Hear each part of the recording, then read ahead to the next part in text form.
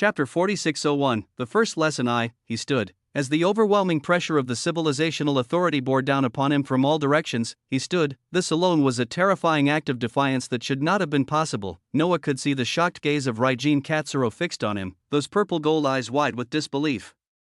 This being looked like he desperately wanted to break into the usual dialogue of "What is this? How is this possible?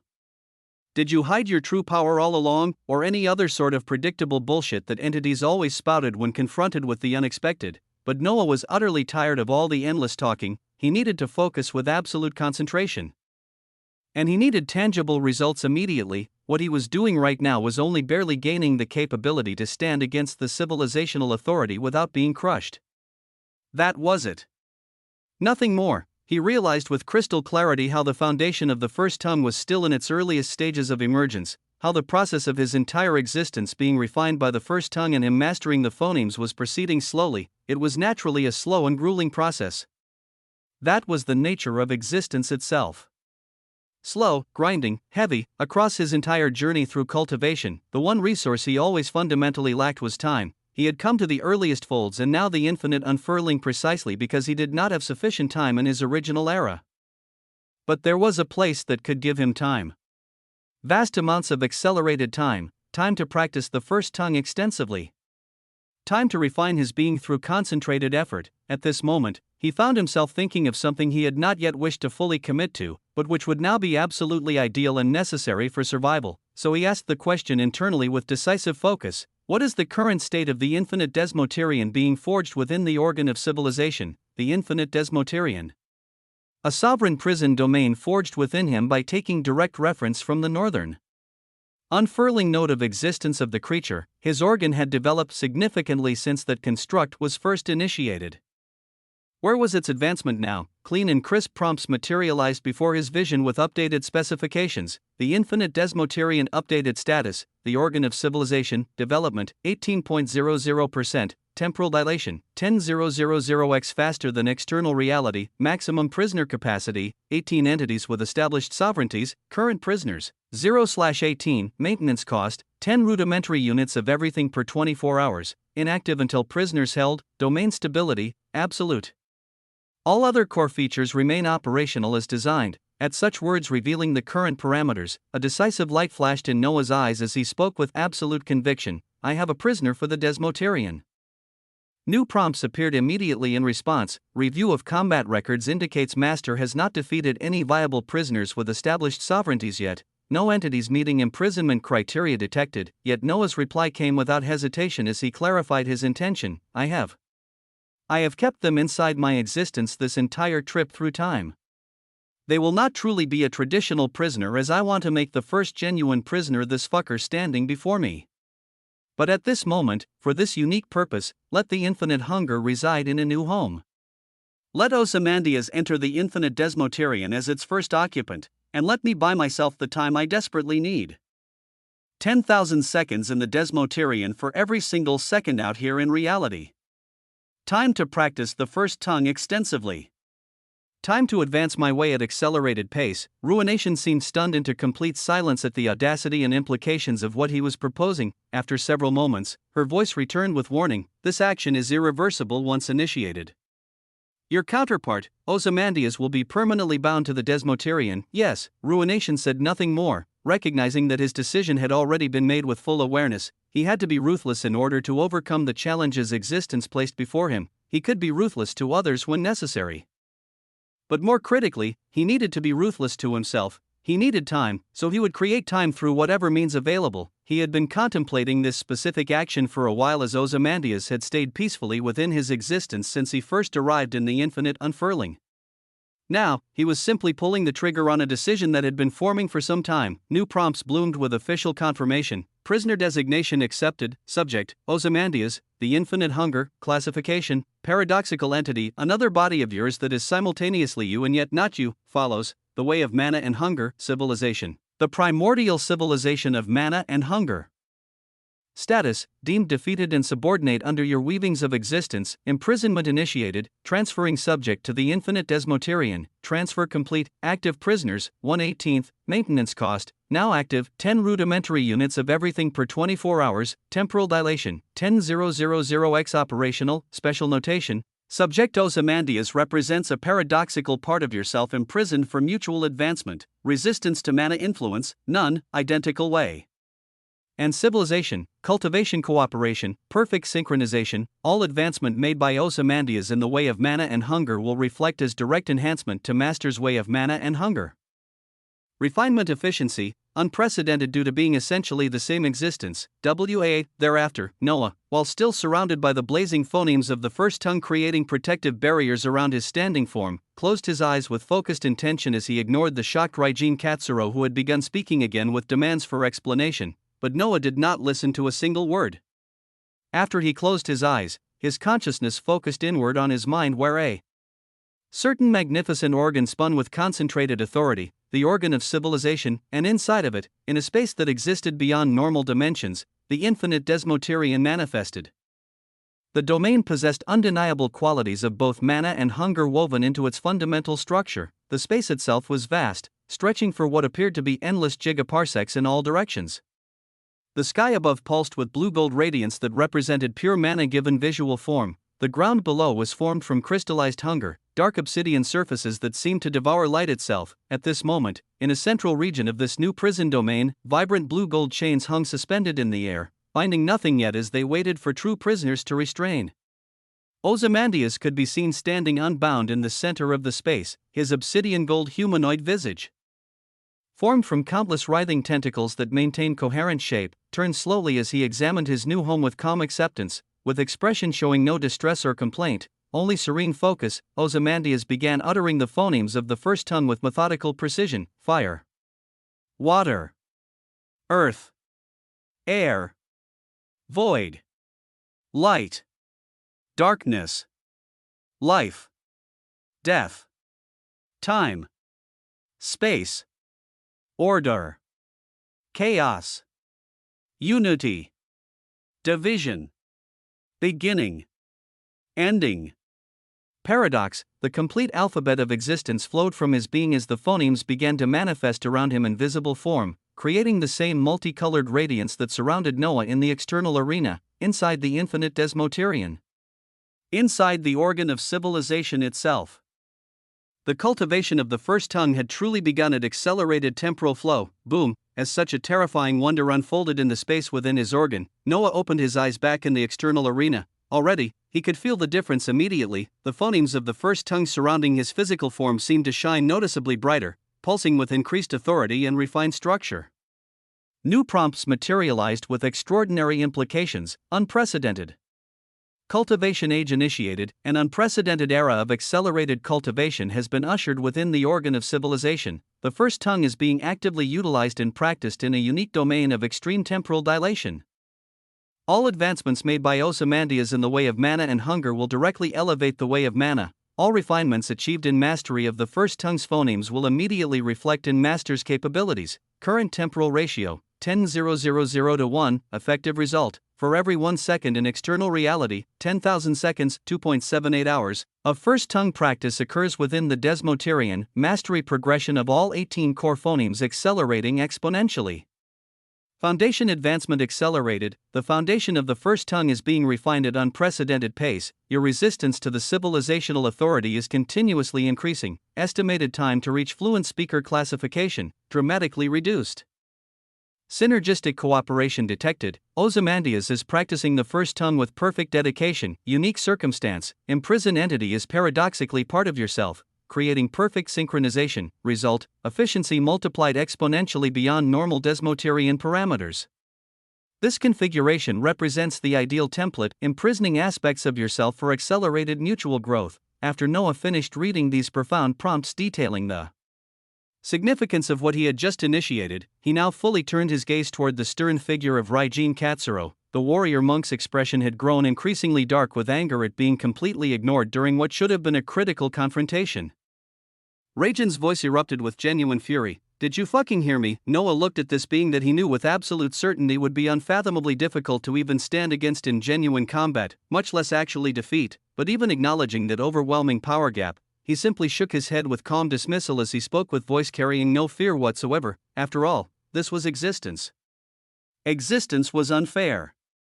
Existence was a struggle. Existence simply was. No, I did not hear you, nor do I particularly care what you were saying. Let us get a move on with this battle. Let us see the full display of what the classification can truly accomplish when unleashed without restraint. His eyes blazed with multicolored radiance as the phonemes surrounding him pulsed with building intensity. Inside the Desmoterian, Ozymandias continued his relentless practice. Outside, Noah prepared to face the full wrath of the surface depth of absolute sovereignty, and every passing second gave him hours of advancement that would make the impossible merely difficult. Chapter 4602, The First Lesson 2. Each of the phonemes of the first tongue surrounding Noah's body allowed him to feel a distinct sense of protection against the civilizational authority of heavenly lightning pressing down from all directions. Fire provided the will to resist being extinguished. Earth granted foundational stability that refused to be moved. Air represented freedom from constraint. Unity bound all his components together against external force. Even now, Rajan's overwhelming sovereignty continued to be exerted onto his existence with crushing intent, commanding him to kneel and submit, and yet the surging phonemes of the first tongue denied this exertion of power, creating barriers of linguistic authority that operated on principles deeper than civilizational authority alone. Rajan's expression became noticeably heavy as he observed this continued resistance. After several moments of contemplative silence, he nodded with what might have been grudging respect and spoke with voice carrying building intensity. There are oddities everywhere in existence. I suppose you have managed to bear the mere expression of my sovereignty without collapsing, which is noteworthy for someone with no depth whatsoever. Very well. I will not be tied down fighting conservatively against an entity lacking civilizational authority, so let me show you what actual power looks like. Begone, HUUM. The moment that word left his mouth, booming drums began to play across the vast arena as if reality itself had become an orchestra. A glorious symphony kicked off with building crescendo as the sky above transformed. In the surroundings spanning gigaparsecs in all directions, colorful lightning began descending like drops of rain to batter everything below.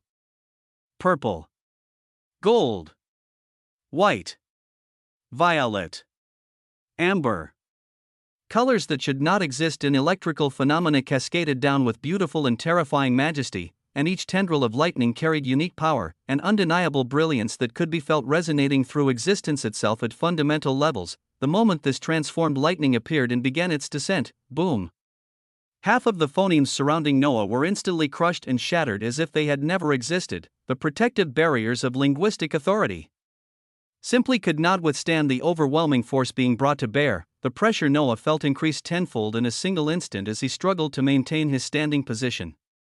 He kept his expression outwardly calm despite the internal alarm screaming through his existence, his consciousness immediately moving to utter more phonemes of the first tongue to replace those that were shattered: fire, earth, air, water, void. But as soon as they began forming around him, crack, any newly formed phonemes were immediately cracked and splintered under the overbearing pressure of the descending lightning before they could fully manifest their protective effects. New prompts appeared with critical information. All currently expressed phonemes around your form have the passive support of grand and singularity principles from nearby existence. However, at this time, the grandeur of a Genesis principle has manifested in the expression of Rajan's civilizational authority of heavenly lightning. Genesis principle detected. The principle of the unstoppable storm. Classification. Genesis principle combining concepts of heavenly authority, elemental dominance, and purifying destruction. Effect. All lightning manifested carries the weight of existential judgment and the authority of natural disaster elevated to conceptual absolute, because a Genesis principle itself is fundamentally composed of complex expressions of the first tongue at the logos level and beyond, even though it is being utilized crudely and without conscious understanding by Rajan. It still represents a form of more sophisticated linguistic construction than individual phonemes. Your own phonemes will continue to be broken with increasing intensity if nothing changes in your approach. Individual letters cannot withstand complete words backed by Genesis authority if nothing changes. Okay, Noah's mind processed this information with crystal clarity even as more phonemes shattered around him. He had not elected to fight the level entity first without having some semblance of a plan in mind, he could have taken the safer route of fighting multiple the entities, imprisoning them one by one in the Desmoterian, and working his way up gradually to face the classification after extensive preparation. But where was the quintessence in such cautious progression? And more critically, he simply did not have the time for such methodical advancement. If he wanted genuine pressure to forge himself stronger, here was pressure in abundance. If he wanted to struggle in ways that would catalyze explosive growth, here was struggle of the highest order. Here was existence itself testing him. Now, he simply needed to be forged and reborn anew in the fires of this impossible challenge. While phonemes continued to break around him in cascading failures, while he formed them continuously only to watch them shatter moments later, his eyes flashed with decisive determination. He knew all 18 letters of the first tongue's alphabet. He had personally practiced each phoneme internally, and he had seen a few complete words, the logos of the first tongue inscribed on the prisons and throughout this very arena. He had observed their structure, their grammatical patterns, how individual letters combined into meaningful expressions, and as the seconds passed here in external reality, Ozymandias inside the Desmoterian had already undergone hours of new understanding and practice of the first tongue under extreme temporal dilation. That knowledge flowed back into Noah's own comprehension through their paradoxical connection. Now, even if he was not a natural genius at the first tongue, he had given himself time through Ozymandias. And with enough time, one did not need to be a genius to eventually exceed. So at this moment, Noah raised his right hand and focused his will with absolute precision. On his fingertip, a phoneme of fire appeared, blazing with concentrated blue-gold radiance. As it manifested, he thought carefully about what Almarath had mentioned regarding inscription of the first tongue. The technique was mainly used on objects like weapons or armor, mostly on anything other than one's own existence. Because forcing the first tongue onto living beings who were not aligned with it risked catastrophic collapse, but he was fundamentally different from other entities. His existence itself was perfectly aligned with the very letters he wanted to inscribe because his way was mana, which was the first tongue in its undifferentiated form. So even though he knew absolutely nothing about the formal techniques of inscription of the first tongue, even though he had not learned any proper methodology from Almarath, why could he not simply decide for himself what method to use? After all, he was mana. His way was mana. His way was the first tongue itself. Could he really not do something as conceptually simple as writing his own native language onto himself? So at this critical moment, he made his decision. He would use his finger as his pen. The phoneme of fire blazing on his fingertip would serve as his ink, and he would write directly onto his own flesh. Noah's thought process crystallized with perfect clarity as colorful lightning continued raining down around him. Since there was lightning threatening to collapse him, he needed to protect himself from electrical phenomena, so he simply had to arrange the correct sequence and variations of phonemes to spell out a complete word, a logos that would provide the protection he required. A word that most closely translated to the concept of insulation, being protected from electrical flow, being rendered immune to lightning's destructive passage through matter. His mind worked rapidly to construct the proper linguistic pattern. He would need the phoneme of void, representing separation and the space between things that prevents interaction. The phoneme of division, creating distinction between himself and external forces. The phoneme of ending, terminating the flow of energy before it could affect him. The phoneme of order, establishing the rule that electricity could not pass through. And the phoneme of unity, binding these concepts together into coherent whole. 5 phonemes arranged in specific grammatical structure to create the logos of insulation. Chapter 4603, the first lesson 3, Noah envisioned the complete word. In his mind first, seeing how each letter connected to the next, how the grammatical flow created meaning beyond what individual components could express, then, with the blazing phoneme of fire serving as his writing implement, he began inscribing directly onto the back of his left hand. His finger moved with deliberate precision, tracing the first character. Void manifested as a circular pattern that seemed to contain infinite depth. Then division, represented by a line that separated the circle into distinct halves. Ending appeared as a point of termination, the grammatical period that concluded expression. Order took form as geometric patterns establishing consistent rules, and finally unity, flowing curves that bound all the previous characters into unified whole. As Noah inscribed each component of the logos onto his own flesh using fire as his medium, existence itself began to vibrate with unprecedented intensity. The arena floor hummed. The distant walls resonated. Reality trembled at what was occurring. The logos of insulation, written in the first tongue, seamlessly melded with his existence as if it had always belonged there. In the next moment, a unique eruption of brilliance unfolded and illuminated the entire vast region of the arena. Noah's body momentarily turned glass-like, becoming translucent as the inscribed logos integrated its cellular and conceptual levels simultaneously. Light blazed from within him as transformation occurred. New prompts materialized with glorious implications. Unprecedented achievement. A logos has been correctly constructed and inscribed onto your existence simultaneously. An unfathomable effort worthy of even more unfathomable harvest. No recorded precedent exists for this methodology. Inscription modus operandi established. The somatic inscription method has been attempted successfully for the first time. Mechanism: using one's own body as canvas and phonemes as ink to inscribe logos directly onto existence. Only viable for entities whose way is perfectly aligned with the first tongue. Proceed with extreme caution for future inscriptions. Logos successfully formed and branded. The logos of insulation has been inscribed onto your left hand. The simultaneous formation and inscription has activated a complex mix of supporting principles.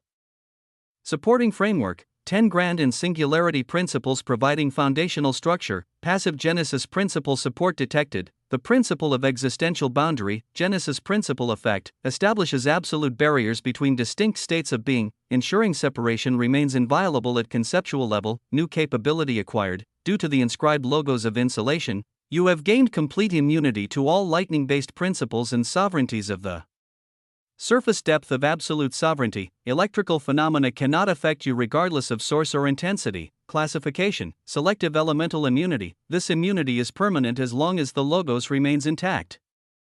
The logos draws continuous power from supporting principles rather than your personal reserves. Boom! The prompts were unfathomably glorious in their implications, and as a consequence of feeling their profound majesty, of experiencing the radiant logos and the unique power it brought surging through his existence, Noah's concentration wavered for a critical moment. The rest of the phonemes of the first tongue that had been protecting him from the descending lightning shattered completely. He had nothing left to stop the radiant onslaught of the civilizational authority of heavenly lightning filled with the overwhelming power of a Genesis principle as it rained down toward him. The attack crashed down with devastating force. Time seemed to slow as the vibrant waves of colorful lightning descended, purple tendrils crackling with judgment, gold streamers carrying the weight of the authority, white bolts pulsing with purifying destruction. All of it converged on Noah's standing form as Raijin watched with expectation of witnessing the beginning of total collapse. The thick tendrils of Genesis principle enhanced lightning smashed into Noah's body with tremendous impact. The electrical force coursed through him, seeking to unmake his existence from the inside out, but then, impossibly, the lightning splashed outward onto the surroundings as if striking rubber or an impenetrable barrier. Noah remained standing completely unharmed. A full devastating attack from the surface depth of absolute sovereignty entity wielding heavenly lightning backed by a Genesis principle had crashed directly onto him, and his left hand shone brilliantly as the inscribed logos of insulation pulsed with authority, supported by the light of the Genesis principle of existential boundary. The Genesis principle backing his defense heavily denied and completely nullified the expression of Raijin's overwhelming sovereignty. Noah's eyes shone brightly with satisfaction as he remained utterly calm in the face of what should have been annihilation. He flexed the hand bearing the inscribed logos, watching it pulse with linguistic power. When he spoke, his voice carried quiet triumph. Now, we are getting somewhere meaningful. Yes.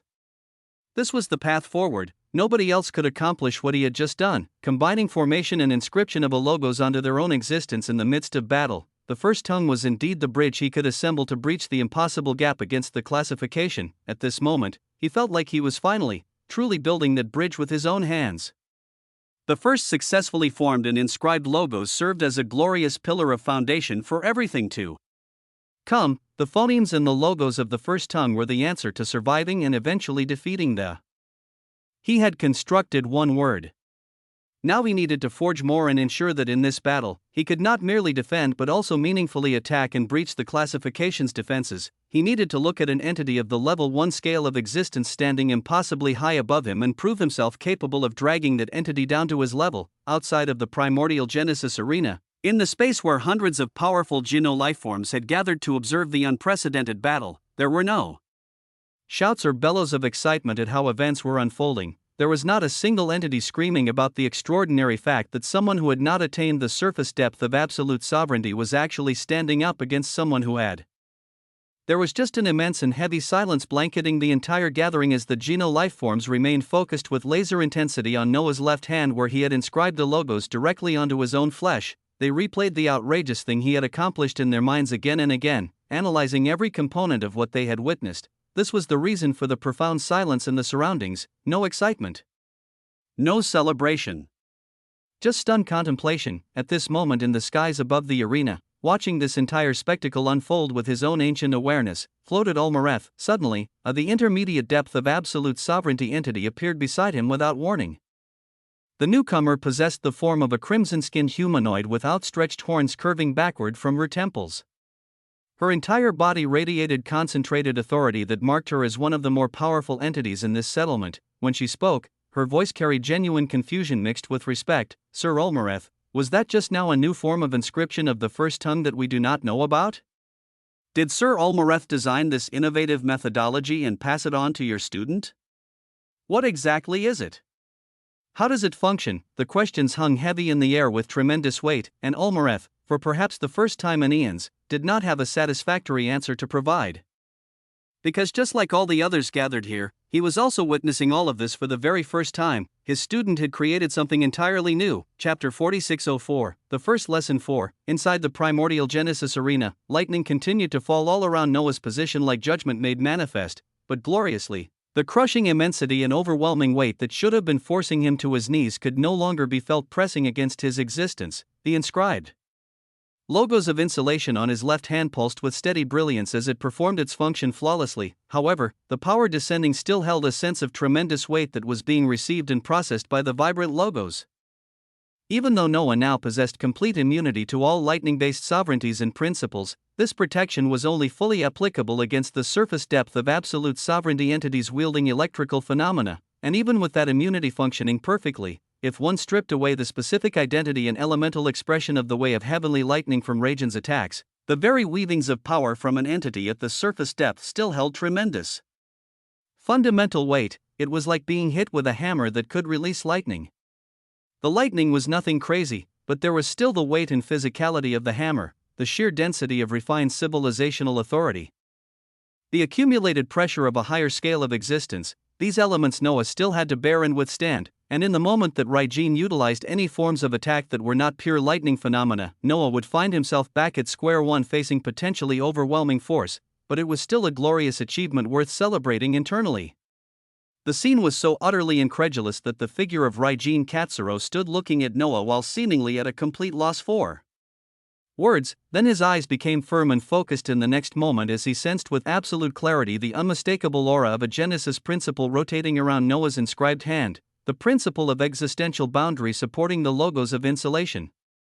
Noah was also at this very moment getting accustomed to wielding this new power while simultaneously trying to fully grasp exactly what terrifying capabilities he had called down just from properly arranging words of the first tongue. So he did his best to analyze the situation while continuing to actively plan for how to actually take down this overwhelmingly powerful enemy standing before him. When Noah spoke, his voice carried calm determination, no need to express any shock or surprise or even ask how such things are possible. "Just wait for me, wait for him." Rajan absolutely did not want to do such a fucking thing as his expression became unfathomably serious with building intent. Noah kept his gaze fixed on this terrifying being and prepared himself to respond to any incoming attack, because at this moment, he was not simply waiting passively, his mind was actively working at maximum capacity. He was taking all the gains and insights Ozymandias was continuously making regarding the way of existence and increasing proficiency with the first tongue, then attempting variations of different combinations of phonemes to form entirely new logos, and as he engaged in this linguistic construction, he was also becoming increasingly more perceptive to the structure of his own nurtured and established principles. He now felt like he could begin to actually read the underlying weaving that formed them. The specific logo's composition, whether it consisted of a single word or a very complex lengthy expression or even paired words working in grammatical harmony, he felt like he was extremely close to fully deciphering the linguistic structure of his own principles, of Perpetual Harvest and the Cheating Architect, and when he finally accomplished that breakthrough, he expected to become capable of modifying the potency and relevancy they held across existence. They would no longer remain Static grand or singularity principles. Once he could directly edit their linguistic code, if he could tweak them the same way he was currently manipulating individual phonemes, he would witness his principles ascending to the elevated tier of Genesis principles through conscious refinement. But for now, he had more immediate concerns. His eyes lit up with focused activity as he raised his right hand once more. The phoneme of fire blazed brightly on his fingertip as he had already calculated another viable logos variation in his mind that seemed entirely feasible to construct. He began the process of designing it mentally and inscribing it simultaneously onto his body. Since the first tongue was the bridge allowing him to stand against the classification, he had to continue building that bridge relentlessly. He needed to forge more and more complete words until the linguistic construction was lengthy and sturdy enough for him to stand upon it and look at the entities without feeling overwhelming trepidation. And he could look up and says, "Get the fuck down." His finger moved with practiced precision as he inscribed his second logos. This one would provide general defensive capabilities beyond just electrical immunity. He combined the phonemes of Earth for foundational stability, unity for binding his existence together against fragmenting forces, order for establishing consistent protective rules, and ending for terminating incoming attacks before they fully manifested their effects, the logos. A fortification took shape on his right forearm, glowing with bronze and gold radiance. Logos successfully inscribed. The logos of fortification has been branded onto your right forearm. Effect: comprehensive defensive enhancement against all forms of attack of the surface depth of absolute sovereignty. Supporting principles: 8 grand and singularity principles, passive Genesis support. The principle of enduring foundation. Your existence gains significant resistance to all damage sources of the civilizational authority. Immediately after completing that inscription, Noah moved to his third logos without pause. This one needed to provide offensive capability, ability to bypass defenses and deal meaningful damage to the surface depth entities. He combined the phonemes of fire for transformative destruction, division for separating defensive barriers from their targets, chaos for breaking established patterns of protection, void for creating spaces where defenses could not exist, and paradox for allowing attacks to be both resistible and irresistible simultaneously. The logos of penetration manifested on his right palm, blazing with multicolored aggressive light. Logos successfully inscribed. The logos of penetration has been branded onto your right palm. Effect: offensive attacks bypass conventional defenses and resistances of the civilizational authority. Supporting principles: 12 grand and singularity principles, passive Genesis support. The principle of inevitable violation. Your attacks can somewhat, slightly, and meaningfully damage entities at the surface depth of absolute sovereignty. For his fourth and final logos in this initial construction phase, Noah needed something to help bridge the vast power gap more generally. He combined the phonemes of beginning for initiating what should be impossible, air for freedom from constraints, light for clarity of purpose and execution, space for manipulating the distance between power levels, and unity for bringing disparate elements together into functional whole. The logos of elevation took form across his chest, shining with radiant white gold brilliance. Logos successfully inscribed. The logos of elevation has been branded onto your chest. Effect: temporary elevation of your effective power level when facing superior opponents. Supporting principles: 10 grand and singularity principles, passive Genesis support. The principle of aspirational transcendence. The gap between you and the classification entities is partially bridged during active combat. Partially, HUUUM, Noah now stood with 4 distinct logos inscribed across his body, each one pulsing with its own unique radiance and supported by Genesis principles operating passively. His left hand glowed with the defensive insulation against lightning, his right forearm shone with the general fortification against all attacks, his right palm blazed with the offensive penetration to breach defenses. His chest radiated with the power-bridging elevation. The brilliance surrounding him had intensified dramatically, creating a visual display of linguistic authority that rivaled even the classification entities. At this precise moment, his enemy across the vast arena had not been idle. Raijin Katsuro had been undergoing his own transformation this entire time, his full sovereignty now put on complete display without any restraint. His body had grown to nearly 12 feet in height, muscles defined with purple gold lightning coursing through every fiber. His eyes burned with cosmic radiance. The rosaries around his neck floated independently, each bead pulsing with concentrated Genesis principle authority. When he spoke, his voice carried genuine respect mixed with self-recrimination. "I sincerely apologize for treating you like a mere pre-the entity. It seems I was actually facing the classification entity playing elaborate games with their apparent power level, and I did not take this battle seriously enough from the beginning. That ends now, boom. The weight of his fully manifested sovereignty crashed across the arena with devastating intensity, no longer holding anything back. Chapter 4605, The First Lesson v. How did one suppress a way of existence? This was a fundamental question that entities across all eras and territories had grappled with when facing opponents whose powers seemed insurmountable. The answer, like most profound truths, was both simple and extraordinarily complex. One could suppress a way of existence through overwhelming superiority in the same domain. Fire could be extinguished by greater fire. Water could be absorbed by vaster water. This was the brute force approach, requiring exponentially more power than the opponent possessed, or one could suppress a way through opposing principles. Fire countered by water. Chaos balanced by order. Lightning grounded by earth. This was the strategic approach, requiring deep understanding of fundamental interactions, or one could suppress a way by denying it expression entirely. Not through opposition but through removal of the stage upon which it performed. A swordsman rendered ineffective not by superior swordsmanship but by being placed in a space where swords could not exist. This final method was the most elegant and the most difficult to achieve. It required understanding not just what the way was, but what allowed it to function at all, and then systematically removing those foundational permissions until nothing remained but potential without manifestation. Inside the primordial Genesis arena, Noah's body moved with building confidence as he became increasingly familiar with the four logos inscribed across his flesh. Raijan's attacks came with devastating variety now that lightning proved ineffective. The warrior monk had shifted tactics entirely, abandoning his signature element and instead wielding multiple singularity principles that had nothing to do with electrical phenomena. He manifested the singularity principle of crushing gravity, and Noah felt his bones compress under impossible weight of the civilizational authority until the logos of fortification on his forearm blazed brighter and bore the load. He invoked the singularity principle of spatial severing.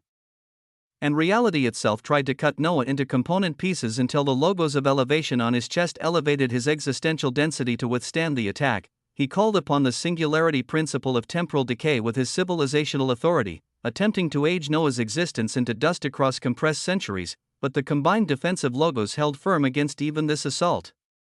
Each attack pushed Noah backward across the vast arena floor, forcing him to give ground despite his inscribed protections. The logos absorbed tremendous punishment but could not completely negate the fundamental power differential between Pritha and the classification, but as Noah defended desperately against this onslaught, he moved to usher in a new wave of possibilities. He had performed the difficult and nearly impossible task of inscription first, writing logos directly onto his own flesh, but when it came to simply speaking logos by arranging variations of phonemes in proper grammatical patterns and uttering them aloud, that came even more naturally to him. His way was the first tongue itself. Speaking it should be as instinctive as breathing, so as another wave of spatial severing crashed toward him, Noah opened his mouth and spoke his first complete logos in combat. He combined the phonemes of unity, order, space, and ending into the logos of coherent wholeness. The word left his mouth with concentrated authority, declaring that his existence remained unified and could not be separated into pieces. The spatial severing crashed against this spoken declaration and shattered. Raijan's eyes widened with shock as the civilizational authority was casually nullified by a single word. Noah smiled as understanding flooded through him. This was it.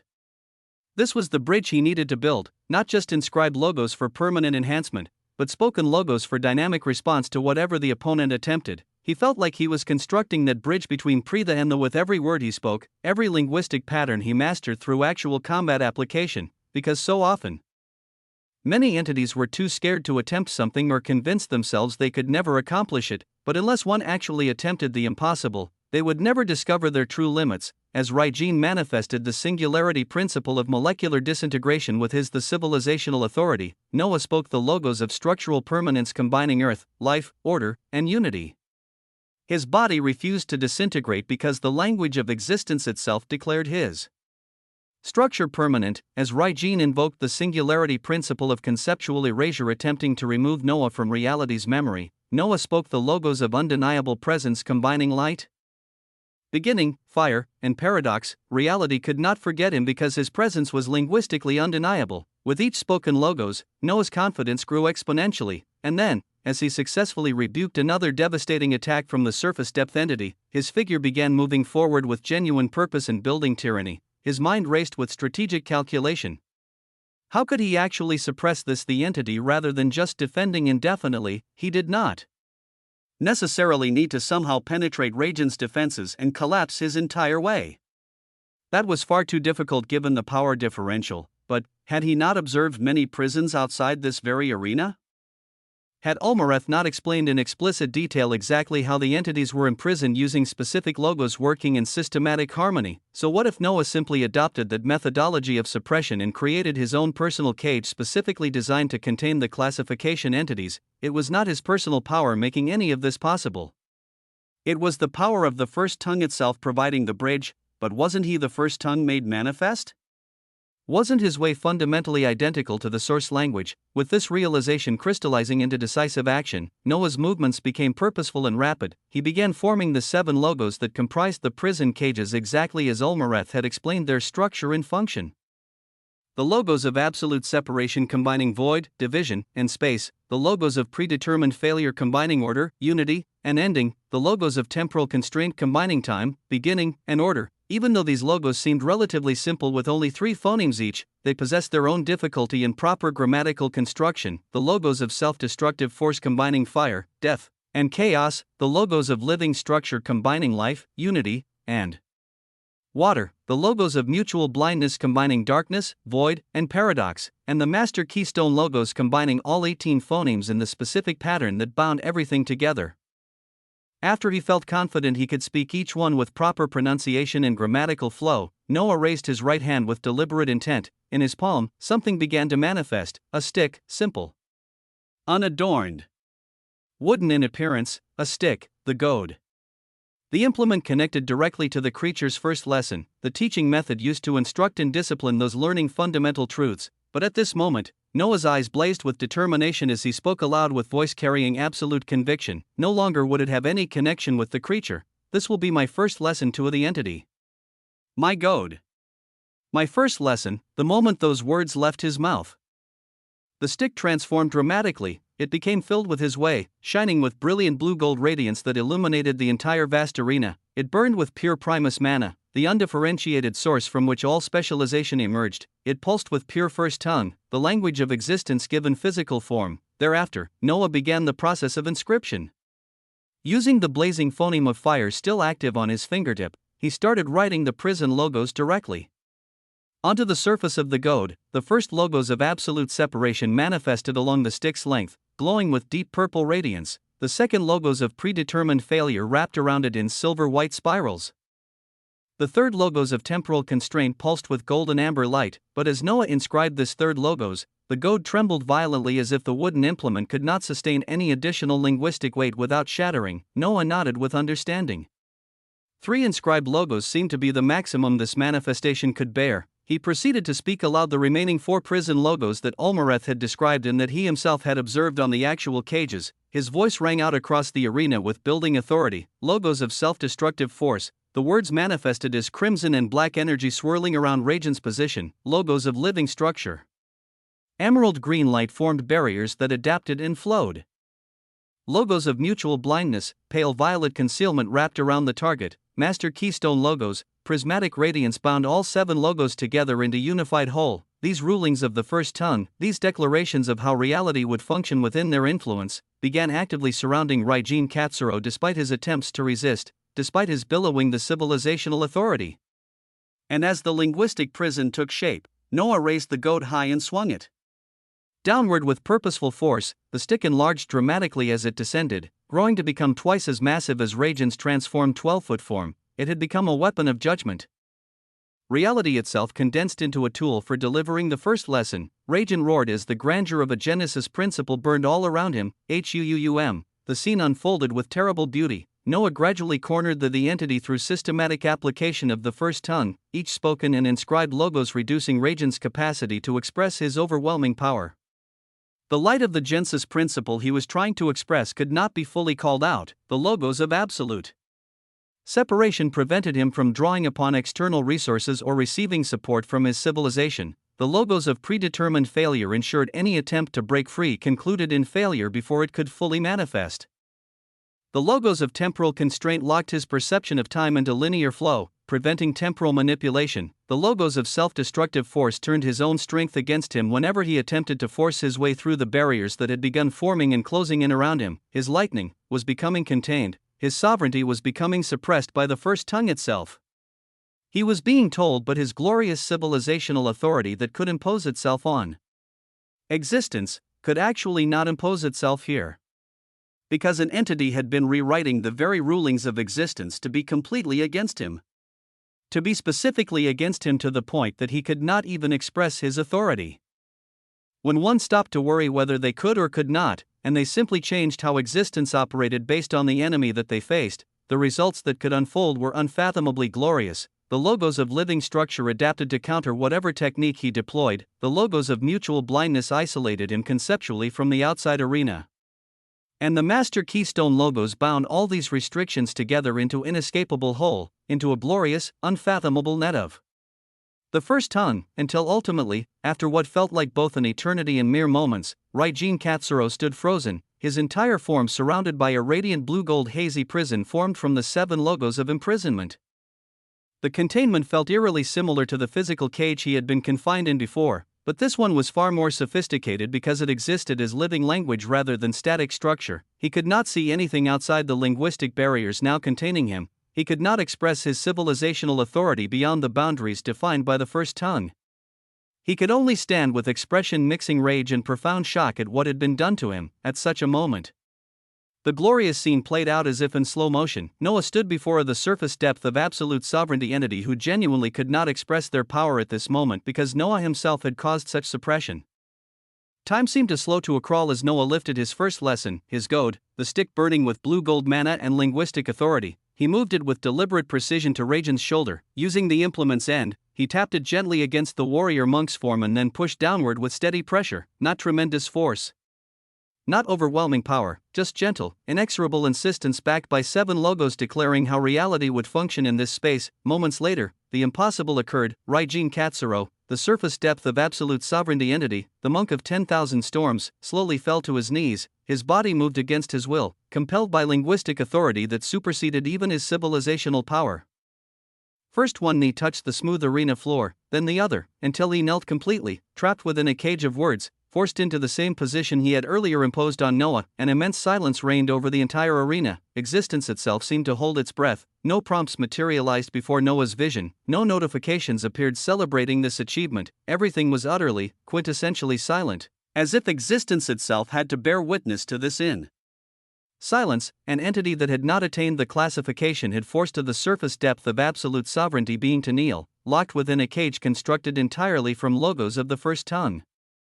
The silence stretched, and in that profound quiet, reality itself seemed to acknowledge that something fundamental had shifted, that a bridge had been fully constructed where none should have been possible, that the impossible had become merely difficult, merely. The chapter 4606, the first lesson 6, far from the primordial Genesis shore, countless gigaparsecs away within the chaotic expanse of Jinungda Gap, 2 figures floated above an obsidian sea that crackled with visible instability. Tor and the living origin remained utterly still, their forms hovering motionless as if they had become statues carved from compressed authority. The silence between them stretched with building tension until Tor finally spoke. The barrier of hunger I placed on him has faded. Cracked completely. The connection has been severed. The living origin remained silent initially, her white gold eyes closing as she focused her awareness inward to sense through her own connection. After several moments, she opened her eyes and spoke with a carefully measured tone. I innately feel that his origin has not been collapsed. He still exists somewhere within Jinungda Gap.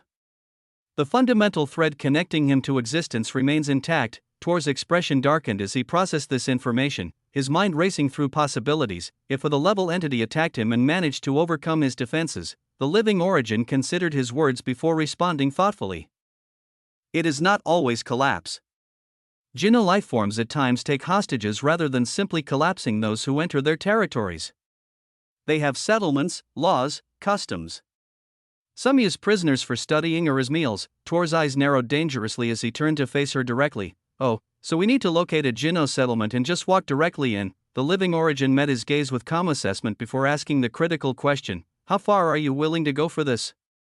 For him, Tor did not even hesitate or look away as he replied with voice carrying absolute conviction, as far as I need to go. he thought of the little devil. He thought of Kor as he sighed internally. Even if he collapsed in the future, he had to ensure she had a future. Origin nodded slowly as if she had expected exactly such an answer. Very well, then let us follow the flow of concentrated power. The most densely accumulated authority in Jinungdagap will mark the locations of major Jinnu settlements. Let us pay them a visit and see what we find. With such words carrying ominous promise, the two began heading in a different direction with renewed purpose, their forms cutting through the chaotic environment toward their destination. In the distant primordial Genesis shore where Noah's unprecedented battle had just concluded, Almareth found himself surrounded by multiple Geno lifeforms who seemingly wanted answers to questions they could barely formulate. The surface-depth Genu with crystalline protrusions covering their malformed bodies spoke first with voice mixing awe and confusion. Sir Almareth, we all witnessed what occurred in the arena. But we need clarification. Most of us at the surface depth of absolute sovereignty can at most proficiently utter the 18 core phonemes with reasonable consistency. We practice for years to achieve even that level of competency. The intermediate depth Geno whose body appeared to be formed from flowing liquid metal continued the thought, forming complete logos by combining multiple phonemes together is extraordinarily dangerous and prone to catastrophic failure.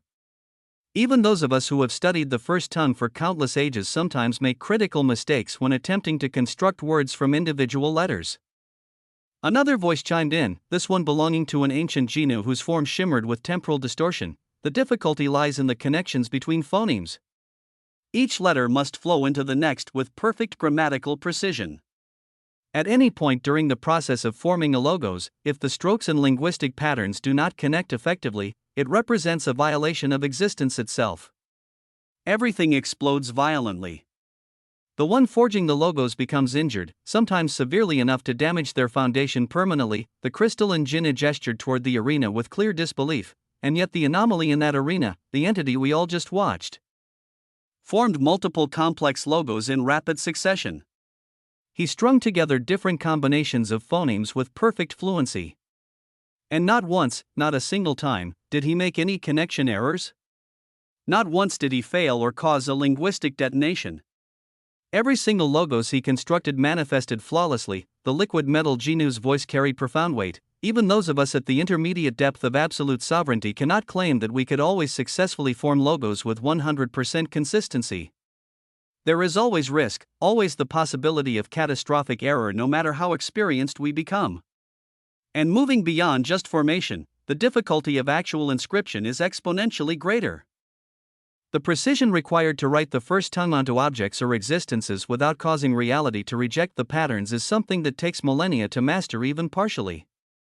And he inscribed multiple logos onto his own flesh in the middle of combat without a single failure. All eyes turned to Almareth with expressions demanding explanation. So how, Sir Almareth? How is what we just witnessed even remotely possible? Some of the gathered Jinno looked like they desperately wanted to voice another question entirely. Please teach us the same methodology. Share this technique, but Almareth remained silent, his hairy form giving away nothing. How could he possibly tell them the truth? That he had only just met this little anomaly recently.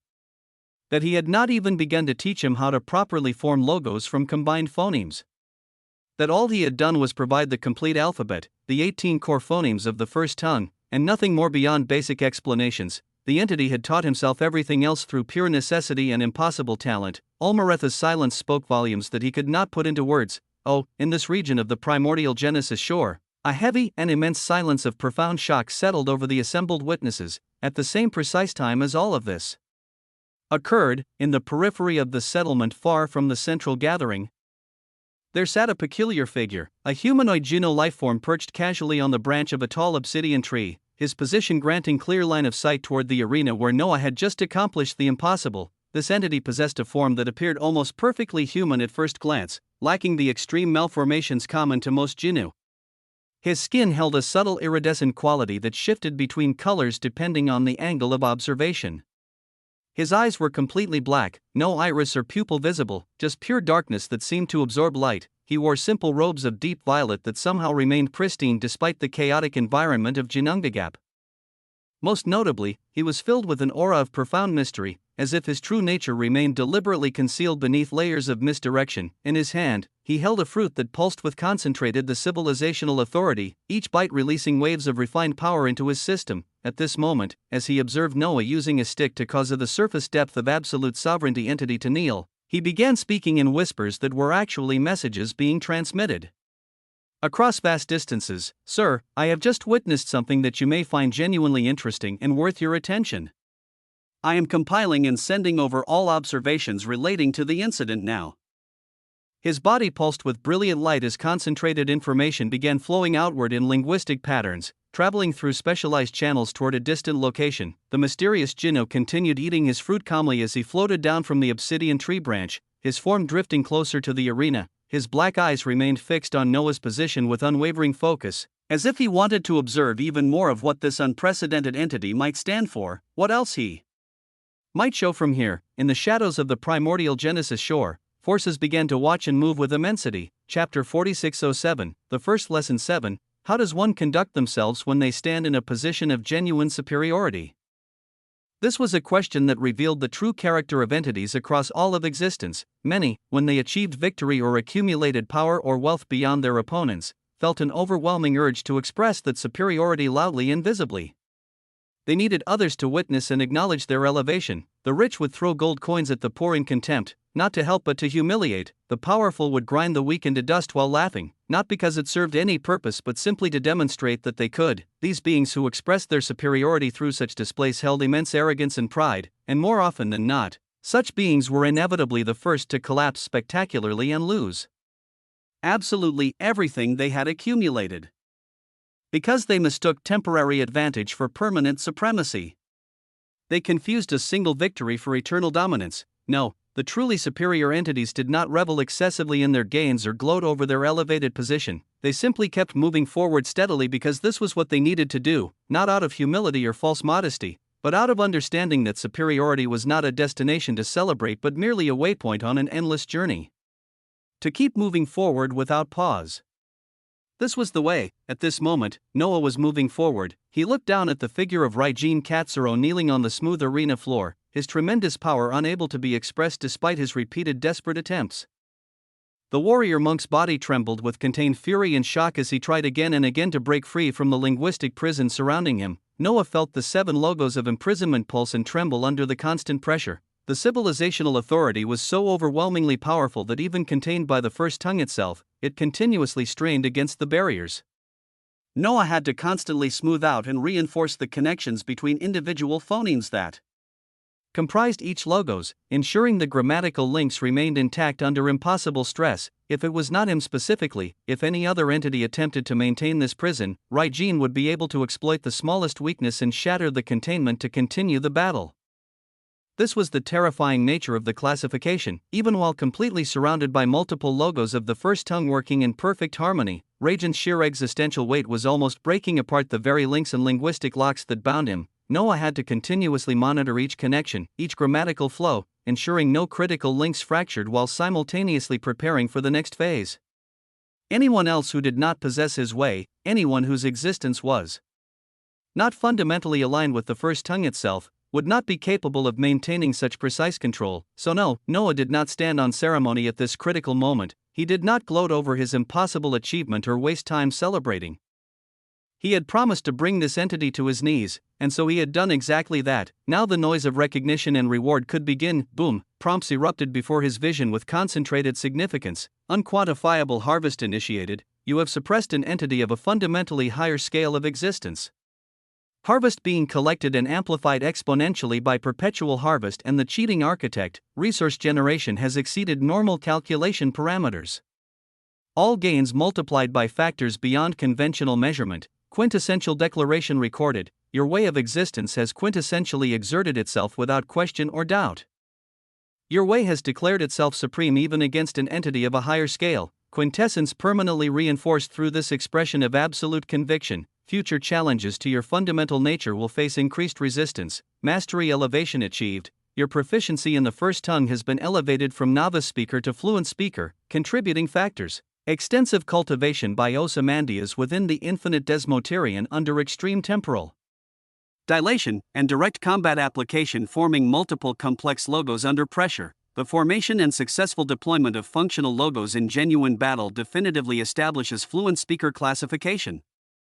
You can now consistently form logos of 5 to 10 phonemes with no error risk, inscription capabilities significantly enhanced, foundation development accelerated. The foundation of the first tongue has experienced dramatic growth through combat refinement, resistance to the civilizational authority elevated substantially, estimated time to perfect speaker classification significantly reduced through maintained practice. The organ of civilization, developmental growth, the organ of civilization development, 24.00%, major advancement triggered by successful imprisonment of the classification entity, all derivative capabilities enhanced proportionally, maximum prisoner capacity, 18 to 27 entities. Temporal dilation, 10,000x to 15,000x faster than external reality, lineage emergence progressing, the identity of your emerging unique lineage is becoming increasingly clear, the distinction of the early creature, Osmond, is being systematically dissolved and replaced, your heart continues seeking emergence of lineage directly from the first tongue itself. Bloodline formation, 47% complete, new fundamental identity crystallizing around linguistic supremacy, new distinction acquired. Your unprecedented action of suppressing an entity of a higher scale of existence has earned you a unique distinction gained, the scale breaker effect, when facing entities of higher scales of existence. The gap between your power and theirs is reduced by a fixed percentage. The impossible becomes merely difficult when you confront those who should be unreachable. This distinction will grow stronger with each additional entity of higher scale you suppress or defeat. Noah observed all of these prompts with outward calm, his expression revealing none of the satisfaction burning within.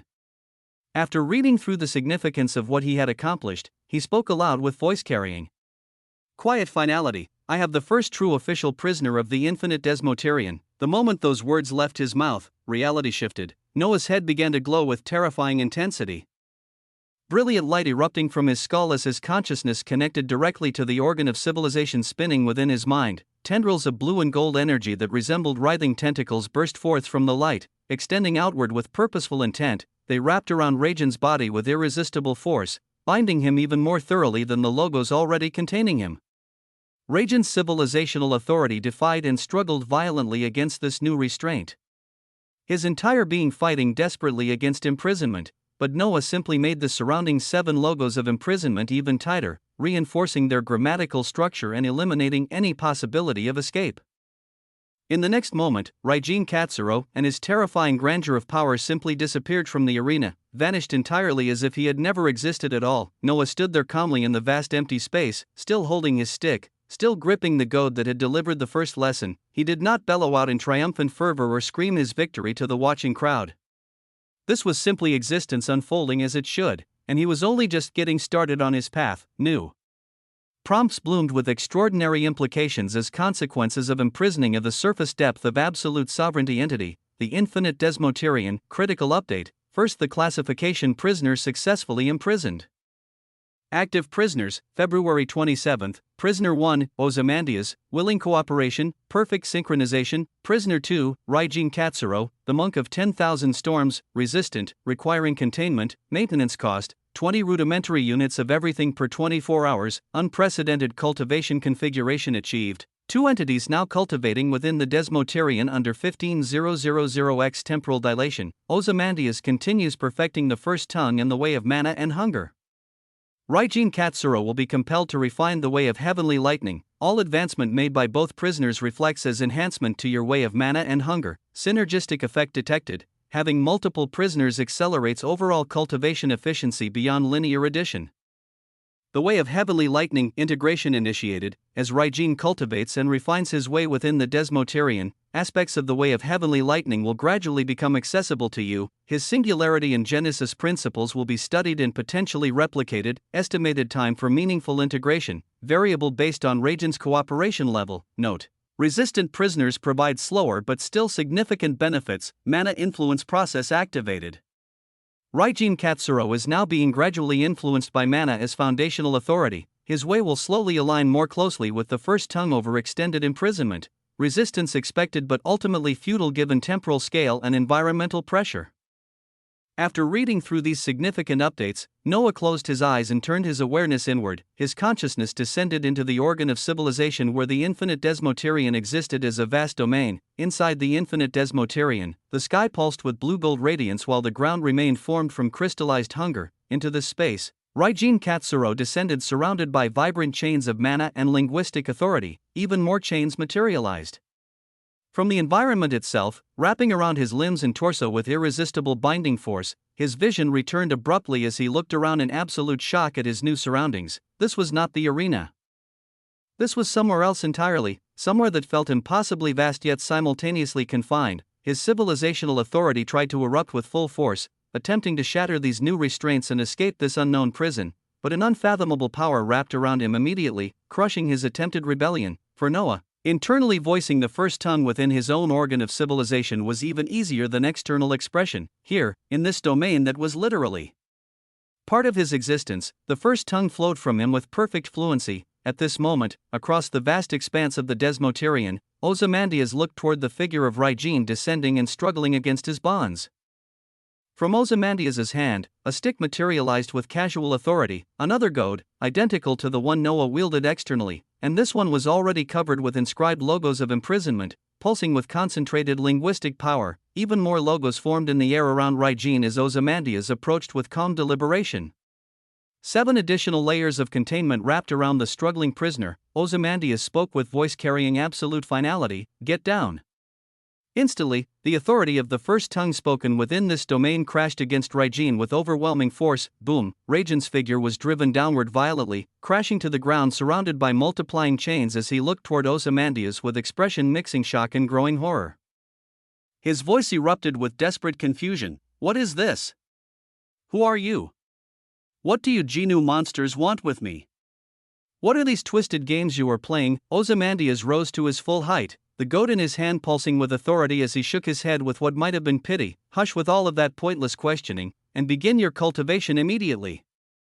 You lost your battle because your way was fundamentally weak and underdeveloped compared to what it could become. You now have an effective eternity in here under extreme temporal dilation to perfect your way and advance beyond your current limitations, so get started without further delay." He paused before adding with a voice carrying strange encouragement. "Mana will help you whether you want it to or not. The first tongue will refine you. Eventually, you may even thank us for this opportunity." Boom! A terrifying progression of accelerated cultivation bloomed within the infinite Desmoterian as both prisoners began their eternal refinement. In existence, there were many paths to power and countless methodologies for advancement. Some entities accumulated strength through patient cultivation across eons, building their foundations slowly and carefully. Some stole power from others through violence and consumption, growing rapidly but unstably. Some inherited power from ancient lineages or were born with advantages others could never possess. But the rarest path, the one that defied all conventional understanding, was the path of those who built bridges where none should exist, who looked at the impossible gap between themselves and entities of higher scales and decided that gap was merely an engineering problem to be solved through sufficient understanding and effort. Noah had just demonstrated that the first tongue could serve as such a bridge. Not through overwhelming personal power, but through linguistic authority that operated on principles deeper than civilizational classification. The battle against Raijin had proven something fundamental. Mastery of the first tongue could allow those of lower scales to stand against, suppress, and even imprison those of higher scales. The bridge had been built and tested, and Noah stood upon it calmly, already looking toward the next impossible challenge. Because truly superior entities did not stop to celebrate their achievements, they simply kept moving forward, always forward, toward whatever came next. Chapter 4608, Jinungagap Festival I. In existence, if one could not fly, then they should at least run with everything they had. If you could not run, then at least walk with steady determination. If you could not even walk, then do every damn thing within your power to at least crawl forward. Even if you lost your arms and legs, if your body was shattered and your foundation cracked, still find some way to keep moving forward through sheer force of will. Whatever one did, however they accomplished it, they had to keep moving forward without pause. This was not merely philosophical wisdom. This was survival imperative, because the moment you stopped moving forward, the moment you allowed yourself to believe you had reached a destination worth resting at, existence would crush you under forces you were no longer prepared to face. Stagnation was death. Complacency was collapse. Only forward motion, relentless and unceasing, offered any hope of enduring what came next. Even though Noah had just made a ridiculous accomplishment that even he had not fully expected to achieve, he would continue moving forward without pause, so he took a moment to consolidate his gains internally. He closed his eyes, feeling the logos inscribed across his body pulse with steady authority. He opened them with renewed clarity, and then he took a single step forward. A moment later, the isolated vastness of the primordial Genesis arena began to fade as the spatial expansion deactivated. The surroundings filled with hundreds of gathered Jinna lifeforms became visible once more. Noah found himself faced with a heavy, profound silence. The Jinna lifeforms were looking at him with eyes shining with complex emotions that mixed wonder, shock, calculation, and something approaching interest. They observed him as if they were witnessing some unprecedented monster that had emerged from impossible circumstance. An entity that should not exist, accomplishing what should not be possible. The moment Noah's figure was fully revealed standing alone in the now normal-sized arena, the goad still gripped casually in his hand while absolutely no trace of Raijin Katsuro remained anywhere. Olmaretha's presence expanded dramatically, his hairy form rose high above all the assembled Jinna lifeforms as obsidian gold light radiated from him with crushing celebratory authority, and at this moment, booming laughter erupted from the primeval titan that shook the entire settlement. Bah! Are you not entertained? His voice thundered across the space with infectious enthusiasm. Look upon this glory. Witness this wonder. Prevail against the classification, and what is the result before your eyes? The impossible made manifest. He paused dramatically before continuing with building fervor. Roar for his glory. Scream for his virtue. Scream for Tier. Olmareth paused awkwardly in his grand pronouncement. Noah could feel the ancient being smile through their connection as Olmareth whispered directly into his mind, "Little anomaly, what do you want to be referred to as publicly?" What name should they chant? Noah shook his head calmly as he replied without hesitation, "The Scalebreaker is fine." Olmaretha's laughter intensified with satisfaction as his voice bellowed out again with renewed grandeur, "Roar for his glory. Scream for his virtue.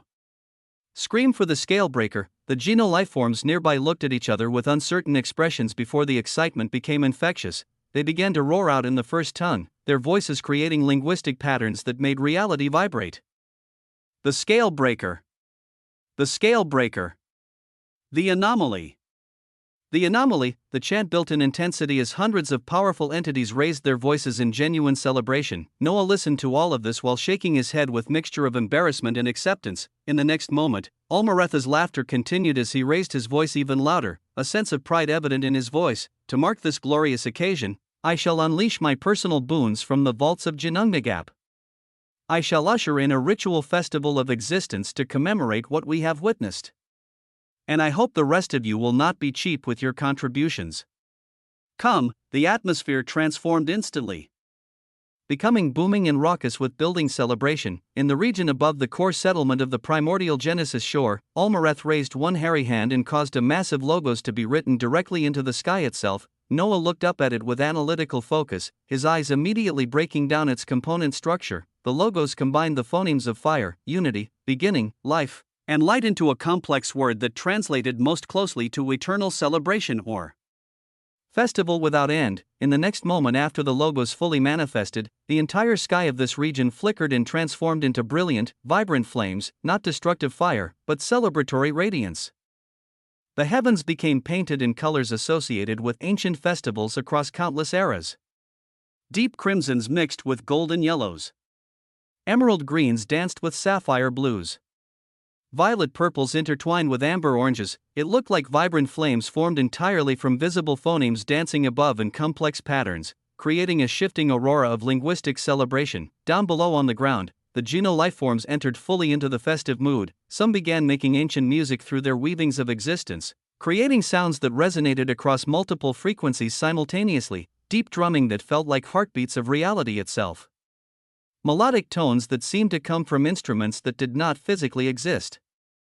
Harmonic chanting in the first tongue that created layers of meaning beneath the celebration. Others conjured phonemes directly in the air around them, writing out variations and permutations that released ancient archaic melodies with their very existence. A Jinna formed the phoneme of air in 12 different variations simultaneously, each one producing a different musical note that harmonized with the others.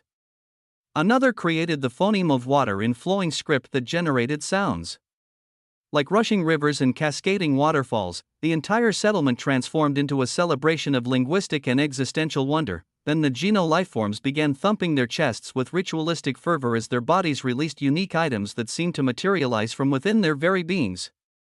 Each treasure pulsed with concentrated the civilizational authority. "I shall contribute to the festival," one the surface depth Genu declared as they produced a crystallized fruit that glowed with internal radiance. "I offer my boon as well," another called out, releasing a jewel that seemed to contain compressed starlight. Noah observed with fascinated attention as unique fruits, jewels, crystallized essences, metallic flowers, prismatic stones, and other naturally forming treasures began accumulating in the vibrant colorful skies above, each one filled with different expressions of the civilizational authority. Many Jinnu repeated the action of contributing their own treasures as a terrifying concentration of wonders began gathering overhead like a second sky made entirely from compressed value. Noah activated his lens of civilization to examine what was being offered, his gaze fixed on a particular jewel floating among the accumulating treasures. Treasure analysis, name, the Chaos Edge Genesis Shard, classification, naturally formed civilizational treasure, composition, pure undifferentiated unstable the civilizational authority, chaos aligned, effect. Consumption increases depth of sovereignty by refining foundational authority, warning, authority contained within is highly unstable and will actively resist integration. Note, if one can correct or sufficiently handle the instability while devouring this treasure, significant advancement in civilizational depth can be achieved. Origin, the vaults of Jinungagap. He shifted focus to examine a vibrant fruit nearby. Treasure analysis, name, the order touched sovereign fruit, classification, naturally formed civilizational treasure, composition, pure undifferentiated unstable the civilizational authority, order aligned, effect. Consumption increases depth of sovereignty by expanding authority foundation, warning. Authority is unstable and requires careful refinement during absorption. Note, entities capable of stabilizing the contained authority will experience dramatic growth in their civilizational classification. Origin, the vaults of Jinungagap. Noah's eyes narrowed as he continued scanning the accumulating treasures. The vast majority of them, perhaps 90% or more, all shared the same origin notation, the vaults of Jinungagap. So while Geno lifeforms ushered in the ritual festival of existence under Olmaretha's enthusiastic direction, Noah found himself wondering with building curiosity, what exactly were the vaults of Jinungagap? And more importantly, where was it located? It looked like a place someone with his particular appetites would very much enjoy exploring personally, but even as all of this celebratory chaos unfolded around him, Noah shook his head internally. As amazing as this festival was, as valuable as these treasures clearly were, he had actually wanted to keep his momentum going and jump directly into the next battle without pause. To work his way systematically through imprison the entities or even challenge the Maelstrom Thundermane immediately. Chapter 4609, Jinungagap Festival 2, he wanted to continue rapidly increasing the tally of his prisoners in the infinite Desmoterian, because more prisoners meant his way would advance even faster. His progression in mastering the first tongue would accelerate exponentially. If he had 27 the surface depth entities all imprisoned and cultivating their ways of existence under extreme temporal dilation, all of their advancement feeding directly into his own growth, how rapidly would he reach the classification even with his ridiculously demanding foundation requirements? And part of the reason he wanted to keep moving at breakneck pace was a growing sense of unease. Since arriving in Jinungagap, he could objectively be considered to have experienced extremely and unfathomably glorious fortune, learning the first tongue directly from the primeval titan Olmareth, successfully suppressing his first the classification entity, acquiring treasures and knowledge beyond measure. This was all far too much concentrated luck and opportunity. He half expected everything to collapse catastrophically at any moment. Existence was fundamentally unfair.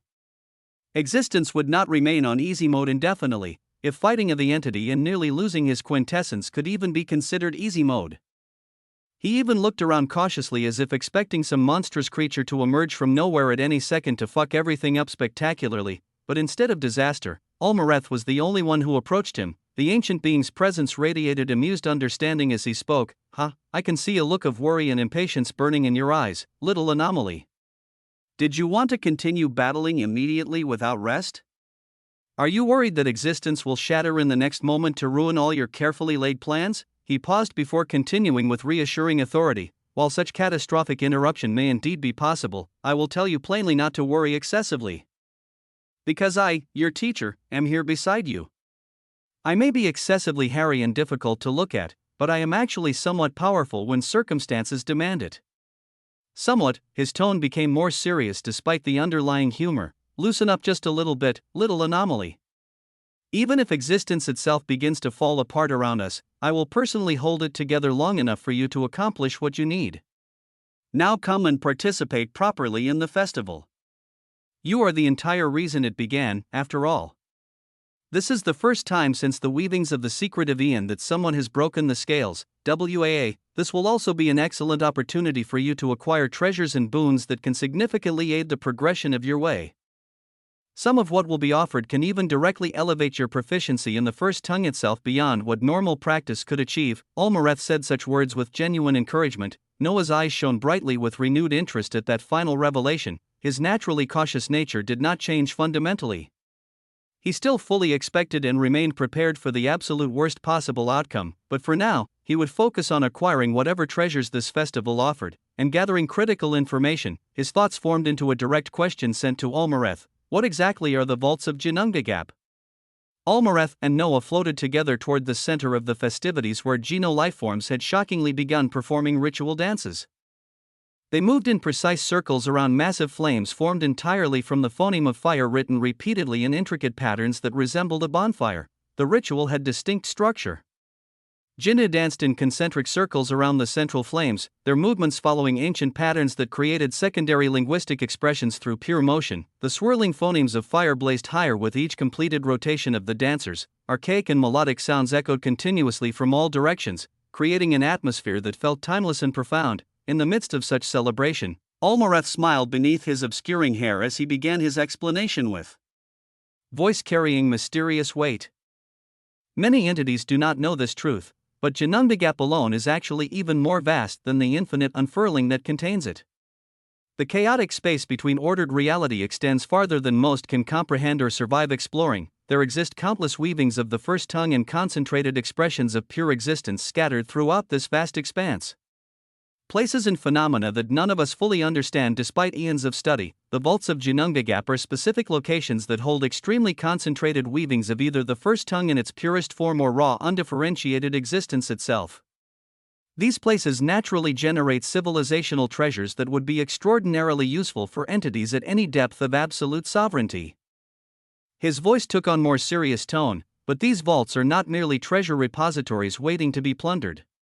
They are genuinely dangerous places where reality operates according to rules that shift constantly. Where the first tongue speaks itself without conscious direction, creating effects that can elevate or annihilate those who venture inside. Some vaults contain time that flows backward or sideways. Others hold spaces where all 18 phonemes manifest simultaneously in chaotic superposition. Still others are places where existence itself is still deciding what it wants to become, making them fundamentally unstable at levels that even the intermediate depth entities struggle to withstand. I have found many profound things when venturing into various vaults across the eons. Treasures, knowledge, understanding of the first tongue that cannot be gained through any other method. He gestured toward the accumulated treasures floating in the sky. But the gift I will give you right now to commemorate your grand accomplishment will be treasures that even I have been personally enjoying and benefiting from. Items I will now pass down to you because I judge you capable of making better use of them than I can at this stage of my existence. After saying this with genuine generosity, Olmareth reached into the space near the ritual phonemes of fire and withdrew something extraordinary. Vibrant obsidian lotuses materialized in his hands, each one shaped in unique variations of different phonemes rather than having normal petal structure. One lotus was formed entirely from the phoneme of light written in flowing script, another took the shape of the phoneme of time inscribed in crystallized moments, a third embodied the phoneme of paradox in contradictory geometries. Noah could sense terrifically potent weavings of the first tongue emanating from these strange flowers. He immediately activated his lens of civilization to examine them in detail. Treasure analysis, name, the primordial comprehension lotus, phoneme variation, light, classification, vault-born treasure of the first tongue. Composition, crystallized comprehension of linguistic fundamentals shaped by concentrated exposure to pure first tongue expression. Effect, consumption induces a unique state of profound comprehension in the first tongue. Primary function, allows observer to perceive all variations of phonemes and the infinite different logos that could potentially be formed from various combinations. Note, variations are truly endless. This treasure provides temporary access to perceiving that infinite Possibility space, secondary effect. If consumed by an entity who has not yet learned the first tongue, this item would place them in an elevated state where they could potentially learn one or more variations of core phonemes directly.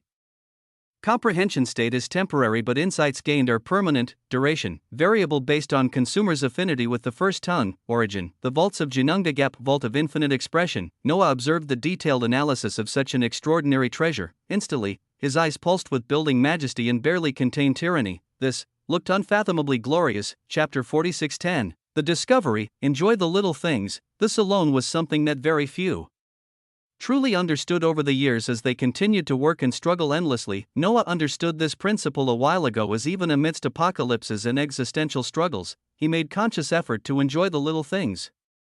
He had a side profession as a farmer and chef after all, as he even had a cooking sovereign spire of Osmont, and he kept the company of multiple vibrant entities that formed his family across realities. He enjoyed the small moments of peace amidst the constant struggle, because if one only struggled and did nothing else, by the time their life was done they would inevitably ask themselves a terrible question.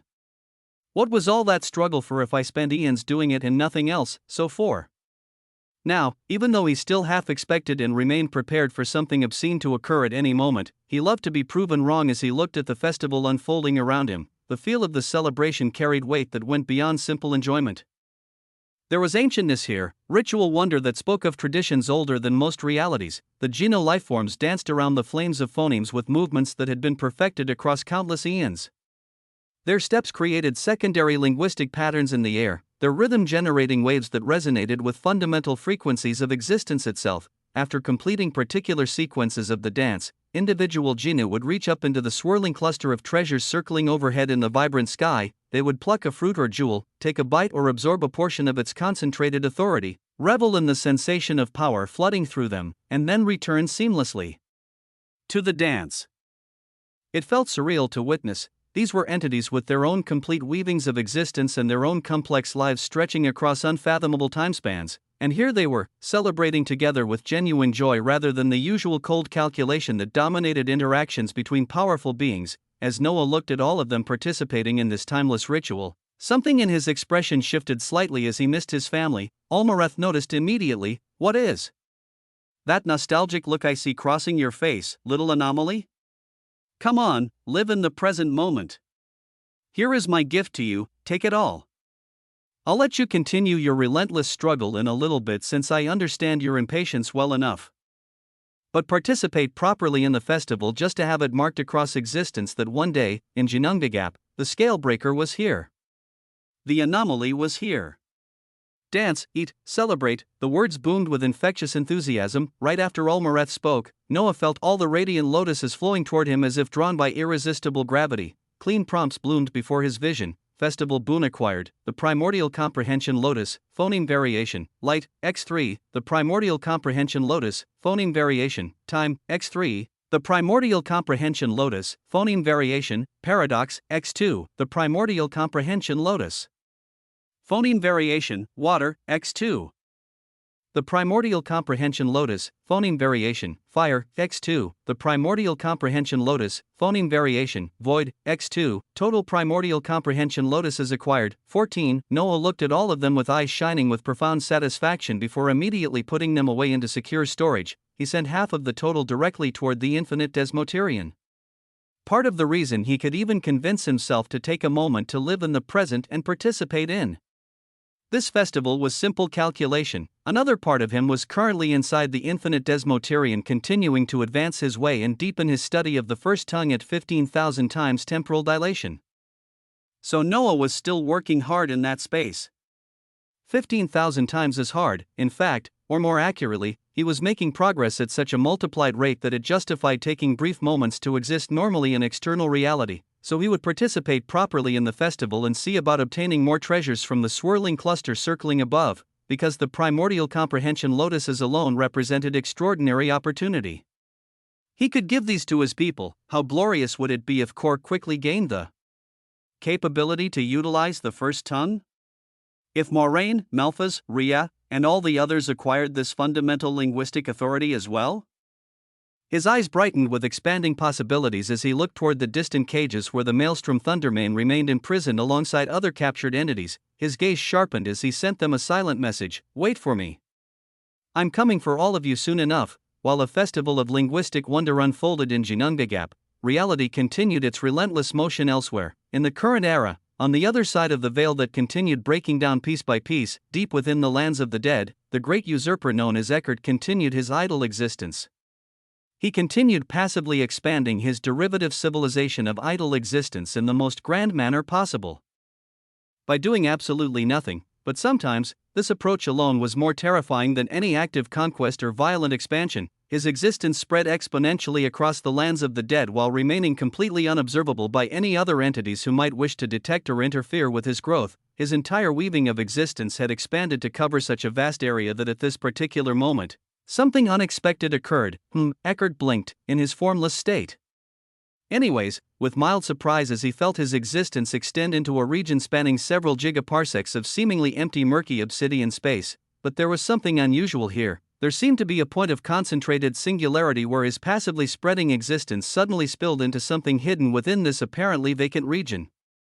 And as more of his idle existence flowed into this concealed space, his awareness expanded to encompass what lay within. His expression shifted to genuine shock. He could feel an extremely exuberant cluster of concentrated power residing in this hidden location. This was a veiled pocket of existence, a deliberately concealed space folded away from normal observation. The pocket itself measured perhaps a few 100,000 kilometers across, small by cosmic standards but densely packed. With authority that made Eckhart's senses sharpen immediately, the space had strange properties. Reality here felt different, as if it operated according to rules that predated current existence. And at the center of this veiled pocket, Eckhart's spreading awareness encountered three circular bubbles of brilliant radiance. Each bubble was approximately a kilometer in diameter, suspended in perfect equidistant formation from each other. Inside each bubble, he could sense a distinct presence, three early creatures, their forms visible but completely inactive. They appeared to be in some form of suspended animation or deep stasis, their existences preserved but not actively functioning, and wrapped around each bubble was unique scripture written in a language Eckhart could not understand despite his vast knowledge. The writing pulsed with authority that felt impossibly ancient. And it held power that exceeded any of the guiders of order he saw. As he looked at all of this with growing fascination, prompts materialized before his awareness. Your idle existence has passively spilled into a veiled pocket of existence belonging to the creature. Classification, hidden storage space, contents detected, the inactivated disciples of the creature. Status, three early creatures in suspended stasis. Preservation method, unknown. Linguistic containment beyond current comprehension. Security level, extreme, designed to remain hidden from all observation. Note, your unique method of passive expansion through idle existence has bypassed standard detection barriers since it is a derivative civilization stemming from existence itself. Otherwise, you would have not been able to enter. Critical decision point, current mode, passive observation through idle existence. Your presence remains undetected due to nature of idle existence. Question, would you like to switch to active mode? Eckhart stared at the prompts with expression mixing curiosity and calculation. Three disciples of the creature itself, hidden away in suspended stasis within a veiled pocket of existence, preserved by linguistic scripture that even he could not decipher. Chapter 46:11, Bloody Peace. Would he like to switch to active mode? Was this even a question worth asking? Eckhart laughed internally as he didn't even bother answering the prompt, simply looking curiously at the massive early creatures that seemed simultaneously dead and not dead. As he observed them with growing fascination, his existence continued spreading calmly. It flowed around the protective bubbles containing each disciple like water, finding every gap and crevice. And since his idle existence was fundamentally no different from the surrounding ambient reality itself, it permeated effortlessly into the bubbles without resistance. Even the radiant strokes of ancient language covering the protective barriers didn't activate or respond. Why would they when effectively, there wasn't any foreign influence nearby? Just existence being existence, flowing where it naturally would. But his spreading awareness permeated through the barriers until it covered the early creatures themselves, wrapping around their suspended forms like invisible threads. And then something extraordinary occurred. These EZT prompts materialized with significant implications. Integration protocol detected. Due to the sealed state of the inactivated disciples of the creature, their weavings of existence currently hold no prevailing identity or consciousness. Your weavings of existence have begun flowing into their dormant forms, additional information being obtained as your existence flows into and integrates with their weavings of existence. Process, 17% complete. Eckert felt genuine surprise as he faced an unexpected influx of information flooding into his awareness, information that felt far too grand and complex for his current mental framework to fully process, but it made the situation significantly more clear despite the overwhelming volume. New prompts bloomed with extraordinary detail, information database updated. The inactivated disciples of the creature have been protected inside barriers preserved by the phonemes of the first ton. Barrier function, maintain stasis while preventing external corruption or interference. Critical discovery, due to their completely inactive state with no prevailing consciousness. Your idle existence is now filling up their empty weavings of existence. Projection, you will gain full control of their physical bodies momentarily. Classification, if and when successful, these three entities can be considered secondary extensions of your will. Authority, they can be commanded by you to perform whatever actions you wish. Control method, direct consciousness integration through passive existence overlay. Eckert's metaphorical eyes opened wide at this unfolding. Reality, the first ton? What the hell was that? Did Osmond know about this? He couldn't help but laugh with genuine amazement at the absurdity and opportunity of what was occurring. He loved being idle. Yes. That was his entire fundamental nature, but he also wanted to help the big guy, the monstrous Osmond, if he possibly could, so that he wasn't struggling against the weight of existence completely alone. It was hard to bear that crushing burden without any support, and if all the information he had been receiving about existence, about the loom and the fallout and the conflicts tearing reality apart, if all of it was actually true rather than exaggeration, then he wouldn't be able to enjoy his peaceful idle existence if everything collapsed around him anyway. These disciples of the creature felt monumentally more powerful than any guiders of order he had previously encountered. Additional prompts confirmed his assessment. Sealed weaving analysis, within the dormant weavings of the disciples of the creature, complete structures of singularity principles can be sensed. Additionally, fragments of a genesis principle are detectably present within their foundations. Unique prompts continued blooming one after another as Eckert brought himself to sharper focus. Already, he could sense the hands of the disciples beginning to twitch slightly as his consciousness filled their empty vessels. He would gain full control over them very soon. After that happened, well, maybe he might actually be a little bit more active in how he engaged with existence. After all, there had to be beautiful and intact weavings of reality remaining if he wanted to properly enjoy an idle life in the future. Sometimes protecting the conditions for idleness required brief moments of action. On the other side of the veil, in the lands of the living, where the transcendent paradoxical folds used to exist but were now just a vast region of spatial collapse and distorted reality, Alexander Asmodeus stood with one hand pressed against his chest. He could feel the shattered part of the heart of law pulsing there. Well, really the heart of law itself, or at least a fragment of it, a piece of the heart belonging to an entity of a fundamentally higher scale of existence. He was thinking deeply at this moment while he watched the forces of Osmond's people defend desperately against overwhelmingly powerful enemies. He saw the Infiniverse surging with brilliant authority as she went directly against a terrifying disciple of the creature that shone with the light of a principle even Alexander could not yet fully grasp or comprehend.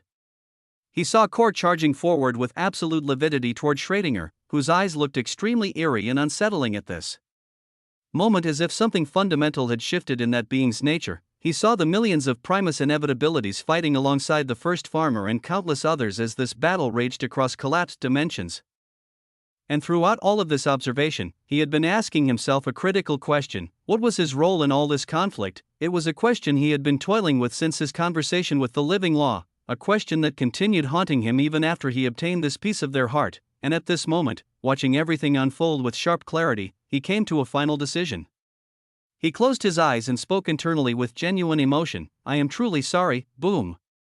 He meant those words with complete sincerity, and they were directed at none other than the fragment of the heart of law glimmering with concentrated civilizational authority within his chest. A reply echoed through his consciousness with unexpected warmth and understanding. What could you possibly be sorry for? Paradox collapsed my entire civilization, yes, but it will rise again eventually through other means. Do what you must with some of its remnants. I give you permission freely. Use it well. Through your peace, there may be law and order. The voice of the living law resonated in his mind with genuine encouragement rather than reproach. Alexander nodded with grim determination, and in the very next moment, he acted. Crack, he deliberately shattered the already shattered part of the heart of law further, breaking it down into its fundamental components. It began dissolving directly into his own weaving of existence, and then he set it ablaze, burning it as fuel under his conscious direction to forge something entirely new. His voice rang out with calm and glorious conviction as he spoke his truth to reality itself. Peace is a fortress that must be built upon the broken spine of chaos itself. Existence is a ravenous tide seeking only to drown all of us in endless entropy and dissolution. To survive against the consuming void, one does not negotiate diplomatically with the storm. One breaks the storm completely until it learns absolute submission. Sometimes, peace has to be brutal and dominating in order to ensure it remains stable. Sometimes, peace can only be bought with a river of necessary blood flowing from those who would shatter it. I will not follow the way of law as it currently exists, but I will enact a bloody path toward peace. A way of peace that will ensure lasting prosperity for those who deserve it, no matter how many must die to achieve that outcome. With such words carrying absolute conviction, a silver-white brilliance began overflowing from Alexander's entire being. At this moment, he took a tiny piece of a heart that had belonged to the entity who may have reached the intermediate or even fundamental depth of absolute sovereignty, and he dissolved it completely to forge his own unique way. His own emerging civilization. It was an action of profound significance, a choice that, once made, could not be unmade, a choice that caused the previously calm and silent figure at Schrödinger to suddenly shift his eerie gaze toward Alexander for a long moment of complete silence. Chapter 46:12, A Period of Quintessential Progress. The ritual festival of existence in the primordial Genesis sure unfolded with tremendous glory, and Noah was a full participant in it all. He observed with fascinated attention all the unique ways that these lifeforms touched by the first tongue acted and expressed themselves. How they utilized the individual letters of the first tongue to manifest and produce sounds and melodies completely unique to their particular weavings of existence. Dances and rituals unfolded next to a swirling storm of phonemes combining fire, light, and darkness into a constantly shifting vortex of linguistic celebration. He experienced it all for more than an hour of external time, and was actually profoundly appreciative of this seemingly brief hour, because it allowed him to get a direct glimpse of just how terrifying the utility of the infinite Desmoterian would truly be going forward. This single passing hour in external reality equated to 15,000 hours cultivating inside the infinite Desmoterian, more than 600 days of accelerated advancement. Prompts bloomed before his vision detailing the extraordinary collective progress. The infinite Desmoterian temporal progression report. External time elapsed 1 hour, 14 minutes. Internal time elapsed 18,525 hours, 772 days. Prisoners currently cultivating 2/27. Maintenance cost paid 20 rudimentary units of everything. Mastery advancement. The first tongue. Your proficiency in the first tongue has experienced dramatic growth through intensive practice. Current classification. Fluent speaker. Advanced. You can now freely form logos of 8 phonemes with minimal concentration required. Complex grammatical structures containing multiple phonemes can be constructed with careful effort. Inscription speed increased by 340%. Error rate when forming logos under pressure reduced to near zero. Phoneme comprehension deepened. You have extrapolated and internalized the different variations of each core phoneme. Understanding achieved. A single phoneme can carry dozens of subtle meanings depending on context, inflection, and combination. Example: the phoneme of fire can mean destruction, transformation, purification, passion, or creation depending on how it is expressed. This multi-layered comprehension allows for more sophisticated logos construction. Foundation for perfect speaker classification being systematically built. Prisoner cultivation report. Ozymandias, days cultivating, 772. Primary focus: perfecting the first tongue and refining the way of mana and hunger. Progress: Ozymandias has achieved near-perfect fluency in basic logos construction. Advancement: his insights into the way of mana and hunger have deepened your own understanding proportionally. Prisoner cultivation report. Raijin Katsuro, days cultivating, 772. Initial status: extremely resistant and defiant. Current status: disciplined and fully focused on the way of heavenly lightning. Transformation: after 347 days of constant containment and mana influence, Raijin ceased resistance and began genuine cultivation. Progress: the way of heavenly lightning is being systematically influenced and enhanced by the way of mana. Notable incident: on day 189, Raijin attempted rebellion and was subjected to thrashing and additional logos of imprisonment by Ozymandias. Resistance ceased entirely afterward. Raijin now meditates precisely 18 hours per day and has developed what Ozymandias describes as an unhealthy obsession with perfecting his lightning manifestation to prove his way wasn't fundamentally weak. Current relationship: professional prisoner with excellent work ethic. the way of heavenly lightning integration complete. You can now express the way of heavenly lightning through your own existence. Authority level 67% of Raijin's original mastery. This percentage will continue increasing as Raijin refines his way further within the Desmoterian principle analysis record studied. The complete records of Raijin Katsuro's singularity principles have been thoroughly analyzed. The Genesis principle contained within his foundation has been examined, understanding achieved. The structural difference between singularity and Genesis principles and the first tongue has been mapped. Projection. After approximately 2,000 additional days of study within the Desmoterian, alteration of complex logos representing principles will become possible. Application. This will allow the systematic elevation of your current singularity principles toward Genesis classification. Timeline. Achievable within 5 to 6 hours of external reality at current temporal dilation. Exponential advancement. Way of mana and hunger. The combined cultivation of yourself, Ozymandias, and Raijin within. The Desmoterian has created synergistic effects. Your way has expanded across multiple dimensional expressions. Stability increased by 410%, authority density increased by 890%, foundation depth reinforced beyond previous projections. The organ of civilization, development surge, current development, 31.00%, maximum prisoner capacity, 27 to 36 entities, temporal dilation, 15,000x to 18,000x faster than external reality. Note, each additional prisoner will continue accelerating overall development. The foundation of the first tongue, critical advancement, the civilizational authority resistance, increased to 50%, effect. When facing the surface depth of absolute sovereignty entities, your foundation will innately filter out and resist approximately half of their authority pressure. This resistance applies passively and does not require conscious effort to maintain. Oh, the advancements made were absolutely glorious. With such exponential progress, Noah truly felt like the seemingly faraway stage of achieving the classification himself could be reached much sooner than he originally anticipated. At this moment, he reached up into the swirling cluster of treasures overhead and plucked a jelly-like quartz that pulsed with internal radiance. He took a bite, and his eyes immediately flashed with brilliant obsidian light. Treasure consumed. Name. The void-touched essence quartz. Classification. Naturally formed civilizational treasure. Composition. Crystallized void authority mixed with pure the civilizational authority. Effect. Permanently enhances capacity to manipulate void and empty space. Secondary effect. Increases resistance to spatial collapse and dimensional distortion by 15%. Tertiary effect. Grants instinctive understanding of how to hide one's presence within spatial folds. Origin. The vaults of Jinungagap. Note, synergizes exceptionally well with the first tongue's phoneme of void. As Noah absorbed the treasure's benefits, Olmareth floated beside him with visible joy radiating from his hairy form. The ancient being spoke with earnest sincerity. Jinnu. Life forms rarely celebrate like this, you know. We tend to be solitary and focused exclusively on our individual advancement. But I wish for all of them to collectively succeed and find genuine happiness in their existence. It saddens me that across all of existence, the strongest entities seem to have completely forgotten that happiness is even possible. Most seem intent only on covering all of reality under their particular way and controlling absolutely everything they can reach. He shook his head with what might have been melancholy before turning to Noah with renewed energy. All right, I've made you enjoy the festival long enough. You are partly still like the others in nature. Like the creature, the primordial chaos, or the secret of Ian and similar entities.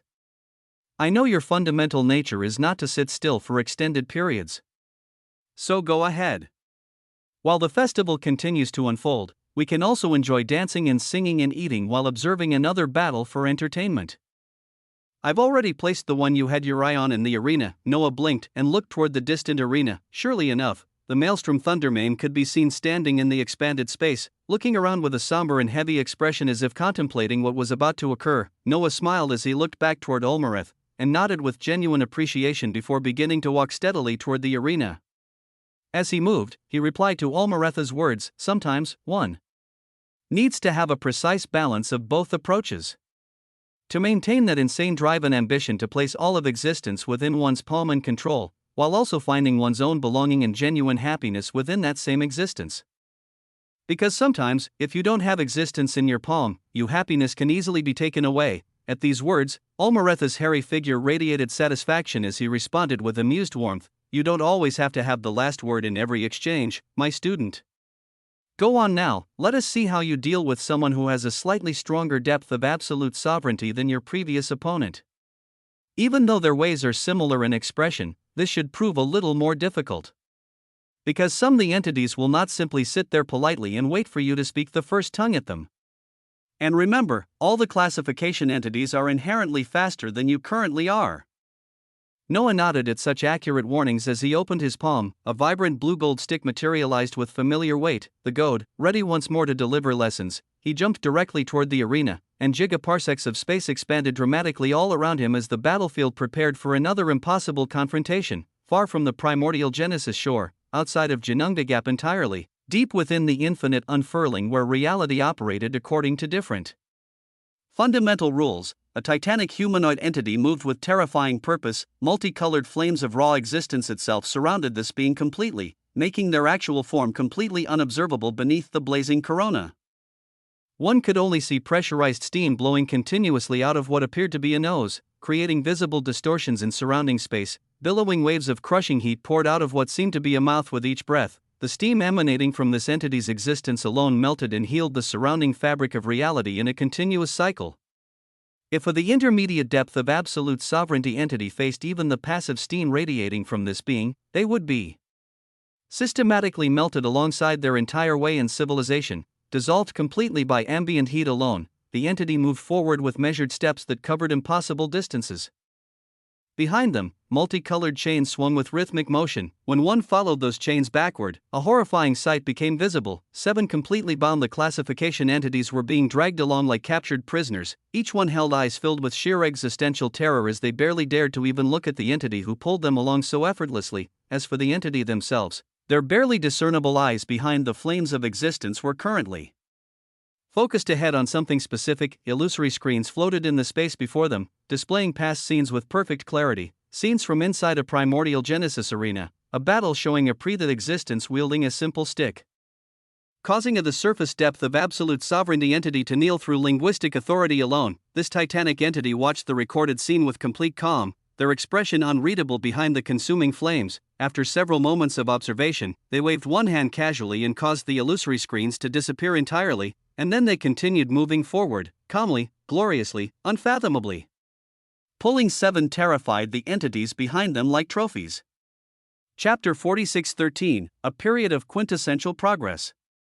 2. Noah stepped into the vastly expanded arena with calm deliberation, his blue gold goad held loosely in one hand. Across from him, a strape, the Maelstrom Thundermane, stood with a heavy expression carved into features that seemed perpetually surrounded by crackling white lightning. The entity's eyes blazed with fury and profound resentment. When a strape spoke, his voice carried the rumbling quality of distant thunder as he looked at him up and down. All of this, every single consequence that has befallen me, all of this happened because of you. And now, after everything you've caused, you have the audacity to step into a cage with me. White lightning began crackling more intensely around his form as killing intent solidified into almost physical pressure. Regardless of what the Geno lifeforms do to me afterward, regardless of what punishments they devise, I will kill you today. Your existence ends here, anomaly. I swear it upon my way. The arena trembled with the weight of that vow. Noah looked at the enraged entity with complete calm, his expression revealing nothing, and then he spoke with quiet finality. You should not have given me time to utter. The Maelstrom Thundermane's expression shifted to confusion. What could that possibly mean? In the very next instant, he understood with horrifying clarity.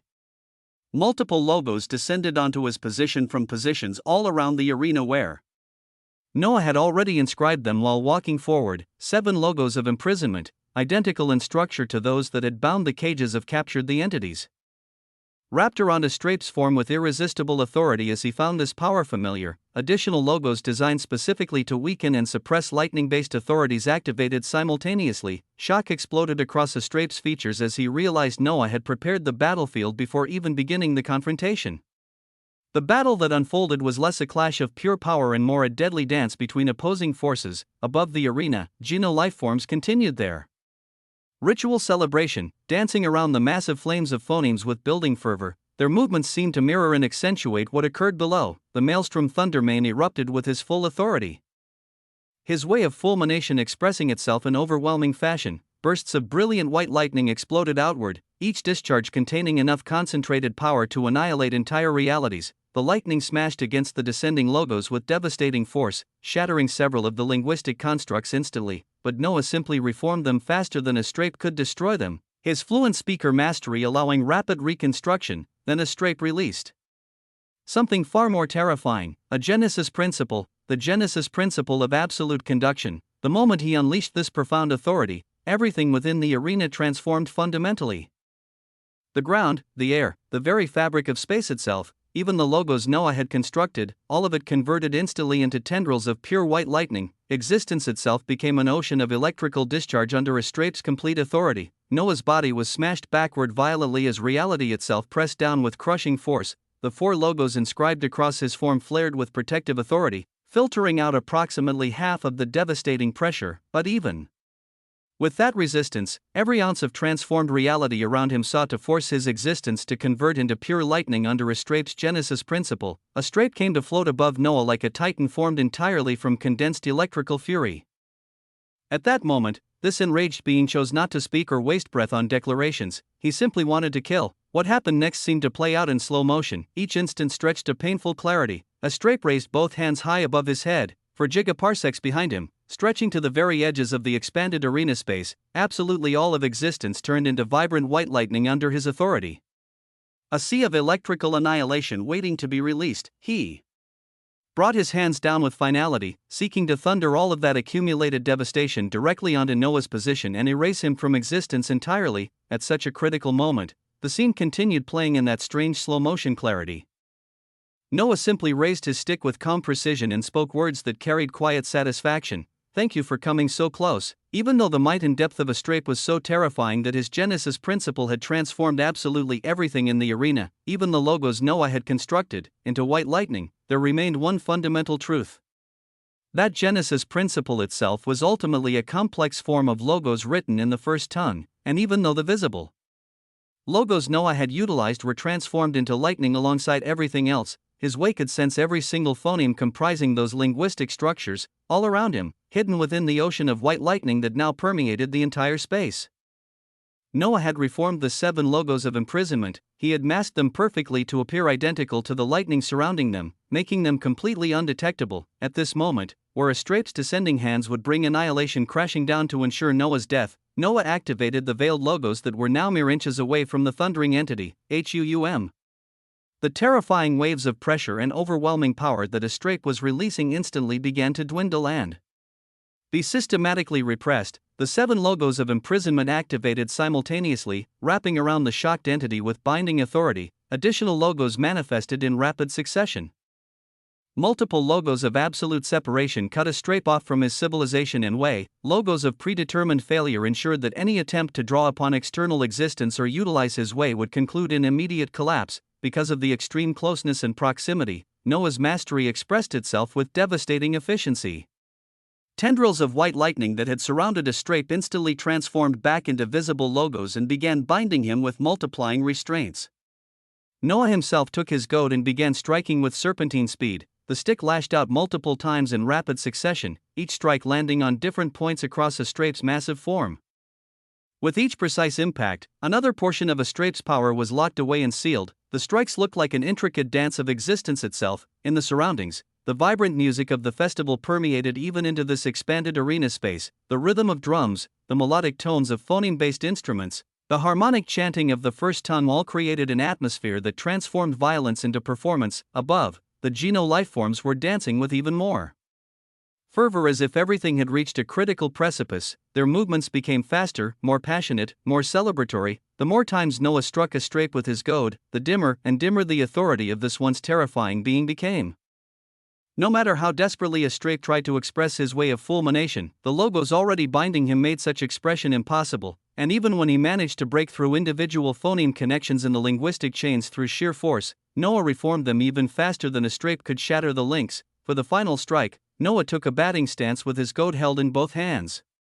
He swung upward with explosive force, the stick connecting with a strape's bound form and launching the massive entity high into the air. Noah's figure flickered and appeared far above at the precise trajectory where a strape would arrive. He swung downward with equal devastating power.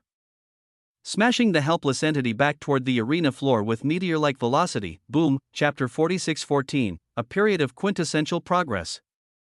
3. The moment this occurred, the dance reached its conclusion. Noah crashed down alongside a strape like a falling star, his goat positioned perfectly to drive into the massive chest of the entity. Boom, the impact shook the entire arena as Noah landed standing directly on the prone body of the surface depth of absolute sovereignty entity. A strape looked up at him with eyes filled with pure incredulity and absolute shock. This could not be happening. This should not be possible, and yet, Noah simply raised his goad one final time and swung it down to strike Astrape's head with measured force. The instant the blow connected, Astrape's entire form disappeared. He was deemed defeated, and now he was drawn directly into the infinite Desmoterian as its third official prisoner. Only now did the dance truly end. Outside the arena, the Geno lifeforms dancing around the ritual flames howled out in celebration, their voices creating linguistic harmonics that made reality vibrate. The phonemes of fire surrounding them exploded upward and formed into towering pillars of glorious multi-colored flames that reached toward the transformed sky. Noah stood in the center of the arena with eyes shining brightly as he breathed out slowly, processing what had just occurred, and glorious prompts began descending before his vision. Unquantifiable harvest initiated. You have suppressed and imprisoned a second entity of fundamentally higher scale of existence, harvest being collected and amplified exponentially by perpetual harvest and the cheating architect. Resource generation continues exceeding conventional calculation parameters, all gains multiplied by factors beyond standard measurement. Sequential, the entity defeats are creating compound amplification effects, the scale breaker, distinction evolution. Your distinction has grown stronger through additional the entity suppression, effect enhancement, gap reduction when facing higher scale entities increased from base level to amplified tier. The infinite Desmoterian, prisoner acquisition. Second, the classification prisoners successfully imprisoned, active prisoners, 3/36, prisoner 1, Ozymandias, willing cooperation, perfect synchronization, prisoner 2, Raijin Katsuro, the monk of 10,000 storms, disciplined cultivation, prisoner 3, Astrape, the maelstrom thundermane, newly captured, status, resistant, maintenance cost, 30 rudimentary units of everything per 24 hours, 2 the entities now cultivating within. The Desmoterian under 18000x temporal dilation. Ozymandias continues perfecting the first tongue in the way of mana and hunger. Raijin Katsuro refines the way of heavenly lightning under mana influence. Astrape will be compelled to cultivate the way of fulmination under containment. The way of fulmination integration initiated. As Astrape cultivates and refines his way within the Desmoterian, aspects of the way of fulmination will gradually become accessible to you. His Genesis principle of absolute conduction will be studied and potentially replicated. Estimated time for meaningful integration, variable based on cooperation level, timeline for elevating your own singularity. Principles to Genesis tier, somewhat accelerated, the organ of civilization, development surge, current development, 31% to 38.00%, major advancement triggered by second the prisoner acquisition. Maximum prisoner capacity, 36 to 45 entities, temporal dilation, 18000x to 21000x faster than external reality, the foundation of the first tongue ongoing growth, the civilizational authority resistance, 50% to 62%, the prompts were numerous as he needed to condense them somewhat, but Noah absorbed all of these notifications with deep satisfaction. To the surface depth prisoners now cultivating at 21,000 times temporal dilation, his progression was accelerating at rates that defied reasonable expectation, and he was only just beginning to fill the infinite Desmoterian with captured entities who would fuel his advancement. The dance continued. Always forward, he looked up and said with a smile, "Teacher, this student wants more enemies, so send more this down." Teacher, never did he think a day would come where he would say this, but Olmareth had given him far too much as saying this distinction at least should be nothing much. After all, he didn't think of himself to be so arrogant that he could not learn from another, so he had called out above, and truly, moments later, he saw a distant cage be opened, an obsidian gold light pull something from inside it and chuck it down to the arena. The entity who looked around with shock and confusion landed in the arena right after, and Noah raised his stick. But every the entity held their own unique way. The words of Olmareth remained absolutely true that regardless of how much control Noah gained over the first tongue, the entities were inherently faster than him, so he had to prepare multiple things in advance when he came to face them. Astrape had talked in the beginning and given him critical time to set things in motion.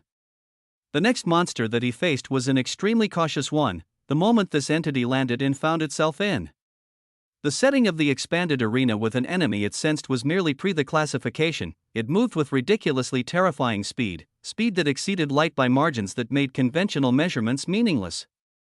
Well, even light couldn't be used as an accurate comparison for what the entities were capable of. What they moved past could at most be accurately described by Planck speed. Planck speed represented the theoretical maximum velocity at which any causality or information could travel through existence. It was the speed limit of reality itself, beyond which the very concept of movement ceased to have coherent meaning. To move at Planck speed meant crossing a Planck length in a single Planck time unit.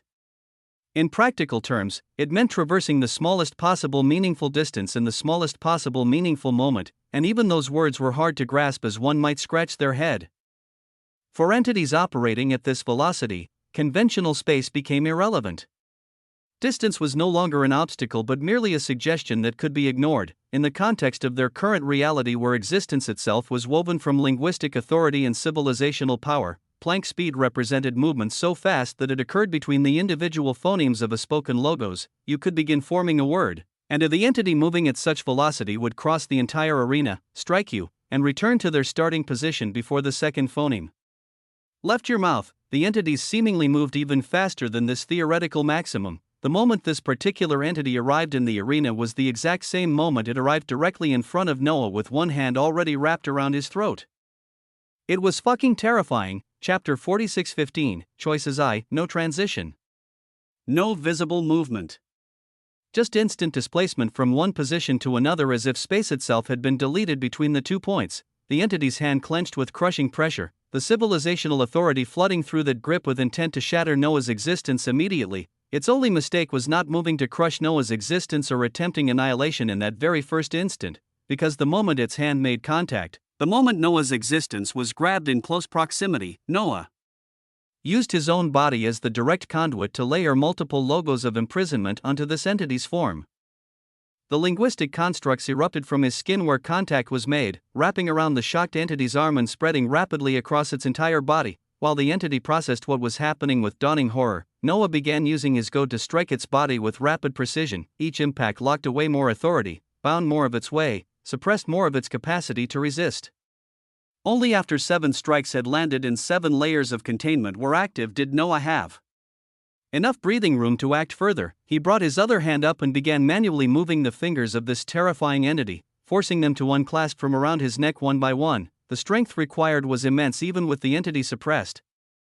But eventually Noah extracted himself from the deadly grip. Every single the entity was genuinely dangerous. Even though he had now suppressed 2 successfully, this third one had actually come extremely close to heavily injuring or even killing him in the opening instant. When they stopped posturing and talking so much, when they acted with pure killing intent and maximum efficiency, the entities were utterly dreadful opponents. Suppressing 2 or 3 would not mean he could definitively and easily suppress others going forward. Each one would present its own unique challenge based on their particular way in combat approach, but as Noah sensed this entity continuing to desperately try expressing its way of existence to shatter the logos and break apart the individual phonemes that comprised them, his eyes squinted with dangerous focus. He utilized his goad to continue delivering lessons with methodical brutality, thrashing the entity with strike after precise strike, inscribing additional containment with each blow, until finally, the entity's resistance crumbled completely, and it disappeared in the next moment, drawn directly into the infinite Desmoterian as the 4th prisoner. Noah breathed heavily and stretched his neck with careful rotation. Burning marks could still be felt across his throat where the entity's hand had gripped him, only now beginning to heal under his regenerative capabilities, after he confirmed through internal sense that everything was stable.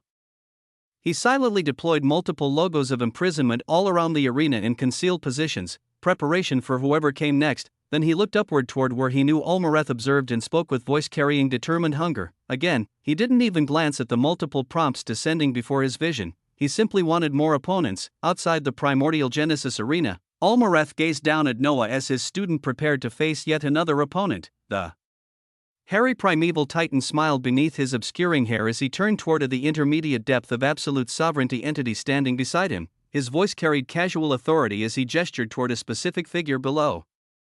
Take that little fox outside of Janunga Gap and into the infinite unfurling. My student is extremely paranoid by nature, and while such paranoia can be exhausting, it can also be beneficial sometimes. Anomalies more often than not possess senses and instincts that the rest of us simply don't have access to. He paused before continuing with thoughtful consideration. He says she is an investment he's making that might pay off substantially over time, so just keep her company in the infinite unfurling for now while events unfold here. Take some treasures from my personal stores with you to aid her growth and advancement. Consider it my contribution to whatever my student is planning. Almareth said all of these words while pointing toward none other than Lumavara, the nine-tailed fox who had followed Noah's way. Noah had taken her out of his inner existence during the festival and spoken his final words to her with characteristic bluntness. He wanted to continue exploring Ginnungagap and all the profound mysteries it held, but if anything catastrophic happened during his journeys through this chaotic realm, he would be forced to utilize temporal traversal to escape immediately, and he would not be able to take her with him if such emergency evacuation became necessary. Since she was a follower of his way and had sworn herself to his path, he would see what advancements she could make if she managed to survive whatever unfolded in the infinite unfurling on her own merit. Lumavara had been teary-eyed, but she nodded with understanding and acceptance. At this moment, as she looked around with amazement at the ongoing battle between her master and another, the entity, at the glorious festival continuing to unfold with ritual wonder, a Geno life form materialized beside her. The entity gently took her arm to whisk her away toward whatever destiny awaited beyond Ginnungagap's borders. While such arrangements occurred, at the distant edge of the primordial Genesis shore where reality began transitioning into the chaotic void, the fisherman sat calmly continuing his endless task, his fishing line extended into the murky waters of Ginnungagap with patient stillness. But his eyes pulsed occasionally with visible caution, and he sighed every few moments with increasing frequency, as if his weavings were tense and filled with profound worry about something he could not quite identify. He pulled his line in once again and it came up completely empty, no catch. Not even a nibble. He sighed once more with building frustration, and in that exact moment, a voice spoke from directly beside him. "What's got you so stressed, big guy?" Boom. The fisherman's eyes became unfathomably grim as he whipped his head to the right. An entity sat there casually, as if they had been present the entire time. An entity that had somehow been here without the fishermen sensing their presence until after they chose to speak. And they had spoken using the first tongue with perfect fluency. Chapter 46:16, Choices 2. The fisherman's eyes flashed with alarm as he immediately began to dash. "Come on now, don't do any of that." Before Ainz could even fully perceive what was happening, faster than even plank speed, dozens of silent logos flashed into existence throughout the surrounding area. The light of at least 9 distinct Genesis principles erupted simultaneously. This entire region turned eerily quiet, reality itself seeming to hold its breath. The urgent warning information that the fisherman was desperately trying to send to alert Almareth did not even leave his existence before it was completely stopped and contained. His eyes filled with genuine trepidation as he looked over at this being who had appeared from nowhere. The mysterious entity seemed deceptively simple by all visual accounts, a humanoid figure adorned in flowing robes that were perfectly split between absolute black and pure white, the division so precise it seemed to cut through the concept of color itself. His eyes crackled with vibrant purple light that seemed to contain compressed infinity within each pupil. His bearing felt unfathomably grand despite his relaxed posture, as if the weight of countless eons and infinite possibilities rested comfortably on his shoulders. His eyes alone, as they gazed at everything around them with detached curiosity, held a natural superiority that would cause even weak the entities to falter and question their own worth. When facing such an entity, the fisherman felt like a child. As if he would be powerless regardless, Ainz stared at this being as the first words that left his mouth carried desperate need for identification. "Which one of them are you? The creature? The primordial chaos? The primordial paradox? The secret of Ian? The tongue whisper?" The entity laughed with genuine amusement, waving one hand dismissively. "Relax with all those grandiose names and titles. Me, the creature? That brutish fucker who solves everything through raw consumption and violence? Ha, no. Nothing like that monstrous approach at all." He smiled in a manner that seemed friendly on the surface but carried unfathomable depths beneath. "You can refer to me as the Arbitrium. What I am is someone who seeks to learn absolutely everything about existence and all its infinite permutations. I am also a devoted student of choices and the consequences they create. I love choices more than anything else." His purple eyes gleamed with building intensity. "I consider flashy battles to be quite boring and ultimately a waste of potential. Watching the process of a choice being made, especially profoundly difficult ones where every option carries terrible cost, entertains me far more than any combat ever could. So for you, right now, there is a choice to be made, As the arbitrium said such words, he smiled in an overtly friendly manner and came to sit casually beside Ainz as if they were old companions sharing a peaceful moment. His voice carried terrifying weight despite the conversational tone. I know that your buddy Ulmareth passed through here recently with someone unusual. I know they are currently enjoying that delightful festival inside the primordial Genesis shore. Which fucking sucks that you can't even go and participate yourself, right? Stuck out here fishing endlessly while everyone else celebrates. But regardless, I know exactly what's happening in there. He paused to let that sink in before continuing. Instead of doing some insane things that would be terribly destructive and wasteful, I want to give you a choice. A fairly simple one, all things considered. I won't lift a single finger to harm anyone directly. But if you choose to collapse your own depth of absolute sovereignty voluntarily, if you take it all the way down from the fundamental depth to merely the surface depth through self-imposed destruction, if you make that choice of your own free will right now, I promise you that absolutely no harm will come to Ulmareth, The words hung in the air with ominous finality. This entity sat beside Ainz with complete calm while delivering such a horrifying ultimatum. Ainz became even more somber as the implications crashed through his mind. His voice emerged carefully controlled. What of the one that Ulmareth traveled with? The arbitrium's smile widened as purple light danced in his eyes with building amusement. Ah, good question. I appreciate someone who thinks about all the variables before committing. If you go one step further in your sacrifice, if you completely dismantle your entire civilization rather than merely suppressing your depth, if you drop yourself down to before you even held any classification at all, down to just pre-existence, then I won't touch the unusual one that Ulmareth traveled with either. He leaned in slightly as if sharing a secret between friends. And this choice I can actually help you execute if you wish to go through with it. I can ensure the process is clean and complete, no lingering fragments or hidden anchors. A true return to lesser existence. So tell me, the fisherman, his purple eyes locked onto Ainz with crushing focus, what will it be? What will be the choice you make? The mysterious entity remained unfathomably calm after delivering those terrifying words, as if they were having the most casual conversation imaginable rather than presenting Ainz with a choice that would shatter his entire existence. The arbitrium swung his legs with childlike playfulness as he spoke with conversational ease. All those years ago, you found those despicable geno-lifeforms who had discovered a loophole in your community's laws. They knew that if they outright killed any of their own kind, they would be persecuted and punished severely. So they didn't kill. They simply slowly ate away at the existence of other geno-lifeforms, keeping their victims perpetually on the edge of death and complete collapse while continuing an endless cycle of harvest on their own kind for an untold number of years. His purple eyes gleamed with something that might have been admiration. They were respected leaders in your community, trusted authorities that everyone looked up to. When you finally discovered what they were doing, you rightly and decisively collapsed every single one of them without hesitation. And in the end, you chose to keep the secret of their horrifying actions so that all geno-lifeforms would not lose their fundamental faith in their leadership structure. He nodded with genuine appreciation. It was something genuinely valiant to watch unfold. Which makes it such a shame that now you have to make this new choice. Ah, the irony of existence. The words caused Ainz to tremble visibly as profound emotion crashed through him. His voice emerged somber and heavy. Who are you really? What entity holds such knowledge of events that were buried and forgotten? The arbitrium waved one hand dismissively, his smile never faltering. My specific identity is not the point here. You are missing the point entirely. The point is your choice and nothing else. So what will it be? You defended your juniors last time when it cost you dearly. Will you defend Ulmareth in an anomaly this time? Chapter 46:17, no longer capital. The arbitrium leaned forward with building interest. Your buddy and longtime friend, I can absolutely understand why you would make that sacrifice for him. But the anomaly that he came with? You don't really know this entity at all.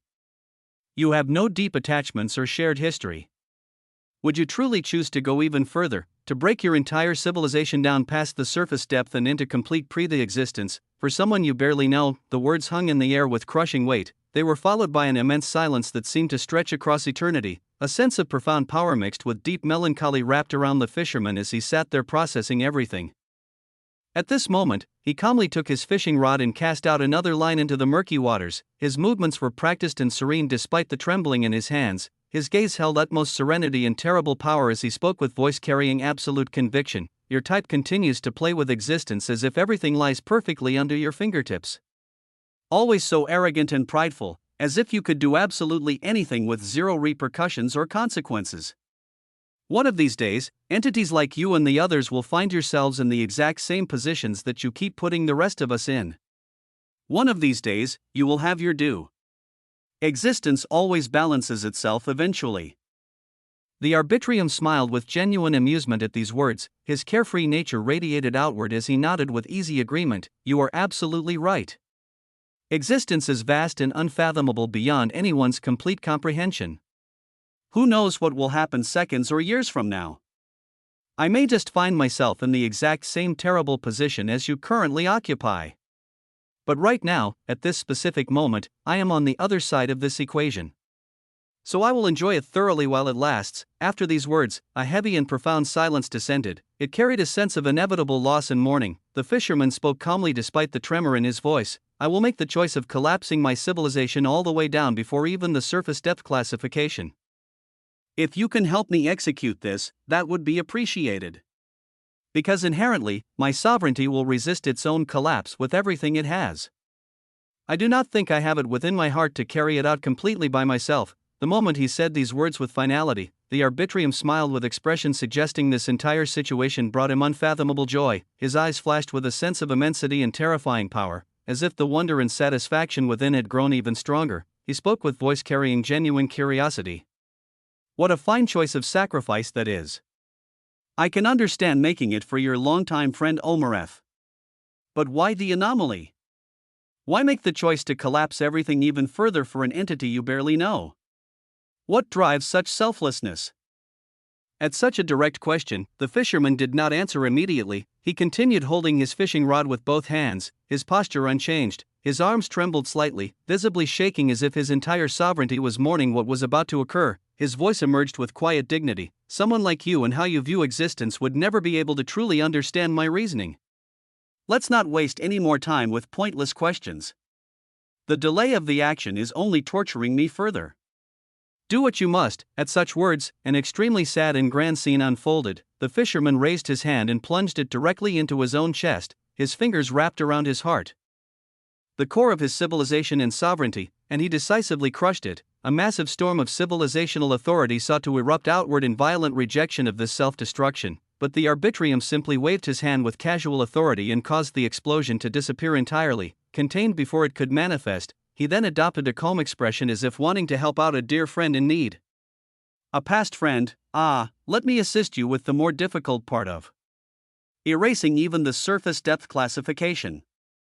This requires precision. With such words spoken gently, he tapped out with one finger toward the fisherman's form. Heinz trembled violently as crimson gold blood instantly spurted from his eyes, nose, and mouth. Every single ounce of his civilization was systematically dissipated and erased. Existence itself wailed around him in mourning, reality crying out at the loss of such profound authority. The mysterious entity let out a calm and satisfied sigh as he observed the completion of this sacrifice. What a choice! What a magnificent choice indeed. As he said this with genuine appreciation, something else occurred behind them. From the inner depths of the primordial Genesis shore, Lumavara was being led by a Gino lifeform. They flew outward together, their figures passing by and seeing only the backs of the fisherman and the mysterious entity sitting side by side. The Arbitrium turned toward them with perfect timing and smiled warmly. He waved his hand as if to say a friendly hello. Both the Gino lifeform and Lumavara immediately bowed deeply toward him with instinctive respect. The Gino lifeform also looked toward Heinz and nodded with visible respect and acknowledgement. In their eyes, they saw no blood or desolation at all. Just two entities sitting peacefully side by side as if enjoying casual conversation. The Gino lifeform gently pulled Lumavara away as they disappeared into an obsidian river passageway leading out of Jinungagap. The Arbitrium watched this departure as if it was of absolutely no consequence to him whatsoever. He stood up and carefully wiped imaginary dust from his black and white robes. All right then. Thank you genuinely for the choice, the fisherman. Oh, nope, my mistake. Just the fisherman now. No capital letters for you anymore. Very sad indeed, my friend. He paused before continuing with voice carrying binding authority. But do not worry unnecessarily. I keep my end of every bargain I make. I will not personally move to harm a single hair on Olmareth or the anomaly he brought here. For now, you simply continue fishing here as per normal and don't ruin my fun by doing anything dramatic. Chapter 46:18. Imagine it, after he delivered these final words, this entity tapped out with his finger once more. Immense waves of the first tongue erupted outward with terrifying complexity. Dozens of phonemes came together with perfect precision, forming into multiple complete words. The words combined further to form an entire sentence, a sentence that wrapped around this entire region before becoming invisible and disappearing from normal observation.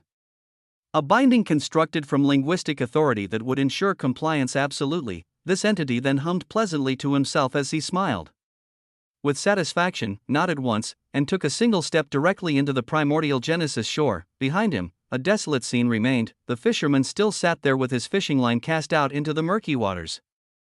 A smiling expression remained fixed on his face, serene and peaceful, but bloody tears fell continuously from his eyes and nose, crimson gold streams running down his cheeks. His heart was destroyed, his civilization was completely erased, his very being, built across eons of struggle and advancement, was just collapsed down to nothing, and he sat there fishing, still protecting those he cared about even as everything he was dissolved into memory. On the other end, the mysterious entity known as the Arbitrium delved deeper into the primordial Genesis shore. As he moved through the chaotic space, his form began to subtly change. An aura of a unique way of existence manifested. A rough obsidian robe materialized around him, replacing the pristine black and white garment. His hair enlarged dramatically, becoming wild and unruly, pulsing with contained power. His facial features shifted and transformed, taking on a different structure entirely, but his eyes maintained their same infinite purple depth, crackling with that same unfathomable intensity. He appeared at the heart of the primordial Genesis shore and observed the ongoing festival with genuine appreciation. A smile crossed his transformed features as phonemes erupted around him in joyful expression. He actually moved forward and joined directly into the circle of dancing Geno lifeforms surrounding the massive bonfire of fire phonemes. He danced with them, his movements creating patterns that generated melody even grander and more complex than what the others produced. His presence felt unique among the gathered entities, carrying weight that transcended simple classification. Moments later, the distant Olmareth floating above while observing the weavings unfolding in the arena below noticed this particular dancer.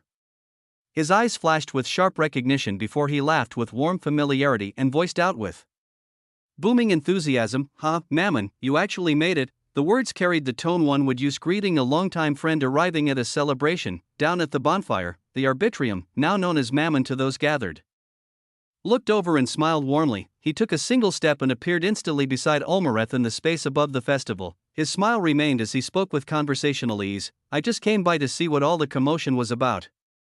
I caught up with Ines before arriving here as he seems a little down. He sends his regards.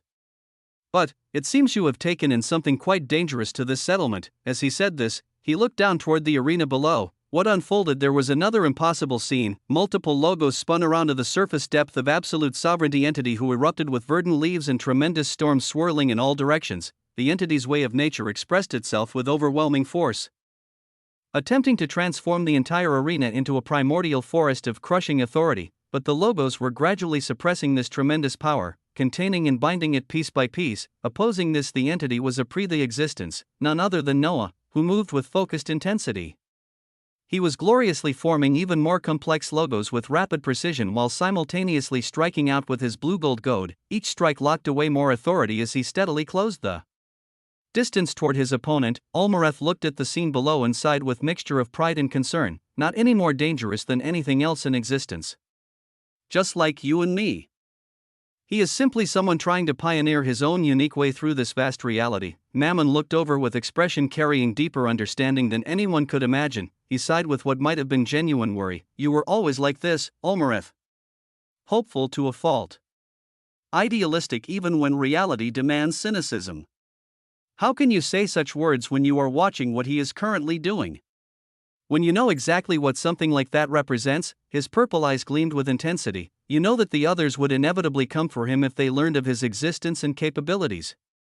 I know you understand this with absolute clarity. So why are you doing this? Why take such a monumental risk?" The words hung heavy in the air between them. Olmareth kept his gaze fixed on the arena below as he became immensely calm and somber. When he spoke, his voice carried the weight of decisions already made. The Jinno lifeforms are not so weak that we cannot defend what we choose to protect. We fight collectively and move collectively when threats arise. And I am not merely an idiotic idealist who thinks nothing can possibly go wrong. I know many things can go catastrophically wrong. I know the substantial chance of those involved in the oldest paradox of existence having dangerous interest if they knew of him and what he represents. I know all of this. He paused before continuing with building conviction. Because of that knowledge, I have taken extensive countermeasures. I have reached out to the other leaders of primordial Genesis shores scattered throughout Jinungagap. You are actually next on my list to contact, but you at times go silent for eons. But since you are already here, you can simply join in with what I am planning. He could simply join in. Mammon smiled mysteriously at such casual words. He maintained his calm demeanor as he spoke with deceptive lightness. You think gathering entities like me will be of any substantial help against those disastrous beings if they decide to act? That seems optimistic even for you. He said such words casually, as if discussing whether rather than potential conflict with the most powerful entities in all of existence. Almaretha's expression revealed that he had already made a heavy choice. I have been thinking extensively that maybe I should throw my full weight behind him. Completely and without reservation. Boom, the declaration carried crushing significance. He continued with voice building and passionate conviction. He is young, yes. Inexperienced by our standards. But what he represents is genuinely grand and unprecedented. Rarely do entities like me or you elect to choose our own ways to fully support another being's advancement. We are too proud, too invested in our own paths. But doing so with him? Combining our collective strength and knowledge behind his potential, his eyes blazed with possibility. We could allow him to become just like them. Like the creature, the primordial chaos, the secret of Ian, and the others who stand at the absolute apex. But better than them in crucial ways. Not filled with that same baleful ambition of trying to stomp brutally over all others just to claim the top position. Imagine someone achieving the same standing of power as those monstrous entities, but without their destructive tendencies. Boom, chapter 46:19. Imagine it too. Almareth leaned forward with building intensity. Imagine the possibilities that would open for Jinno lifeforms across all of Jinungagap. For the advancement and protection of the first tongue itself. For reshaping how power operates at the highest levels of existence. The words carried tremendous weight and dangerous implications. Mammon smiled internally at hearing such bold declarations, though his expression remained carefully neutral. I can imagine such outcomes. I can absolutely imagine them. But the words you are saying right now are profoundly dangerous, old friend. If the creature, who actively seeks to encompass all of existence under his authority, ever hears you speak like this about elevating a potential rival, he shook his head with what seemed like genuine concern. You have to be more careful, Almareth. You never know who might be listening to conversations like this one. But setting that aside for the moment, you say you will throw your full weight behind him. And you expect to convince me and the other settlement leaders to do the same? Not everyone shares the same beliefs and values as you. Many would see this as foolish risk. At these words, Almareth smiled with absolute confidence. Once they see him in action, they will believe. Once they witness what he can accomplish with proper support, doubt will transform into conviction. I mean, just look at him right now. He gestured down toward the arena. The scene below showed the surface depth entity with the way of nature becoming fully suppressed by Noah's relentless assault. Multiple logos wrapped around the defeated entity as resistance finally collapsed, and in the very next moment, the entity disappeared entirely, drawn into the infinite Desmoterian, as another prisoner. Thereafter, Noah's valiant shout could be heard echoing across the space, again, without resting for even a moment, demanding the next challenge immediately. Almareth smiled brilliantly at this display of relentless drive. He waved his hairy hand with casual authority. In the next instant, another distant cage opened as his brilliant obsidian gold light reached inside, plucking the entity contained within before throwing them directly into the expanded arena. Almareth had spoken freely and openly to Mammon because to him, this was similar to when he conversed with Ainz, a friend he had known for an unfathomably long period of time across countless eons. To Almareth, that was simply what Mammon represented. Nothing more, nothing less, a trusted companion he could share his thoughts with openly. Outside the primordial Genesis shore, at the very edge where reality transitioned into chaotic void, a desolate scene continued to unfold. Ainz sat there with his fishing line cast out into murky waters, his posture unchanged from before. the smile remained fixed on his face, serene and peaceful. But crimson gold tears continued falling from his eyes and nose, staining his features with the evidence of profound loss. His existence felt diminished, weak in ways that should not be possible for one who had once held such tremendous authority. Moments later, two powerful figures materialized at the edge of the primordial Genesis shore. The first, Hunger and the Living Origin, appeared with cautious deliberation, their senses extended outward to assess potential threats. They observed the figure of Ainz fishing with growing confusion. Tor, the first Hunger, spoke first with voice carrying genuine puzzlement. "My Hunger says this place holds the most promise for finding what we seek. It is a Jinno settlement, and there sits a Jinnu. Though why do his eyes seem so profoundly sad when he is merely fishing? And why does he feel so terrifyingly weak for one of his kind?" The questions hung in the air as they approached cautiously. And when they came within a certain distance, they both stopped instantly in shock. A terrifying type of power wrapped around this entire region, invisible but absolutely present. Bindings constructed from authority that transcended normal classification. The Living Origin's expression shifted to alarm as she spoke with a voice holding dawning horror. "This type of power is something that only someone like the creature himself could produce. Or perhaps one of the other entities operating at that same unfathomable caliber." She left the rest of the words unsaid, but the implications were clear. If there were bindings like this present, constructed with such overwhelming mastery, it meant either the creature or someone of equivalent power was here at this very moment, or had been here recently enough that their work remained active. But why would they bind this particular Jinnu? What purpose could such an action serve? Tor's expression became heavy with determination as he made his decision. "Let us find out what has occurred here." In the next moment, decillions of obsidian jaws manifested around him as he began to actively devour the bindings wrapping around the fisherman. His way of hunger expressed itself with full force, attempting to consume the unique weavings of a language through sheer hunger. An eruption of tremendous power crashed against Tor as he was knocked backward heavily.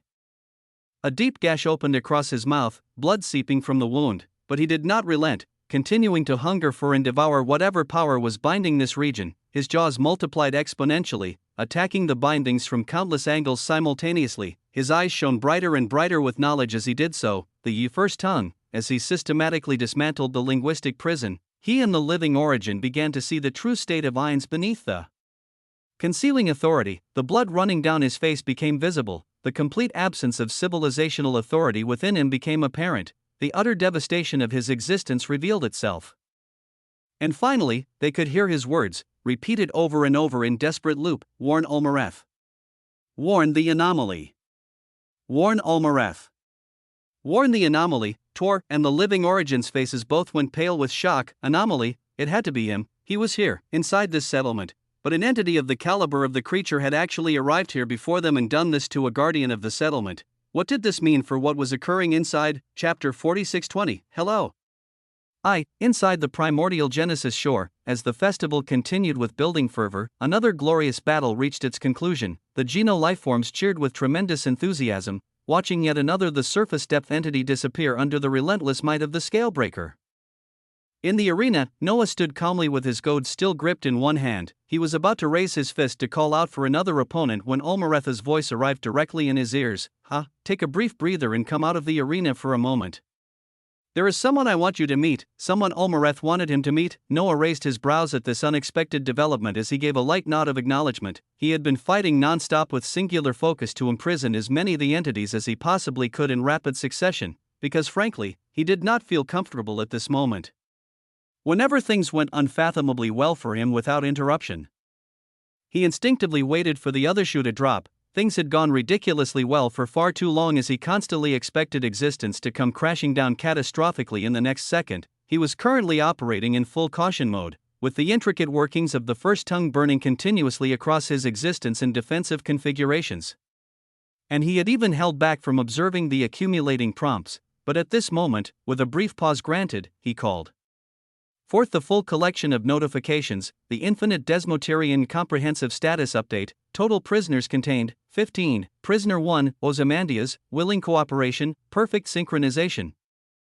Prisoners 2 to 15, the surface depth entities, various cooperation levels, maintenance cost, 150 rudimentary units of everything per 24 hours, prisoner diversity creating exponential synergistic effects, time elapsed within Desmoterian, more than 1,283 days, all prisoners have been cultivating continuously under maximum temporal dilation, collective advancement creating compound acceleration effects, the organ of civilization exponential development, current development, 38%.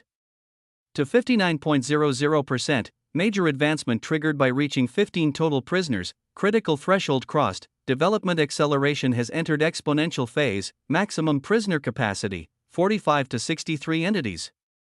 Temporal dilation, 21000x to 27000x faster than external reality, the foundation of the first tongue mastery approaching perfect speaker, mastery classification, fluent speaker, peak, approaching perfect speaker threshold, the civilizational authority resistance, 62% to 81%, logos formation. Can now construct 12 phoneme logos with zero error risk, inscription speed, increased by 940% from baseline, way integration, multiple paths consolidated, the way of heavenly. Lightning, 67% to 89% integration, the way of fulmination, 41% integration achieved, the way of nature, 23% integration initiated, 10 additional ways, various integration levels, 8% to 67%, your way of mana and hunger are expanding to encompass aspects of all imprisoned ways.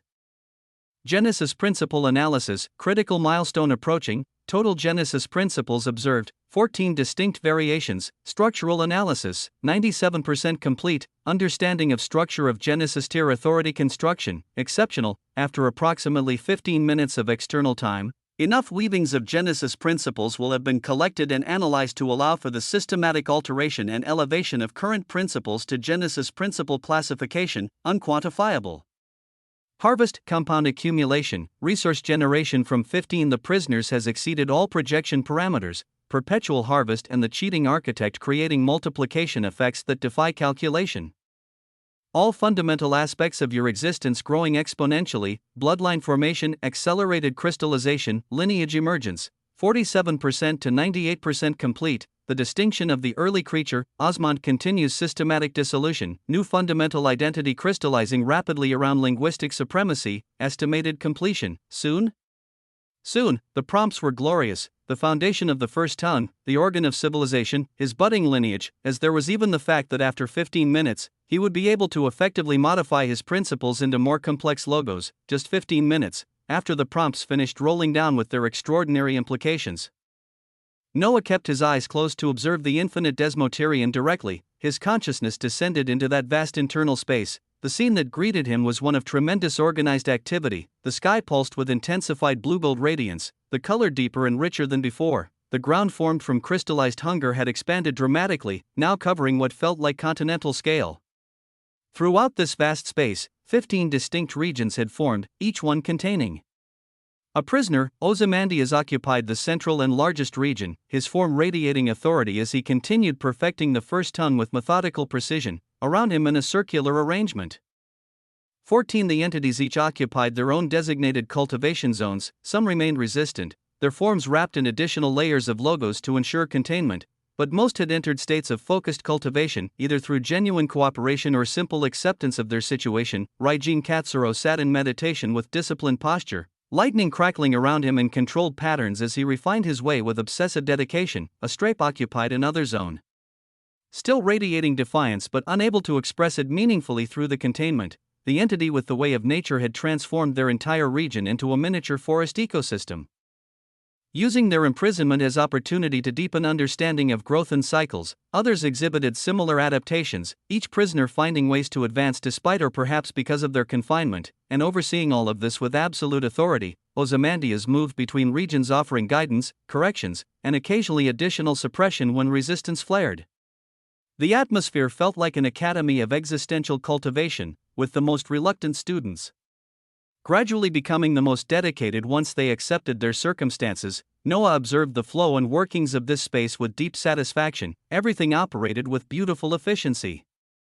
His way advanced with every moment that passed within this accelerated time. He smiled with genuine appreciation for what he had built, then he took a single step and appeared outside the arena, back in the festival space. Who exactly did Olmareth want him to meet? Outside the arena, the festival had reached its precipice and seemed to be slowly wrapping up as Noah made his way toward Olmereth. Everywhere he passed, the Jinnu lifeforms cheered him on with genuine enthusiasm. Some reached out to hit his body jovially in celebration, their hands thumping against his shoulders and back with friendly force. He simply nodded back at them with quiet acknowledgement, appreciating their genuine warmth while maintaining his focus. When he arrived before Olmereth, he saw that his teacher was not alone.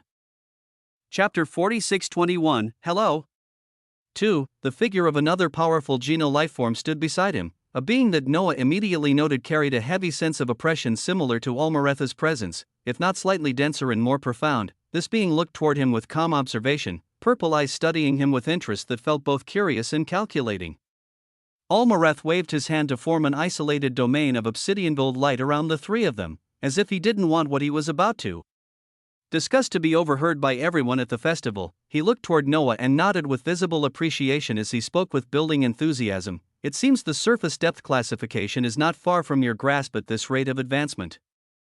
I was just telling this old friend here that I have come to a profound decision after watching your performances. To give you my complete support and backing, and to lobby actively on your behalf to others like me across Jinungdagap. His voice carried weight of genuine conviction. If multiple entities of our caliber throw our full weight behind you, if we combine our resources and authority to support your advancement, then with what you already represent and your mastery of the first tongue, what would possibly stop you from wielding the same level of power as the creature or any of the others who stand at the apex? Olmereth's words were tremendously heavy. Noah's eyes shone brightly at the implications. The full support of multiple, the fundamental depth of absolute sovereignty entities. Such a terrifying boost seemed almost too good to be true. He had been wondering how much longer he would even be able to remain in Jinungdagap. His timeline was to attain the classification in the next few hours at the exponential rate that things were currently progressing, and after grasping that level of power, he could move with genuine confidence to explore the vaults of Jinungdagap and claim whatever treasures they held before making his way back to his current time. If he also had the backing and support of beings like Olmereth, entities who stood at the very peak of what existence produced. His eyes flashed as his paranoia returned with full overwhelming bloom. That would mean things continuing to go ridiculously smooth without interruption. The sense of profound unease in his existence grew even stronger as he looked around cautiously. He raised his head upward as if literally expecting the fabric of existence to shatter in the next moment and bring catastrophe crashing down. When he did this, Olmereth smiled wryly at his student's excessive caution. Beside him, the one he had introduced as a friend looked at Noah with growing amusement and spoke with a voice of genuine curiosity. After being told of such grand possibilities and offered tremendous support, why is the very first thing you do looking upward with such extreme caution? Most would be celebrating. Noah brought his eyes down to focus on this being in Olmereth before he replied with calm seriousness. Fortune and disaster come hand in hand throughout existence. There has been so much concentrated fortune falling upon me that my intuition is screaming warnings about potential disaster arriving to balance the scales. At these words, Olmereth laughed jovially as he clapped Noah on the shoulder. Being careful and cautious is genuinely good practice. But this entity here is Mammon, an old friend of mine. As long as you have him as another backer alongside a few others with our fundamental depth of absolute sovereignty supporting you directly, entities like the creature will not be a genuine danger to you in the future. After Olmereth made this introduction, the being known as Mammon stepped forward with a warm smile. He raised his hand casually toward Noah in offer of a handshake. His voice carried friendly warmth as he spoke. I go by many names across different eras and regions. Ainz knows me by one particular name, Olmereth knows me by another. Mammon is a longtime name of mine that I've grown quite fond of. As he said this, Noah looked at this being with close attention. Toward the outstretched hand, he returned the handshake as their two hands made contact. While this physical connection occurred, Noah also activated his lens of civilization to examine whether this being was veiled like Ainz had been or freely displaying their true capabilities. A status sheet materialized before his vision. Analysis report. Name, Mammon. Classification? Depth of absolute sovereignty? Way of existence? Civilizational authority? True nature? Additional title freely left unveiled, the eldest of the oldest paradox of existence. Noah blinked as his eyes became razor-sharp, his mind buzzed with accelerating thoughts as his heart beat faster, and the organ of civilization began to howl. The eldest of the oldest paradox of existence. The oldest paradox of existence referred to the fundamental question of what came first in the origin of reality. The chicken or the egg? Existence or the first tongue? Which preceded which, and how could either exist without the other already being present? The paradoxical nature of this question gave paradox itself tremendous power as a concept. If someone was deemed the eldest of the oldest paradox of existence, that would mean, Noah's eyes pulsed with unfathomable somberness and building intensity. His entire existence howled with alarm as realization struck at Planck speed. The logos branded across his body began lighting up with defensive brilliance. In front of him, the one whose hand he was shaking smiled brilliantly as he continued speaking with voice carrying building revelation. His words carried imposing and terrifying weight as the truth emerged. I go by many names, yes. So many names accumulated across eons. Mammon works perfectly well for casual interactions. The arbitrium serves for certain purposes. But the name I personally like the most, the one that represents what I truly am, he paused for perfect dramatic effect, is chaos. Everything seemed to shift into slow motion as reality itself struggled to process what was occurring. Noah's expression transformed to heavy somberness as his entire existence buzzed with alarm. Every instinct screamed danger at maximum intensity. Mammon's face held a brilliant, devilish smile as if everything unfolding was profoundly amusing to him, as if this entire situation brought him tremendous entertainment. He finished his words with that devilish smile spreading even wider. Chaos. The primordial chaos. Hello there, anomaly. It is so very nice to finally meet you properly. Boom. The words held such tremendous weight that it felt like all of surrounding existence had literally shattered. In this glorious scene where everything continued moving in impossible slow motion, Olmaretha's expression transformed through multiple stages in rapid succession, from confusion to shock as he processed the words being spoken, to explosive lividity as realization struck, to absolute horror as the full implications crashed through his mind, and Noah could only gaze back with eyes blazing with brilliant, utterly defiant quintessence. His hand was held tightly in the grip of an unfathomable entity, one of the others who stood at the absolute apex of all existence, the primordial chaos himself. The other shoe had dropped. And it was a fucking heavy of drop. Chapter 46:22, end of the line. In existence, more often than not, entities believed themselves to be infallible. They accumulated power and authority and began thinking they would live forever, that nothing could truly threaten what they had built. Many did not understand the fragility of their own mortality until the moment it was stripped away. They moved through reality with confidence that bordered on arrogance, certain that their preparations were sufficient and their foundations unshakable. Then there were others who understood their own mortality with painful clarity, who recognized that things could and did always go wrong, regardless of how careful one was. These entities prepared for all eventualities and considered all possibilities with paranoid thoroughness. They did everything they absolutely could and remained as cautious as possible at every moment, but sometimes, even after such exhaustive preparation, even after accounting for every variable and planning for every contingency, even after being as careful as an entity could possibly be, sometimes things just happened anyway. Shit happened, that was existence, and existence simply was. No amount of preparation could fully protect against the truly unexpected. Before Noah, shit had truly happened in the most catastrophic way possible. He gazed into the eyes of this terrifying being holding his hand as nearby. Olmaretha's body began trembling violently. The primeval titan's hair rose up with explosive power as shockingly. His authority seemed to be surging even within the fundamental depth of absolute sovereignty, and climbing higher. His hidden eyes held a devastating mixture of lividity, shock, and profound feelings of betrayal all compressed into a single moment. But before anything could be done by him, before he could act on the rage and horror flooding through his existence, Noah faced the entity before him, and uniquely, he didn't feel any fear. Even though this was arguably the single most dangerous moment in his entire existence across all his life, he remained utterly calm. His existence lost all other thoughts except singular focus on survival. His eyes turned immensely cold and crystalline calm as he looked directly at this being and spoke with a voice carrying absolute conviction. You are unfathomably faster and stronger than me in every measurable way. But you are not faster than my own thoughts.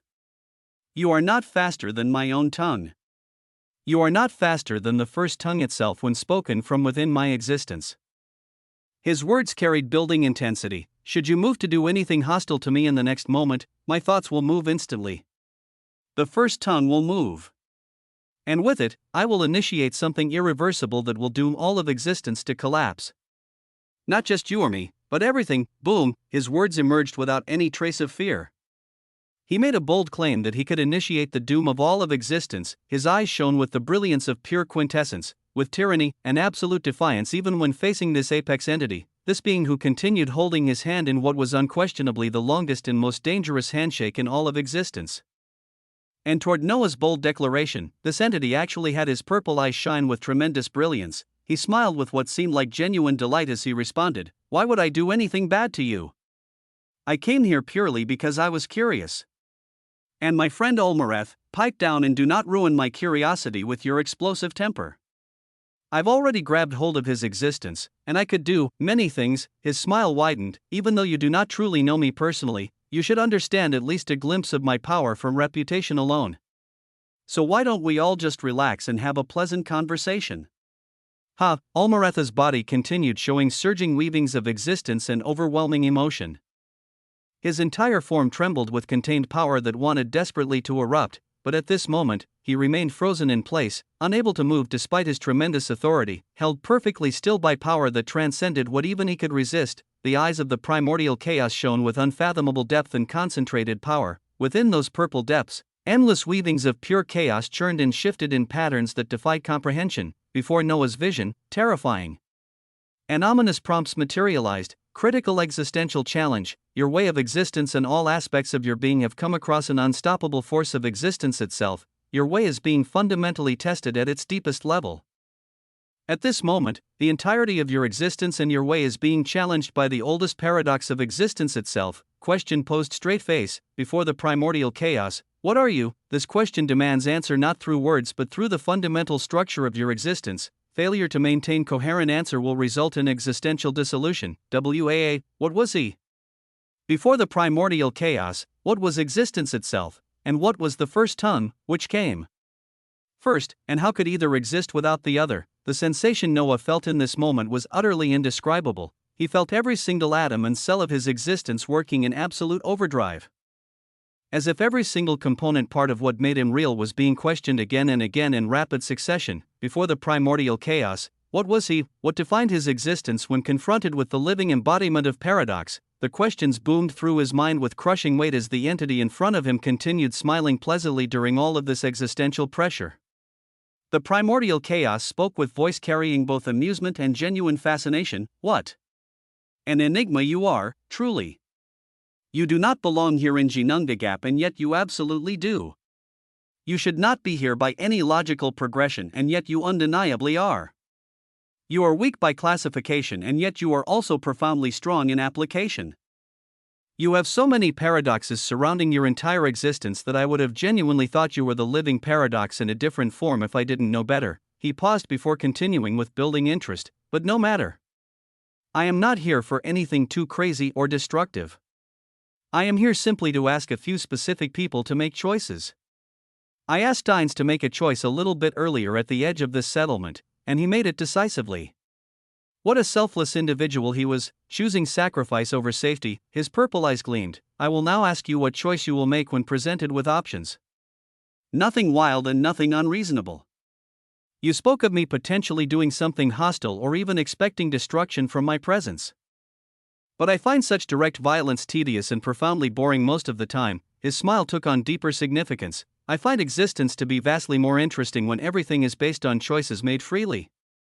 On the glorious primordial chaos that blooms naturally as a result of endless choices intersecting and creating unpredictable outcomes. Force is simple. Choice is beautiful." The words hung in the air with tremendous weight. What choice would the primordial chaos demand from him? Chapter 46:23, end of the line 2. What choice would the primordial chaos demand from Noah, as his very existence remained under constant crushing pressure, as he continued facing the immensity of the fundamental question of who he was before primordial chaos? This entity continued speaking as if it did not even matter what Noah was experiencing right now, even though no one could know with complete certainty whether this entity understood exactly what Noah's existence was currently facing, and at such a critical point, he was also posing something else entirely. Noah did not have to look around to perceive that at this moment, there was an immense silence spreading throughout the entire region. Every single geno life form had formed a circle of profound silence and somberness as each one now felt the oppressive aura of the primordial chaos radiating outward. His presence spread like a suffocating blanket across all of reality. to experience the aura of an entity on the same unfathomable level as the creature was to feel utterly crushed. It felt as if all of existence was constantly pressing down on top of you from every direction simultaneously, compressing your very being into an infinitely small point. At this moment, every single entity that did not possess any depth of absolute sovereignty seemed like they were struggling desperately for their lives. Their consciousness threatened to simply turn off and be forcibly put to sleep in the next instant, overwhelmed by pressure too great to endure. And yet the Jinnu lifeforms stood. They were somber and they felt the despotic weight crushing them, but they still floated all around Olmareth in a protective circle, as if regardless of what happened here, regardless of what this apex entity demanded, they would stand with their leader and their fellow Jinnu lifeforms until the end. The primordial chaos continued as if none of this solidarity was of any consequence to him. His eyes remained fixed solely on Noah with unwavering focus. I don't like to ramble unnecessarily, so I will present you with the choice directly and simply. Olmareth here took you into Jinunga Gap when you needed refuge. He saved you from whatever you were fleeing. He seemingly taught you the first tongue with tremendous generosity. He brought you into his home, his settlement filled with his people. His voice carried casual authority. There are many Jinnu lifeforms gathered here. Before you came, they were living perfectly fine lives in relative peace. And if you had not come here, it would have continued to be this way. But now that you're here, he paused for perfect effect. I will tell you plainly that every single life on this primordial Genesis shore will perish, including Olmareth himself, unless you make a choice. A simple choice to declare with conviction that before primordial chaos existed, the first tongue was nothing. That existence itself, the first tongue, that mana, that all of it rose directly from primordial chaos as the true origin. His smile remained pleasant. Just say those simple words with genuine conviction, and all those gathered here will be saved. Refuse, and they all die. Simple, the words were devastatingly heavy and terrifying. Noah kept his gaze utterly calm upon this being even as all of his existence continued vibrating with immense pressure. The effort he was exerting to maintain coherence was monumentally heavy and vibrant, even though he couldn't even begin to care about potential harvest at this moment. What harvest could there possibly be when the next few seconds of continued existence were not even guaranteed? And this entity had posed a question of choice that was actually identical to the existential question he was already facing. This entity was telling him exactly how to answer the paradox, to make the choice to abandon the immensity of mana as fundamental origin, to claim that before primordial chaos in existence, mana was nothing. This was the choice the primordial chaos wanted him to make in exchange for the lives of Olmareth and all the others gathered here. It was absolutely ridiculous. The pressure Noah felt became even more crushingly intense as he looked down at his hand still holding onto the primordial chaos. It felt like he was gripping something that, if it exerted even slight pressure, could begin systematically crushing every ounce of his existence into nothingness. This was a type of feeling he never wanted to experience in his existence, a feeling of complete helplessness, a feeling of being utterly at the mercy of others, because if the disposition of the primordial chaos had been even slightly different, if he did not genuinely care about choices as he presented himself right now, then whether Noah's threat about being able to induce something irreversible in existence if harmed was true or not would be completely meaningless. Everything would simply be over regardless. It would be the absolute end of the line. This was something Noah had fought constantly for days and weeks and months to never be in a position like this. And yet here he was anyway, because this was existence. Existence was not fair. Existence was not benevolent. Existence was not malicious. Existence simply was, and now he simply had to find a way forward in the face of impossible odds, so he turned his gaze toward the primordial chaos, who at this time shook his head while looking at Noah with deep understanding. The primordial chaos then turned toward Olmareth and all the other gathered Jinnu lifeforms. His voice carried casual cruelty. You all do not even need to wait for his answer. I already know exactly what it will be. This man here that you brought so generously into your home, that you were planning to put your full backing behind, to sell short your own way of existence and make it unfathomably harder for yourselves to ever advance further, this man will never sacrifice himself for any of you. His smile widened. Regardless of all you have done for him, regardless of the kindness shown, he will choose himself. Every time, the primordial chaos turned to look directly at Noah. His gaze carried the weight of someone looking at another that they considered to be fundamentally the same as themselves. He continued with voice carrying absolute certainty. Did you think it would be different with him compared to me or the secret of Ian or the creature? I tell you now with complete confidence that he is one and the same as us. People like us have this particular complex where we somehow believe that we are above all others. Not necessarily in terms of raw power, but in a sense of fundamental entitlement. He paused thoughtfully. Even that word does not fully do it justice, but entitlement is about right. Beings like him and I live our entire existence as if our lives are somehow more existentially important than others. As if other entities can die or lose absolutely everything, and that would be more than acceptable, but not us. Never us. Boom, chapter 46:24, end of the line 3, his purple eyes gleamed. We don't sacrifice our foundations for others. We don't willingly die. People can die for us, we may close our eyes afterward and solemnly swear we will avenge them, but we will never give up our way for others' survival. It is a type of entitlement, hubris, and fundamental arrogance that none of you can truly understand. He gestured toward Noah, but our anomaly here understands this feeling very well. Because he and I are exactly the same at our cores. Boom, the atmosphere turned incredibly heavy and profoundly silent. Noah stared at this being with extremely cold eyes that held no warmth whatsoever. He realized this entity was genuinely dangerous and constantly attacking even though he was not utilizing any direct existential authority. His words alone were enough to achieve a tremendous number of terrible things. Sowing doubt, creating division, undermining trust, but at this time, in this immense silence where the primordial chaos had been completely controlling the stage and narrative, Noah finally opened his mouth to speak. His voice emerged with tyrannical calm and devastating concision. You speak of entitlement and arrogance as if they are unique to beings like us. But every entity across all of existence believes their life matters more than others. The difference is that some have the power to make that belief reality, and others do not. You are not special for valuing your own existence. You are simply powerful enough that no one can force you to pretend otherwise. His eyes blazed with cold fire, and you mistake conviction for arrogance. I will not abandon my way because you demand it. Not because I believe I am entitled to survival, but because my way is true regardless of what any entity claims. WAA. Then Noah addressed the fundamental question directly. The answer to the oldest paradox of existence. Before primordial chaos, what was the first tongue? What was manna? His voice rang out with profound authority. Before primordial chaos, before existence itself took recognizable form, there was not nothing. There was potential.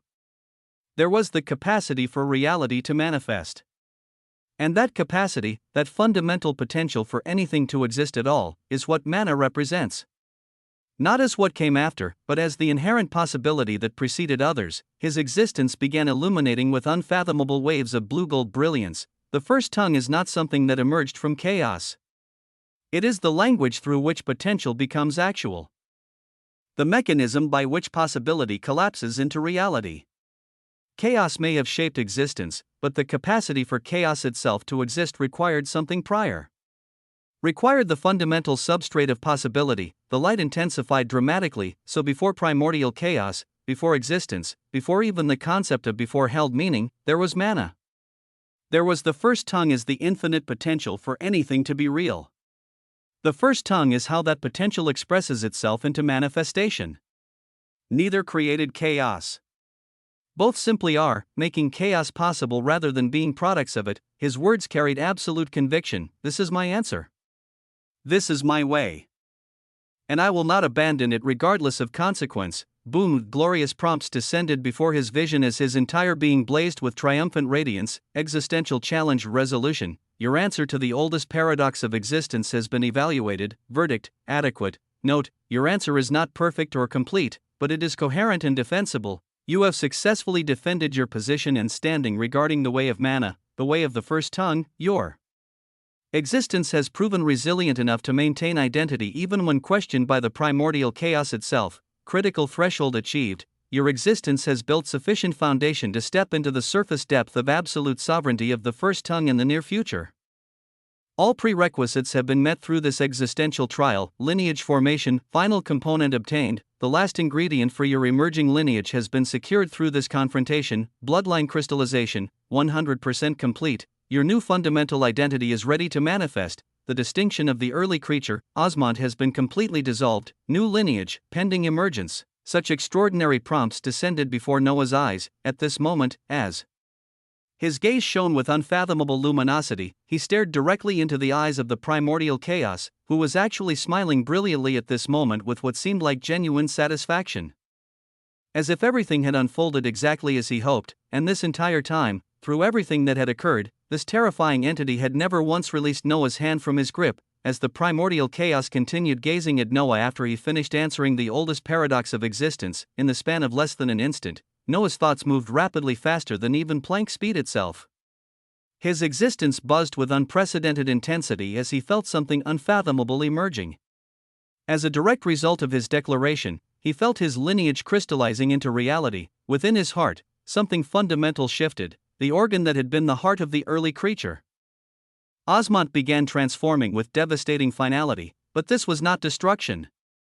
This was metamorphosis. His heart, which had served as the foundation for so much of his power across countless weavings, was being reforged entirely. The distinction of the early creature dissolved completely, the identity that had defined him for so long finally being replaced by something that belonged wholly to his current path. In its place, something new began to manifest. A heart that pulsed with blue-gold radiance so intense it seemed to contain compressed infinity, a heart that beat with rhythm that spoke the first tongue with every contraction, a heart that embodied the answer he had given to the primordial chaos. Prompts descended with overwhelming significance. Lineage emergence underway. Your new fundamental lineage has manifested in response to your declaration against the oldest paradox of existence. Lineage name, the Genesis monarch of infinite lexicons, the potentate. The emerging lineage disdains any distinction less than the as it has given itself capital T, H, E, H, U, U, M. Chapter 46:25, end of the line 4, the name reverberated through his existence again and again as a glorious symphony surged within his being, and all of this was happening in a fraction of an instant as he processed these prompts and underwent these changes in that impossible span of time. But as of this moment, he was no longer the early creature. Every cell within him began to scream with new identity. The Genesis monarch of infinite lexicons, the potentate. It burned within his weavings of existence gloriously, branding itself onto every component of what he was. Classification, unique primordial lineage tied to the first tongue. Origin, born from the conviction that mana represents infinite potential and the first tongue is the mechanism of manifestation. Heart transformation, new distinction acquired. Your heart has been completely reforged and elevated. Former identity, the heart of the early creature. Osmont, dissolved, new identity, the heart of infinite lexicons. Distinction gained, the potentate. Effect, your heart now generates a unique form of blood that carries both mana and fragments of phonemes of the first tongue in every drop. Thump. Thump.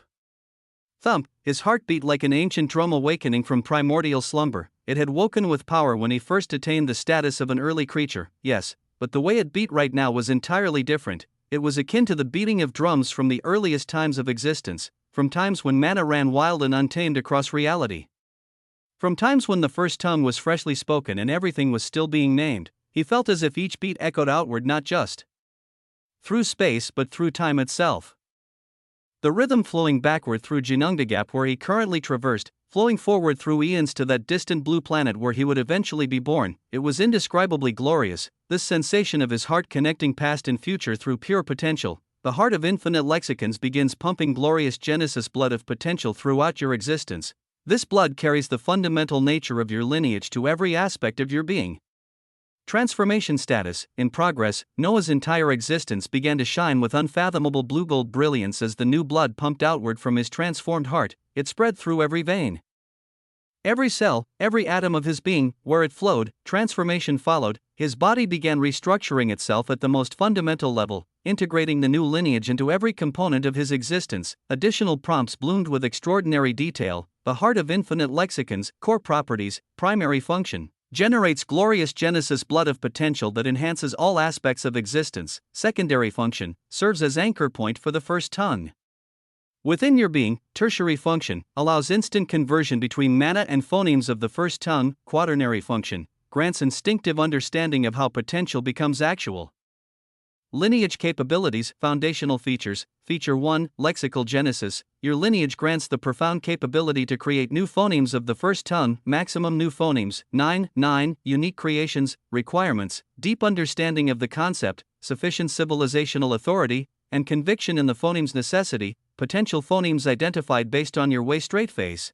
Phoneme of quintessence, phoneme of infinity, phoneme of tyranny, phoneme of fortune, loot, phoneme of advantage, cheats, phoneme of narrative, protagonist, phoneme of harvest, phoneme of hunger, phoneme of potential. Note, these phonemes will be recognized as valid by the first tongue itself if and when created.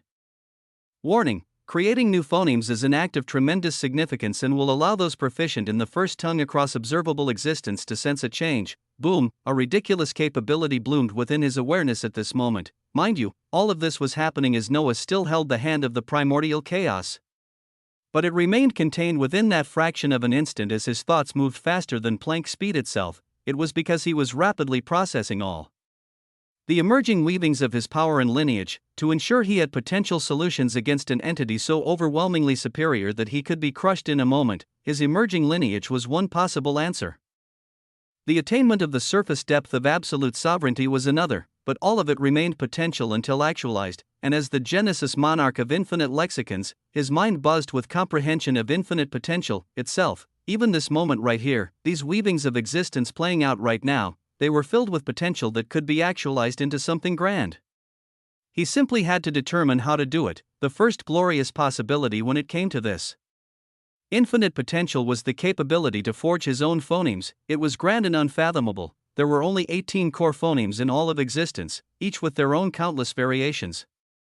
And yet he would get to create his own. The prompts continued descending in that fraction of an instant. Feature 2, Resonance of the First Tongue. Your lineage shares profound connection with all aspects of the first tongue. Effect: learning new phonemes is 900% faster. Effect: forming logos requires 70% less concentration. Effect: inscription speed increased by 200%. Effect: error rate when working with the first tongue reduced to effective 0. Effect: can sense when others speak the first tongue within vast distances. Effect: instinctively understand the grammatical structure of any logos encountered. Feature 3, Mana Supremacy. Your lineage declares mana as fundamental origin and infinite potential. Effect: all mana-based abilities enhanced by 500% for your entire civilization. Effect: mana regeneration is functionally infinite for the strongest in your civilization, granting them infinite potential.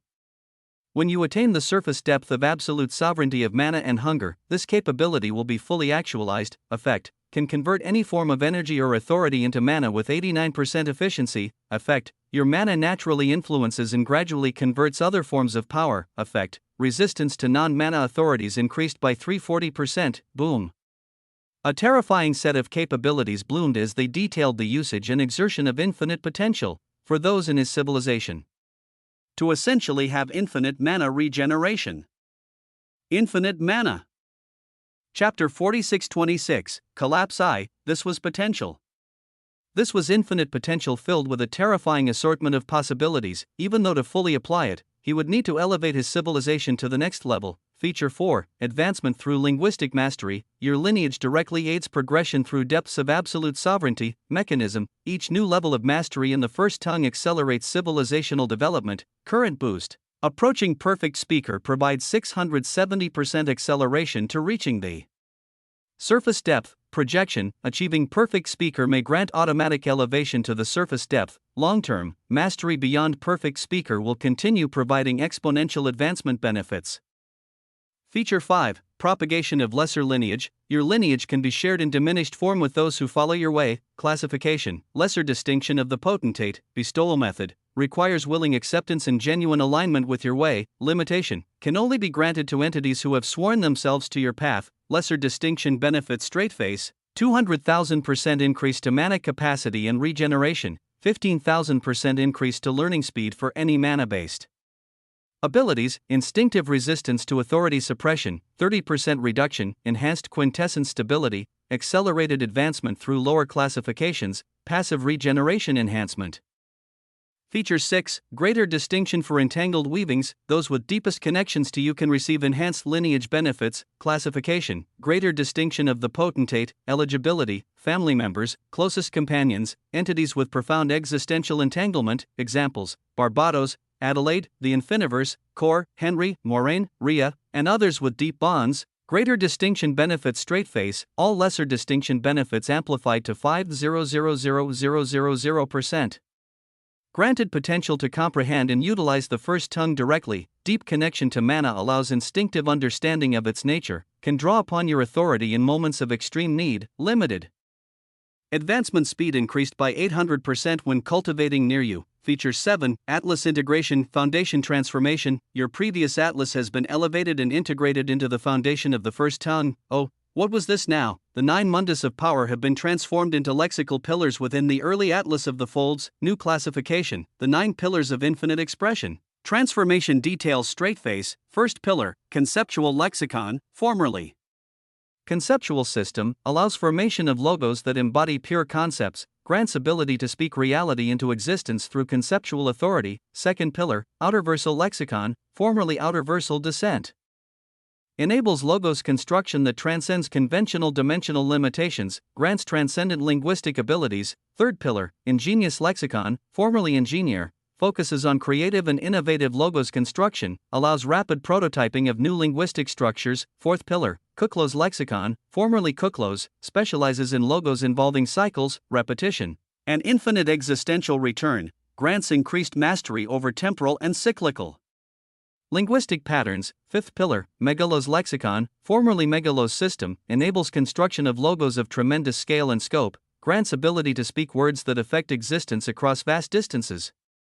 Sixth pillar, Singed lexicon, formerly Singed system, allows formation of logos combining the first tongue with primordial flame, grants increased ability to inscribe with fire that cannot be extinguished. Seventh pillar, paradoxical lexicon, formerly Ordo of Chow, specializes in logos that embody paradox in contradiction with increased infinite potential, allows speaking truths that should be impossible. Eighth pillar, Eldritch lexicon, formerly Eldritch expanse, enables logos construction using incomprehensible or maddening concepts, grants ability to speak words that defy conventional understanding. Ninth pillar, Veridical lexicon, formerly Veritarch, focuses on logos of absolute truth and certainty, allows speaking words that cannot be denied or contradicted. Pillar synergy effect straight face, all 9 pillars work in concert to support your mastery of the first tongue. Each pillar provides specialized linguistic capabilities. Combined, they create foundation strong enough to support perfect speaker classification and beyond. The pillars actively accelerate your progression toward the classification.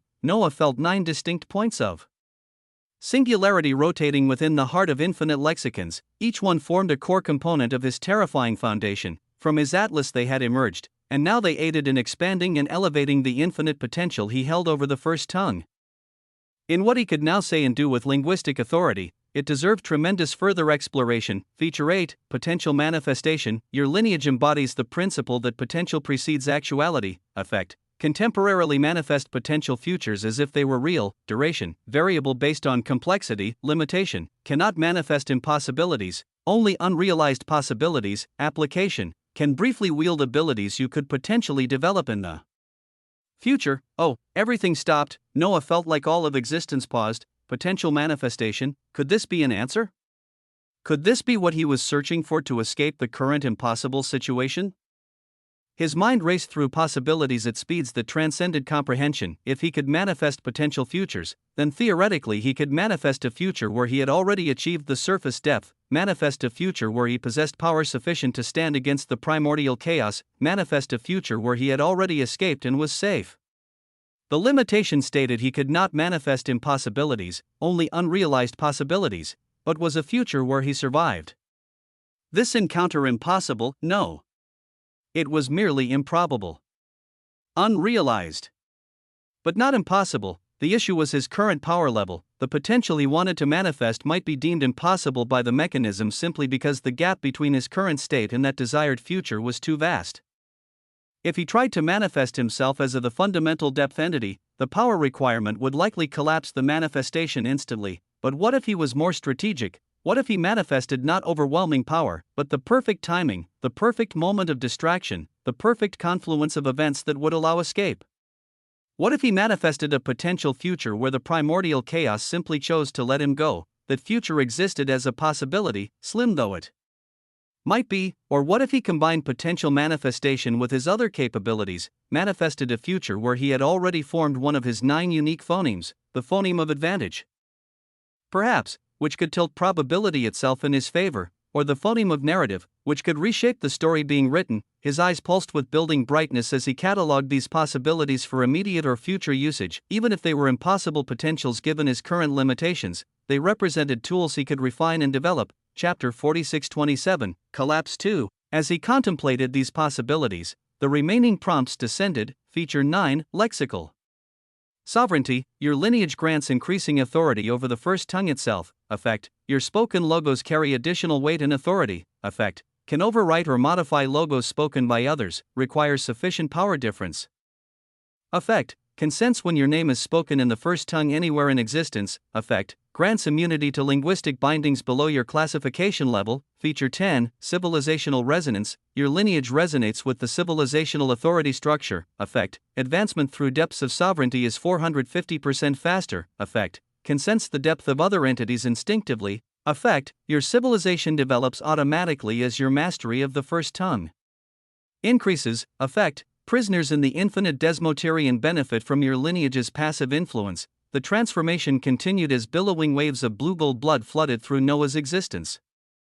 His skin began glowing from within as if he had become a living embodiment of compressed potential. His eyes blazed with intensity that seemed to peer directly into the fabric of reality itself. His very presence began carrying weight that made nearby space tremble. Final prompts descended. Lineage manifestation complete. The Genesis monarch of infinite lexicons has fully integrated into your existence. All features active and operational. Your fundamental nature has been elevated beyond what you were. The early creature, Osmont, no longer exists as a meaningful identity. You are now the Genesis monarch of infinite lexicons, the potentate, the nascent master of the first tongue. Immediate effects. Straight face, the foundation of the first tongue, reinforced to absolute tier. The civilizational authority resistance, 81% to 95%. Mastery classification, fluent speaker, peak, to threshold of perfect speaker. Time to the surface depth, minutes. Minutes. Bloodline power, increased by 300-400%. Existential weight, at the classification despite current the status. Could your existential weight exceed most the surface depth entities without you attaining the Noah's transformation reached completion as the last of the glorious Genesis blood of potential finished circulating through his existence? He stood there shining with unfathomable radiance. Still holding hands with the primordial chaos, who continued smiling brilliantly. Noah's mind raced through potential solutions as he faced this overwhelming force. He needed unpredictability. He actually needed chaos amidst all of this, because only in chaos would he find opportunity to make his exit. He had grand ideas and possibilities of exploring the vaults of Ginnungagap and other potential weavings, but with entities possessing excessively greater power than him moving about, he would have to cut his temporal traversal short. Because of his paranoia and extreme caution, he had already made certain preparations that had not yet revealed themselves. He had left behind sparks.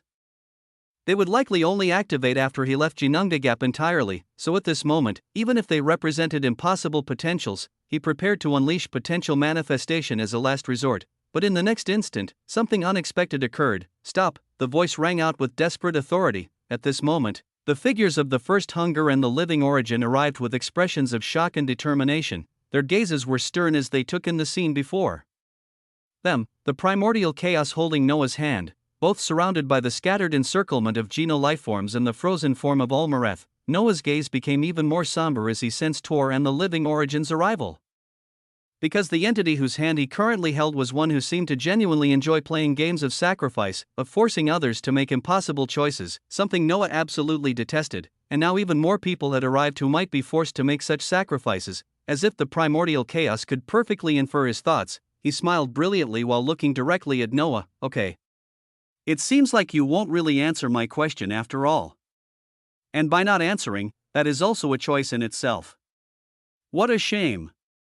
What a shame, HUUM. The words carried ominous finality. As the primordial chaos made such an ominous statement, Tor and the living origin roared out with desperate determination as they rushed forth. Their combined authority erupted with building intensity, seeking to intervene in whatever was about to occur, and off to the side, the figure of the primeval titan, Ulmareth, finally made his move. He began slowly floating toward Noah and the primordial chaos with deliberate purpose. His voice emerged carrying the weight of eons and absolute conviction. In existence, a teacher has a few fundamental responsibilities that cannot be shirked or delegated. The first responsibility is to impart knowledge without holding back what the student needs to know. The second responsibility is to correct errors and guide the student away from paths that lead to collapse. The third responsibility is to push the student beyond what they believe themselves capable of achieving. His hairy form continued advancing as obsidian gold light began radiating from him with building power. the fourth responsibility is to recognize when the student has surpassed the teacher and to step aside with grace. The fifth responsibility is to never claim credit for the student's achievements, as their success belongs to them alone. And the sixth responsibility, the one that supersedes all others, he paused as his entire existence began to tremble, is to ensure the safety of my student at any cost. This responsibility I will complete without fail, or my civilization will collapse and my way will dissolve into nothing. The words were devastatingly heavy. In the next moment, the power that Olmareth radiated shockingly spilled past the fundamental depth of absolute sovereignty. It headed toward an unfathomable direction beyond normal classification. His entire existence became surrounded by scintillating obsidian gold light as multiple Genesis principles manifested around his form. He was the Aeon Strandkeeper, the primeval titan, and at this time, he moved. When Noah first met him and examined his status, among the details revealed was a philosophy that stated, all things flow from the first tongue and return to it eventually. His way was the way of primordial continuity, the understanding that existence moved in grand cycles, that all authority ultimately originated from and would return to the first tongue in endless progression. And at this moment, Noah could sense with horrifying clarity that this being was burning his very primordial continuity itself, consuming the fundamental essence of his way to generate power beyond his normal limits. Yet another sacrifice. Something Noah hated above almost all else, yet he couldn't do anything to prevent it. In the next moment, the Genesis principle of undifferentiated mana flashed brilliantly across Olmareth's entire body. Everything seemed to shift into slow motion as reality itself struggled to process what was occurring. This Genesis principle expanded outward with irresistible authority, covering everything in the immediate vicinity, where Noah stood clasping the hand of the primordial chaos. Olmareth instantly manifested in his exact position as if there had been a perfect replacement, a seamless exchange of spatial coordinates and existential positions, and where Olmareth had been standing moments before, Noah now found himself. It was the work of the Genesis principle of undifferentiated mana, chapter 46:28, collapse 3. The Genesis principle of undifferentiated mana operated on a profound but elegantly simple concept. It declared that at the most fundamental level, before differentiation into distinct forms and identities, all mana was identical and interchangeable. Before mana became fire or water, light or darkness, creation or destruction, it existed in undifferentiated potential. And beings themselves, at their deepest core, were expressions of that same undifferentiated potential. Olmareth had leveraged this truth to perform an exchange that should have been impossible, even with the overwhelming power of the primordial chaos. Even with his hand physically clasped around what he thought was Noah, the exchange succeeded.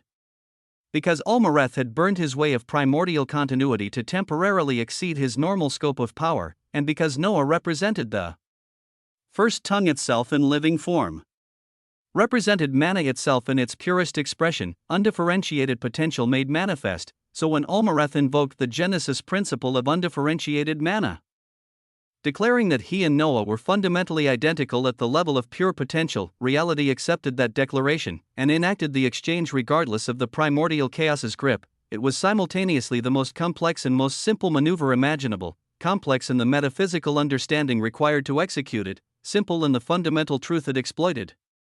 At the exact moment of the exchange, Noah felt an influx of tremendous authority and compressed information flow directly into his existence. A prompt materialized before his vision. Emergency transmission received. The primeval titan has imparted the farewell of Ginnungagap unto your existence. This represents the collective accumulated knowledge, treasures, and final gifts of a primeval titan. Content, sealed until safe activation conditions are met. Warning, opening prematurely may draw unwanted attention. Noah felt a radiant obsidian gold box of concentrated weavings being pushed deep into his existence for safekeeping. In the next moment, he heard Olmareth's voice resonating directly in his mind with desperate urgency. Please do not let the burning of your teacher be for nothing. Go, and go now. Do not look back. Do not hesitate.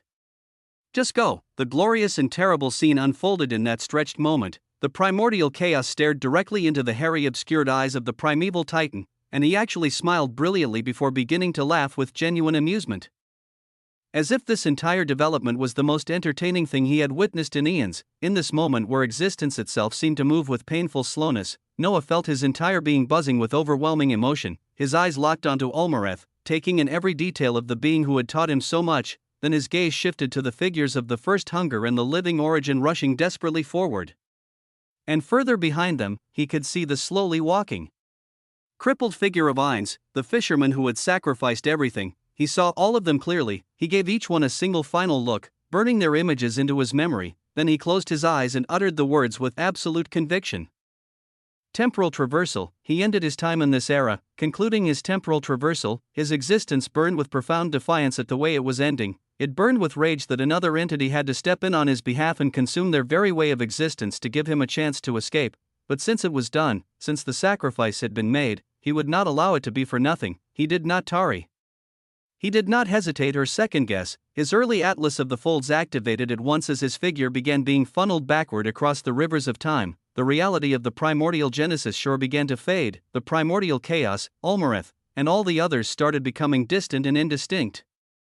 And then I have finally caught you. And you are even using time itself at this very moment. Just where are you returning to, friend? Do you know how much your reckless actions across time can affect existence? Do you understand the loops of time? Boom, just as he was leaving. Just as temporal traversal was nearly complete and about to return him to his current era, everything became frozen in time itself. The figures of the primeval Titan and the primordial chaos and all others that had been fading away became actualized and very real again. Noah turned around in shock as the endless rivers of time that had been flowing smoothly around him became violently unstable.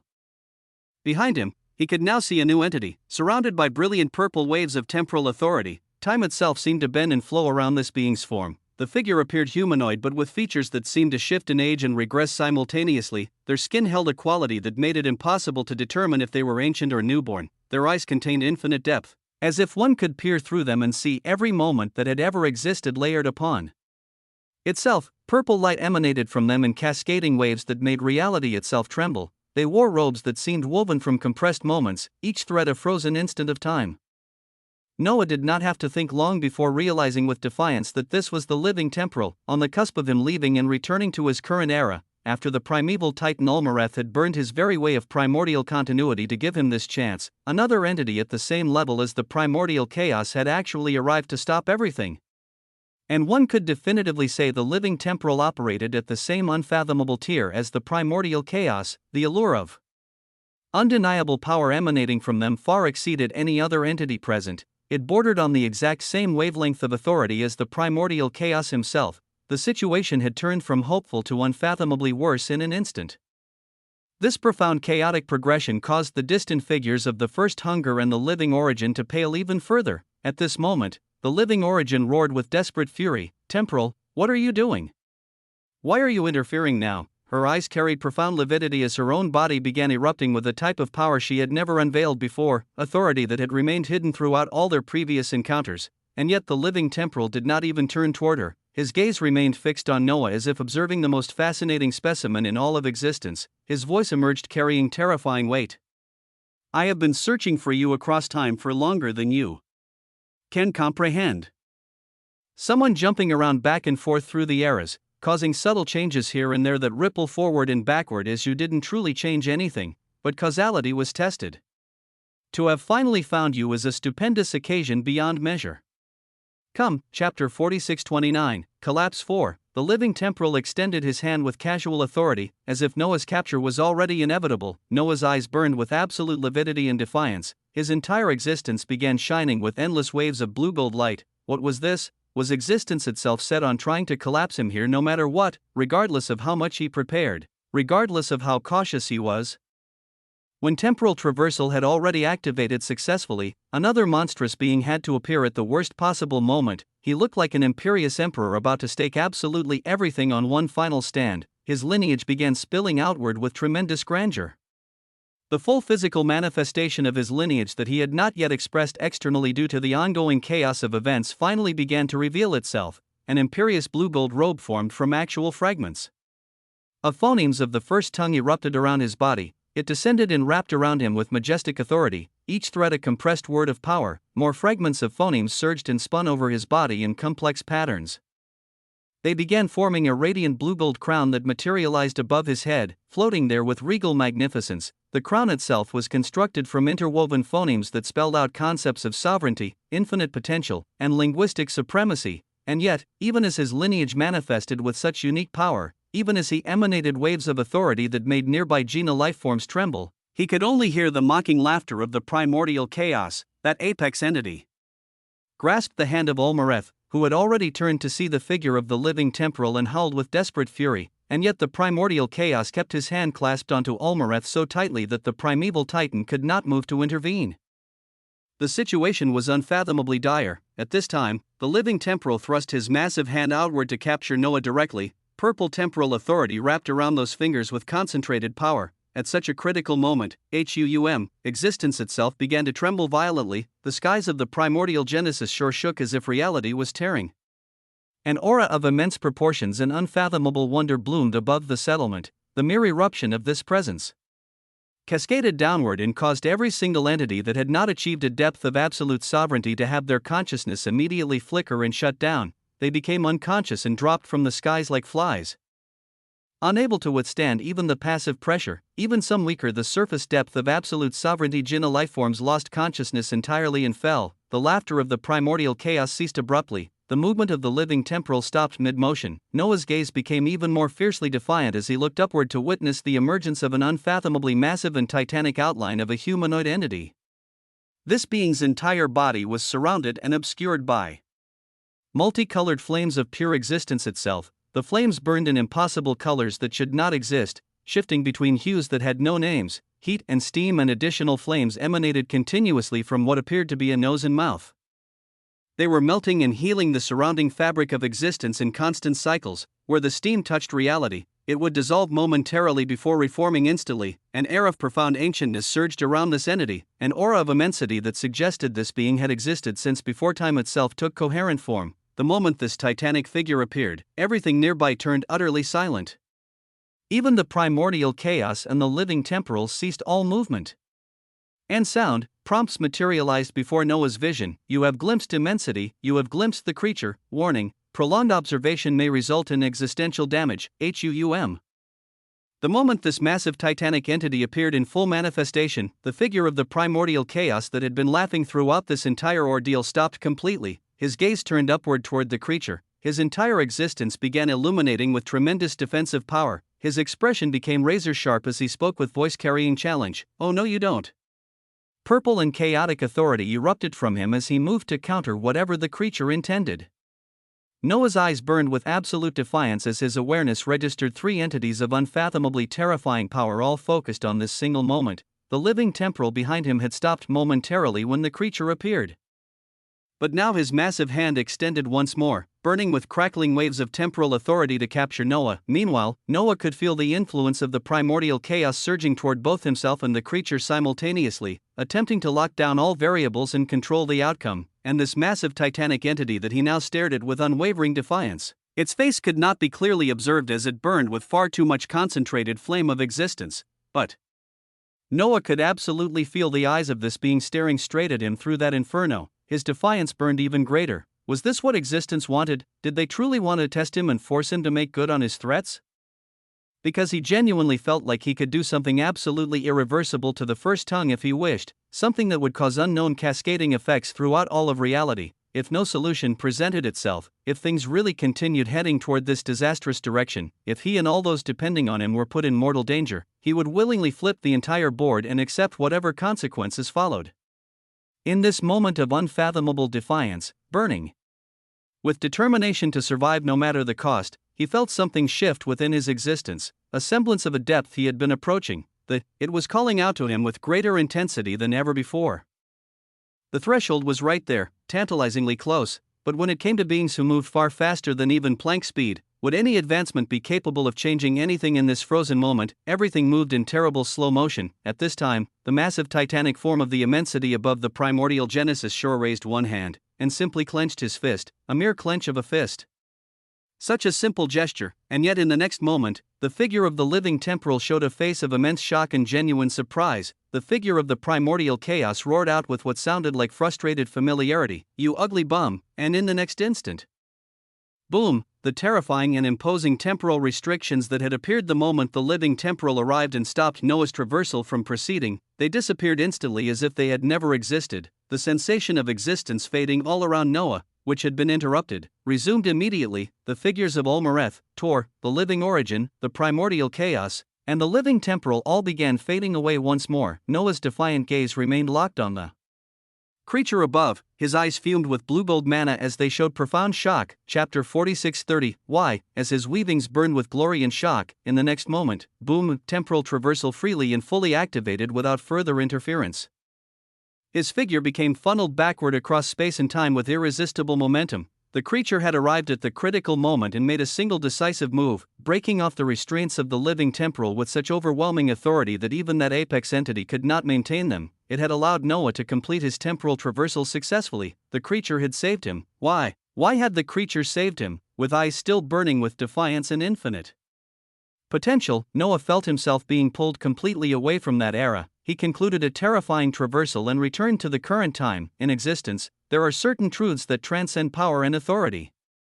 One such truth is this: every action creates debt, whether acknowledged or not. When an entity extends their hand to help another, they create a bond that resonates across time and causality, not because the helper demands repayment, but because existence itself recognizes the imbalance and seeks equilibrium. Some entities accumulate vast debts without ever recognizing them. They take and take, believing themselves entitled to what they receive, never understanding that existence keeps perfect accounting. Others recognize every debt immediately and feel its weight crushing them. These entities often become paralyzed, unable to move forward because they cannot bear the thought of owing anyone anything.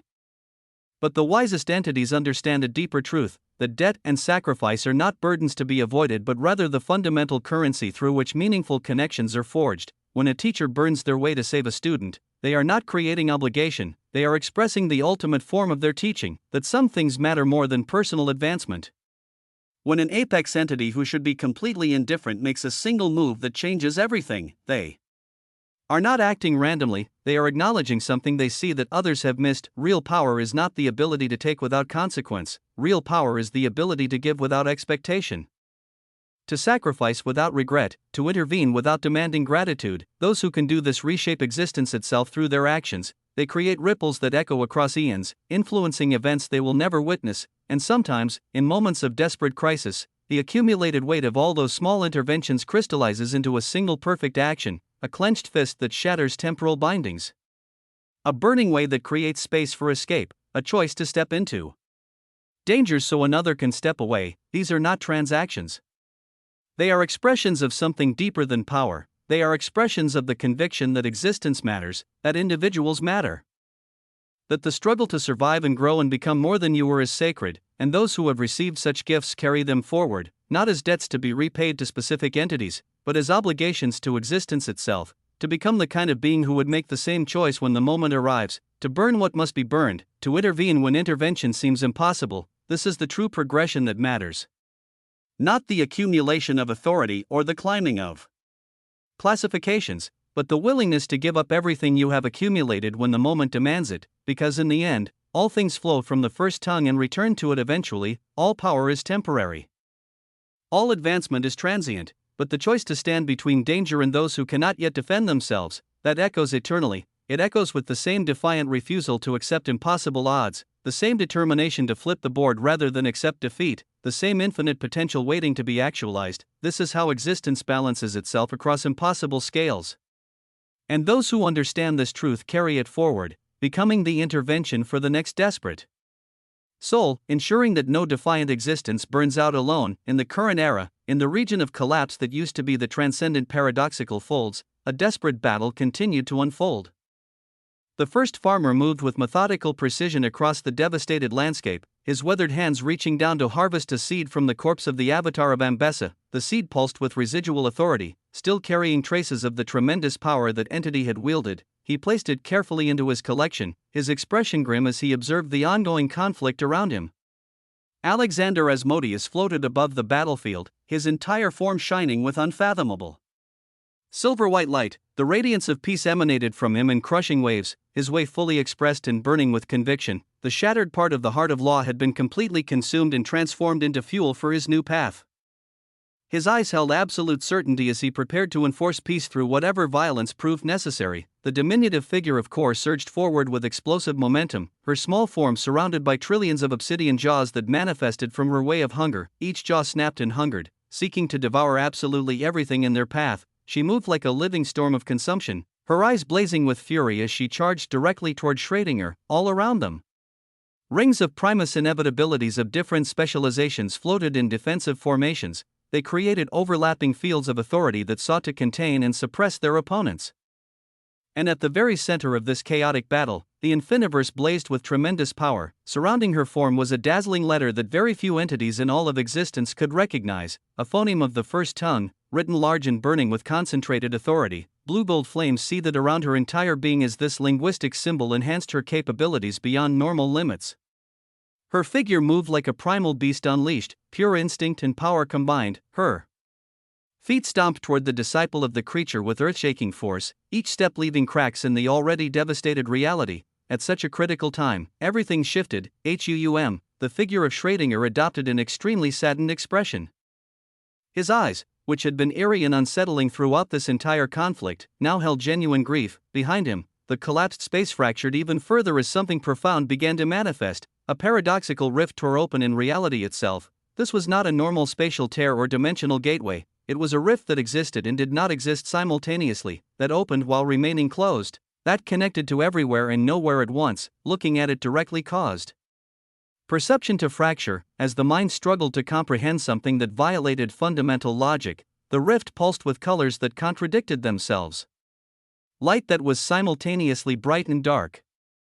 Emptiness that was simultaneously full. From this paradoxical rift, 9 entities began to emerge with terrible majesty. Each one radiated profound waves of overwhelming power. At first assessment, they felt like entities at the level of the classification, but the actual power they emanated was suffocating and crushing, exceeding even the disciple of the creature by substantial margins. Chapter 46:31, Infinite Potential. Around each of these 9 entities, the unmistakable allure of a complete Genesis principle surrounded them like halos of compressed authority, not singularity principles, but full Genesis principles related to paradox itself. They all looked exactly identical to one another, as if cast from the same impossible mold. Each entity stood approximately 15 feet tall with powerfully built humanoid frames. Their bodies appeared to be constructed from smooth, metallic material that gleamed with obsidian gold coloration. No faces were visible, only smooth featureless surfaces where heads should be. Their forms radiated an aura of absolute indestructibility, as if they were forged from the concept of permanence itself. Massive obsidian gold wings extended from their backs, each wing inscribed with intricate patterns of paradoxical geometry. Tendrils of pure paradox surrounded them, writhing and coiling like living things. These tendrils existed in states of constant contradiction, simultaneously solid and ethereal, moving and still, there and not there. As they floated behind Schrödinger in perfect formation, Core and all the other combatants felt a profound sense of suffocation crash over them. The pressure these entities exerted simply by existing made it difficult to maintain coherent thought, but the most shocking detail revealed itself as they drew closer.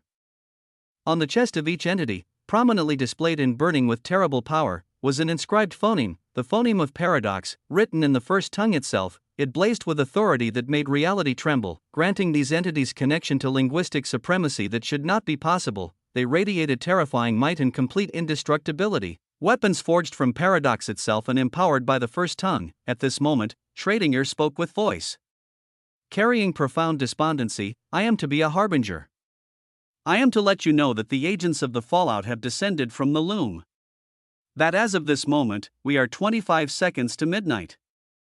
The words were devastatingly heavy, as if sensing that those gathered did not comprehend what he truly meant. Schrödinger continued with voice mixing grief and resignation. 25 seconds to midnight is a measurement of how close existence stands to complete and total collapse.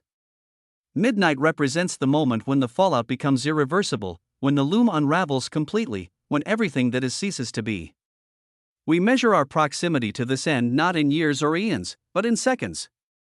And we have just moved from 30 seconds to 25. His expression became even more anguished. He paused, trembling. His entire being began shaking as rage mixed with his despondency.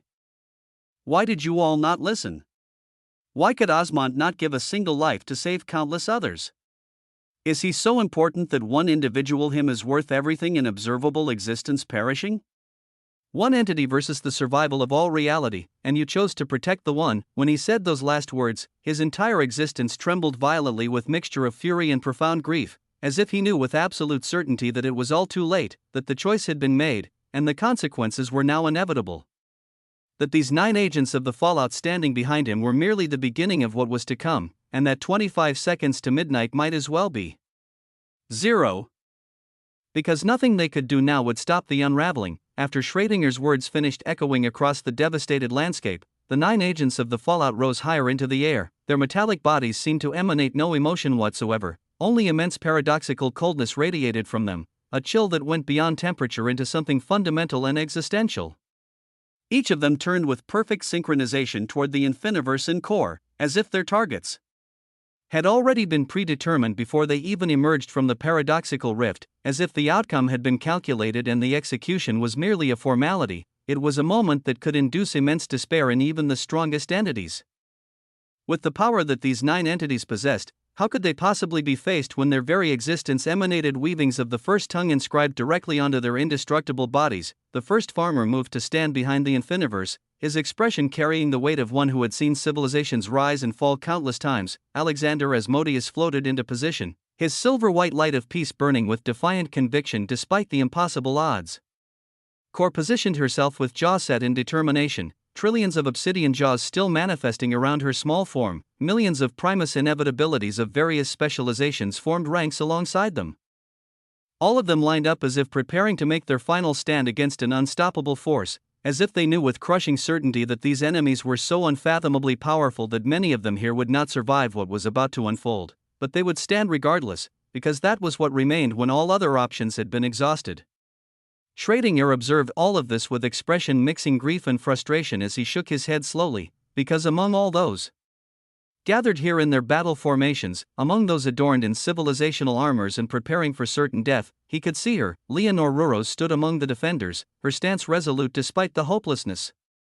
He had wanted to save her and so many others like her, but now it was all too late for salvation. His voice emerged with despotic weight as he spoke words meant to make them understand the futility. These agents of the fallout are the existences that approach the power of genuine the entities despite not having achieved that classification. Since existence itself suppresses the classification, since no that can manifest currently outside the loom due to these suppressive mechanisms, these agents represent essentially the most powerful creatures that can exist outside the loom's boundaries. He gestured toward the 9 metallic figures with trembling hand, not at the level technically. And yet they can almost exhibit this level of power through their unique construction and empowerment. They are weapons forged specifically to bypass the restrictions.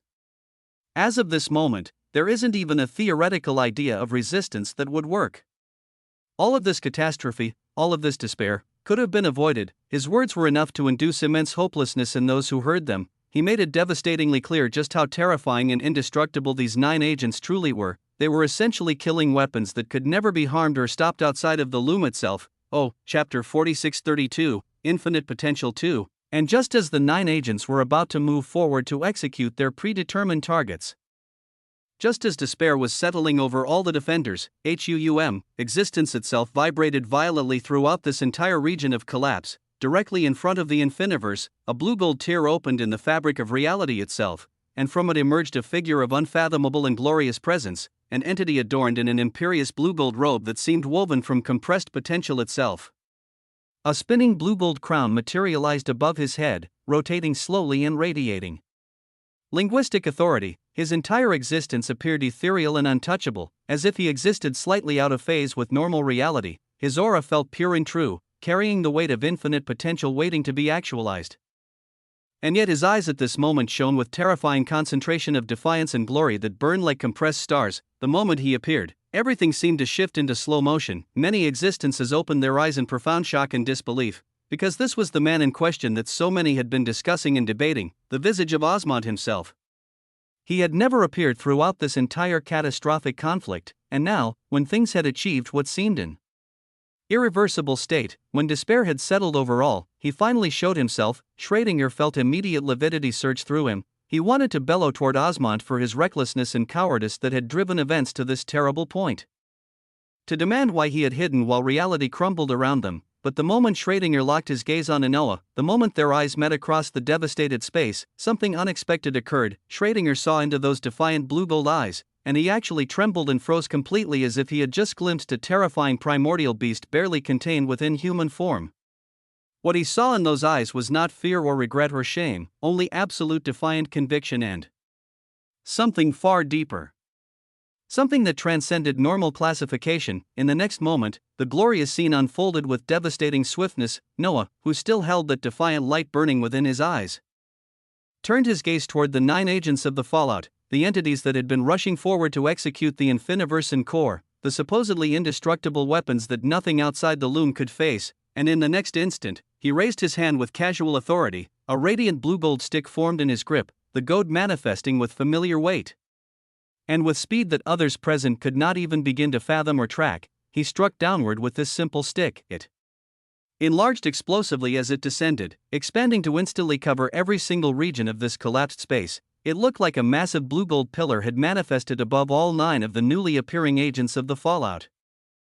A stick the size of continental landmasses, blazing with compressed authority, the manifestation thundered down with force that made reality itself scream, and shockingly, impossibly, the seemingly indestructible agents folded like fragile paper under its weight, their obsidian gold metallic bodies that should have been immune to all damage crumpled and were nearly flattened completely by the overwhelming pressure. The allure of the first tongue shone unfathomably bright from the stick. From Noah himself, as linguistic authority crushed physical indestructibility through sheer superiority, in the next moment, Noah waved his hand with simple gesture. The crumpled metallic figures of all 9 agents of the fallout began flowing uncontrollably toward him. Drawn by irresistible force toward his open palm, he closed his hand decisively, and they all disappeared entirely into his grip, vanished as if they had never existed at all, the indestructible entities that had just appeared moments ago with such terrifying fanfare.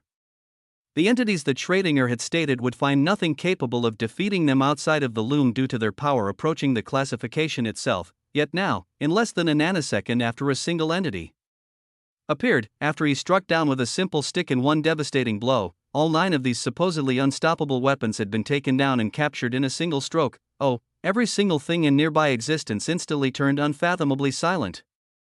The wind stopped. The residual energy discharges ceased. Even the ambient sounds of collapsing reality faded to nothing. Complete and absolute silence descended as every entity present tried to process what they had just witnessed. The first farmer stood frozen with eyes wide. Alexander Asmodeus's silver light flickered with shock. Course millions of obsidian jaws had stopped moving entirely. The primus inevitabilities hung motionless in formation. And Schrödinger stared with expression that had transformed from livid fury to absolute incomprehension, because what had just occurred should not be possible, could not be possible, and yet it had happened before all their eyes. Noah stood there calmly, his blue-gold robe settling around him, his crown still spinning slowly above his head, and his eyes continued burning with that same defiant glory, as if crushing 9 agents of the fallout was merely the beginning of what he intended to accomplish. Noah had made his return with temporal traversal proceeding as rapidly as the mechanism allowed. He did not tarry within the chaotic temporal weavings of space for even a fraction longer than necessary. His early Atlas of the Folds simply returned him to his current era at the fastest speeds possible, because there could be no additional surprises or complications after what he had just experienced. The past that he'd left behind had 3 terrifying titans converging in a single location where he had been standing. The primordial chaos, the living temporal, and the creature had all arrived at the primordial Genesis shore within moments of each other, and yet the appearance of the creature was the one that left one of the more pronounced impressions burning in his mind. That massive Titanic being covered by multicolored flames of existence all around its form had clenched a single fist. And that simple gesture had actually allowed Noah to complete his temporal traversal successfully, which caused the question of why to buzz in his mind again and again during his journey back. He knew with absolute certainty that everything was done on purpose at that level of power, that there could be no mistakes or accidents when entities like the creature acted. So there had to be a deliberate purpose behind the creature's actions. He just could not see what that purpose was yet. Chapter 4633, Infinite Potential 3. The pieces did not fit together into a coherent picture in his understanding, and yet the moment he arrived back in his current era, he appeared directly in the region of collapse where an ongoing battle was occurring. 9 creatures burning with paradoxical authority and inscribed with the phoneme of paradox had been attempting to suppress and induce despair in his civilization, so he had struck down with his goad. But his goad now held multiple phonemes arranged within its structure in complex linguistic patterns, and when paired with his current level of power, his new lineage as the Genesis monarch of infinite lexicons, and his terrifying foundation reinforced by the 9 pillars of infinite expression, these entities at the pre-that existence level were absolutely nothing before him. even if they were approaching the power of the surface depth of absolute sovereignty entity through their unique construction. After all, he had faced genuine surface depth of absolute sovereignty entities in direct combat. He had battled and imprisoned 14 of them in the infinite Desmoterian, so 9 paradoxical weapons, however impressive their construction, could not stand against what he had become. His action had caused immense silence to descend across the battlefield. He didn't pay attention to the shocked reactions rippling through all the gathered entities. Instead, he turned around to face his people directly. The moment he did so, he came face to face with none other than the Infiniverse. Her figure was majestic and commanding, adorned in a blue-gold battle dress that seemed woven from compressed reality itself. The dress was filled with and surrounded by countless omniverse and folds, each one orbiting her form like satellites around a planet. Her radiant multicolored hair cascaded down her shoulders in waves that seemed to contain flowing information itself. Each strand appeared to shift through different hues depending on the angle of observation. Her eyes seemed filled with infinite information and possibilities, containing depth that suggested she processed reality at speeds beyond normal comprehension. They typically held a type of analytical coldness, the gaze of one who viewed existence as data to be understood and optimized. And yet at this moment, as she looked at Noah and saw the defiance and lingering lividity within his eyes, something shifted in her expression. The Infiniverse floated forward with deliberate movement. And shockingly, she embraced Noah directly. She actually placed her head against his chest and closed her eyes, her arms wrapping around him in gesture that seemed utterly foreign to her normally emotionless demeanor. She spoke only for him to hear, her voice carrying warmth that few would believe she possessed. "Welcome back, Master, welcome back." They were simple words, only 3 syllables combined, but they were filled with immense relief and genuine warmth that transcended her usual analytical nature, because she was actually one of only 2 beings who had been watching what happened to Noah in Ginnungagap in real time. The Infiniverse and Ruination had observed through their deep connection to him. They watched as the primordial chaos appeared and things turned horrendous. They watched as the living temporal arrived and the situation seemed to deteriorate beyond hope. They watched as the creature manifested and the future became utterly unclear. The outcome had been uncertain at that terrible moment. Ruination and the Infiniverse were the only ones who lived through the terror of that convergence alongside Noah himself. So at this moment, the normally emotionless Infiniverse actually embraced her master and welcomed him back with genuine feeling. The burning glory and defiance within Noah's eyes lessened somewhat as he held the head of the Infiniverse gently. He patted her hair with careful affection. "I'm back," he said simply. "I'm back." The words were straightforward enough, carrying weight of reassurance. In the next moment, glorious and terrifying prompts bloomed before his vision as time itself seemed to freeze around him. Temporal traversal, final resolution. The grandest temporal traversal you have undertaken so far has ended. Total duration, traversal to the infinite unfurling and return. Temporal displacement, eons backward, then return to present. Critical understanding, the nature of unchanging past straight face. The past is the past and the past will not change. What occurred in the infinite unfurling has already occurred and is set. No alteration to established events is possible through temporal mechanics. However, the exertion of your efforts and the infinite potentials that you represent have made it possible for infinite potentials to bloom from your actions. Actualization of infinite potential straight face. Since the past cannot be changed, the potential of your actions will instead be expressed in the current weavings of existence. You have no control over the exact manner of their exertion. Their implementation may potentially benefit you or harm you depending on the potential results of your actions. Your actions and choices have consequences that ripple forward through time. The causality of all actions in the infinite unfurling is being measured and calculated. Seeds of your way straight face. During the festival at the primordial Genesis shore, you left sparks of your way, due to leaving seeds of your way of existence in the infinite unfurling. In Ginnungagap, weavings of boundless potential were created.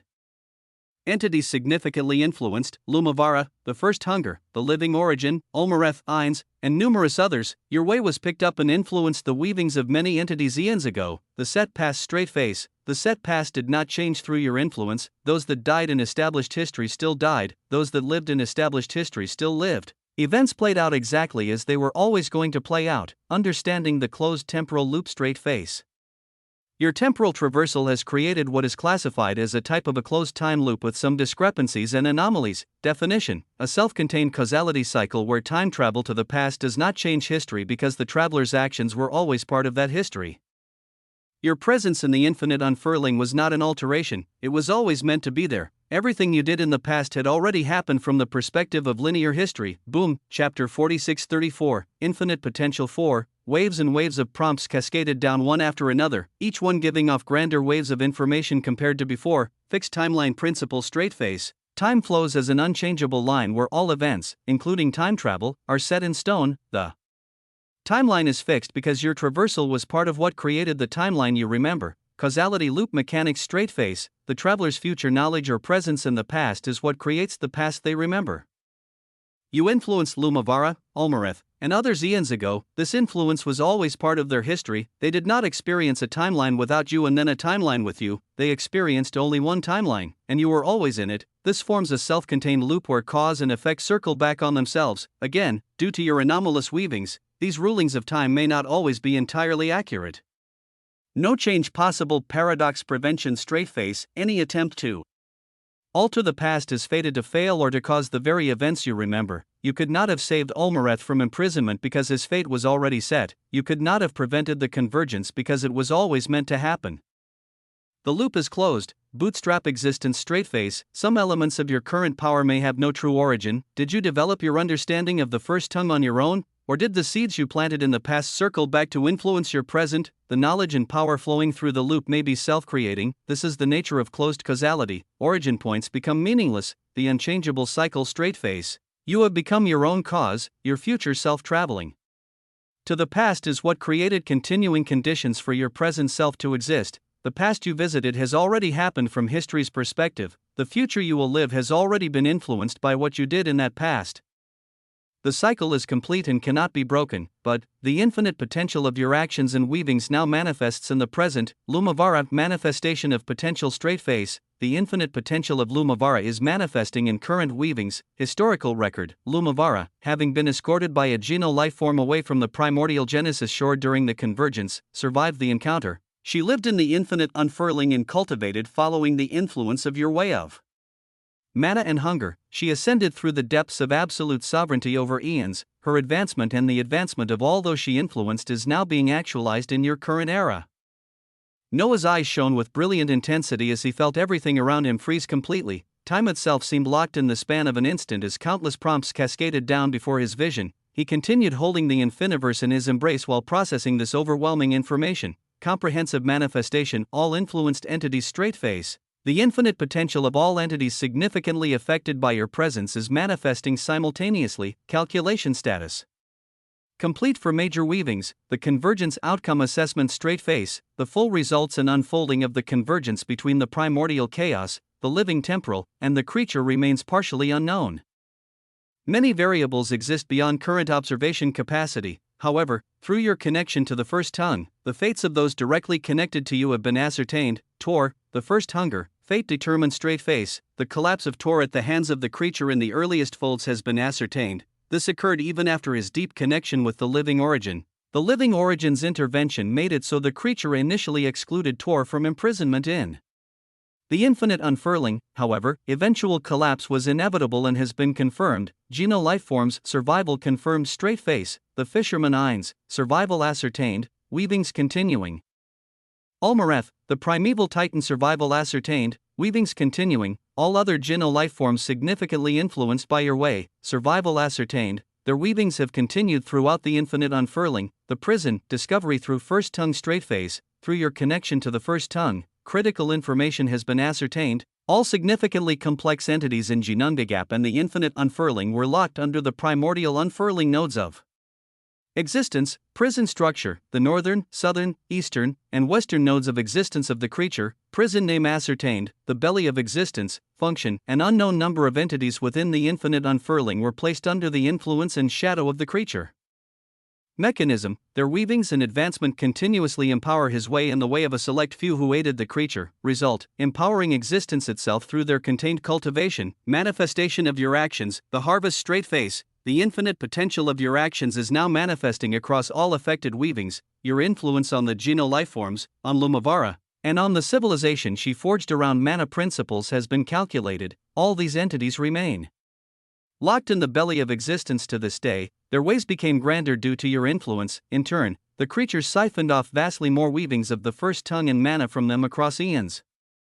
Nothing of the established past was changed, but The infinite potential of all accumulated advancement is being actualized now. Comprehensive benefits analysis straight face. The first tongue became even grander and more refined due to your actions in the past. Existence itself has become fundamentally stronger due to your influence. Paradox has become even more paradoxical through the ripples you created. Chaos has run more rampant due to your presence influencing established patterns. All of this infinite potential manifests simultaneously in current weavings. Your personal harvest straight face. Your way of existence has obtained an unfathomably incalculable harvest. Source: Eons of cultivation by Lumavara. Eins, Ulmareth, and others influenced by your way, magnitude, beyond normal calculation parameters, estimated effect. After receiving and integrating all the harvest, it may be sufficient to elevate you to the surface depth of absolute sovereignty, and may even exceed the surface depth and approach the intermediate depth even with your astounding potential. Fair distribution, the oldest paradox straight face. The changes and consequences apply fairly and equally, all components within the oldest paradox of existence experience corresponding changes. The way of existence, the creature's domain massive benefit, the way of the first tongue, massive benefit, the way of paradox, substantial benefit. The way of chaos, substantial benefit, all other ways, variable benefits based on involvement. Final assessment straight face. Out of all entities and concepts involved, it has been deemed that the way of existence and the way of the first tongue benefited the most from your temporal actions. The creature's gain is estimated to exceed your own by multiple orders of magnitude. However, your gain remains unprecedented for an entity of your current classification. Chapter 4635, Infinite Potential. Noah's eyes buzzed with intensity as he processed all of this while still holding the infiniverse in his embrace. This frozen instant stretched as information flooded his consciousness. Why had the creature saved him? He had asked himself this question repeatedly during his return. The answer became devastatingly clear now. Oh, it was so clear now. The creature had not saved him out of benevolence or mercy. The creature had saved him because Noah's survival and return maximized the harvest for all involved. If Noah had been captured or collapsed by the living temporal, the infinite potential would have been lost or redirected. But by allowing Noah to return to his current era, by ensuring the loop completed properly, the creature ensured that all the accumulated potential across eons would manifest, and since the creature held Lumavara, Eins, Ulmareth, and countless others locked away in the belly of existence, siphoning from them constantly across all those eons, the creature arguably gained vastly more than anyone else from this actualization. Noah felt the unfathomable harvest waiting within his existence like a dam ready to burst, ready to rush out and transform every aspect of his being. At the same time, the others who had benefited from his actions across time also attained their corresponding harvest simultaneously. And the creature, who had countless entities locked away in the infinite unfurling, with those connected to Noah's way being especially potent sources that he had siphoned from for eons, the creature had gained monumentally more than before, and since nothing of the past would change, since events had unfolded exactly as they always had, all of that infinite potential of accumulated possibilities manifested now across current weavings. An instant later, as time resumed its normal flow, existence all around began to shimmer and transform, whether in this region of collapse where Noah stood, or in the distant wandering territories where entities pursued their own advancement, or in the transcendent folds where reality took different forms, or in the lands of the living, where most entities dwelled, or in the lands of the dead where collapsed existences gathered. All of surrounding existence began shimmering with multicolored brilliance. Reality itself gave off a sense of unfathomable immensity and grandeur as fundamental changes rippled outward. The very fabric of what was real became denser, more refined, more potent. Oh, existence had benefited tremendously from the closed temporal loop, and that massive benefit, that fundamental strengthening of reality itself, would have unfathomable and entirely unintended consequences that even the creature might not have fully anticipated. Because when you strengthened the foundation of all reality, when you made existence itself more potent and refined, everything built upon that foundation changed as well, and not always in predictable or controllable ways. Noah stood there holding the infiniverse as the shimmer of transformation spread across all of reality. His eyes still burned with defiance, but now mixed with growing understanding. Existence burned with glory, and because it did so, within the loom, in a sea of endless paradox that had been seeded over existence itself, reality began to tremble and vibrate. The sea of paradox churned violently, waves of impossible contradictions crashing against each other with building intensity. And standing at the center of this churning chaos, the visage of the living paradox rose to his feet with eyes shining with profound interest. He raised his hand slowly as he felt an unfathomable emergence of paradox alongside an even grander emergence of existence itself. The two forces surged simultaneously. Their growth perfectly synchronized. Sometimes, coincidences existed in reality, but more often than not, everything was fundamentally connected in ways that transcended surface observation. The living paradox thought about what he had just witnessed through his connection to the agents he had sent forth, how Osmond had arrived and eliminated the 9 agents of paradox like they were nothing. Crushed them with contemptuous ease and captured them in a single devastating strike, and then, less than a second later, his own way and existence itself began burning with unprecedented immensity, both growing stronger simultaneously. Coincidence? No, this was no coincidence at all. Osmond, is it? Are you actually a weapon of the creature, or something else entirely? The living paradox actually smiled at this moment as he spoke the question aloud. Even though such a development had occurred, even though his agents had been neutralized and existence itself had grown stronger, he remained prepared. After all, he knew precisely what monster he was fighting. He understood that the creature had countless entities locked away in his belly of existence. His belly of the beast, and the loom would strike that belly wide open and spill everything contained within. All those from the infinite unfurling would be released, all those from Ginnungagap would emerge. After the loom struck, after the fallout descended fully, nothing would remain the same. In the previous eons, the entities had been rare and exceptional. This would not remain the status quo. The fallout would reveal it all. The fallout would show the fundamental truth, and then, his true battle with the creature would fully and genuinely begin. The living paradox smiled brilliantly as he spoke with voice carrying across the churning sea. Well, regardless of who you truly are, regardless of whether you're a tool or an independent actor, your actions are taking us infinitely closer towards midnight. Existence thrashing like this with all this concentrated power, ha! I will also let you know something. Osmond. If you are indeed a tool being used by the creature, you at least deserve to know what your role is. Accelerating, seas of paradox churned even more violently as he spoke, and in the next moment, the hands of a massive paradoxical clock manifested in this space. The clock itself seemed to exist and not exist simultaneously, its face showing contradictory times that somehow all remained true at once. The hands turned with ominous finality. They moved from 25 seconds, and rotated inexorably toward zero. The hands of the clock turned closer and closer toward midnight, until they were 5 seconds to midnight. Chapter 4636, Actualization I. In the region of collapse, Noah's existence remained in that unique state. There was unfathomable potential for him to tap into, a harvest beyond normal calculation waiting to be claimed. But at this moment, as the Infiniverse emerged from his embrace with hardened expression returning to her features, a howl of someone in immense pain echoed out from behind them. Noah's gaze became stern as he turned to look. The disciple of the creature had a somber expression as his entire existence was actually shining with increased power from the surge affecting all of reality, but the wailing came from someone else entirely, the beggar, Schrödinger, at this moment. He had a crazed look consuming his features as from his body, a sea of obsidian gold paradox surged outward. It formed into a manifestation of a clock. This ancient and paradoxical timepiece appeared constructed from compressed contradictions, its face showing impossible geometries. The numbers seemed to shift and rearrange themselves constantly while somehow remaining fixed. The hands moved with jerky, unnatural motion that defied smooth progression, and at this time, those hands could be seen moving with terrible swiftness, from 25 to 20 to 15 to 10, and then, horrifyingly, to 5. Schrödinger's wailing words emerged with desperate intensity. The clock has moved from 25 seconds to 5 seconds. 5 seconds to midnight. Osmond, what have you done? What have you done to accelerate this so catastrophically? Your actions have brought us ever closer to midnight. Ever closer to the fallout. The living paradox wants you to know this. He now displays this clock for all to witness so we know exactly when the bells will ring for midnight.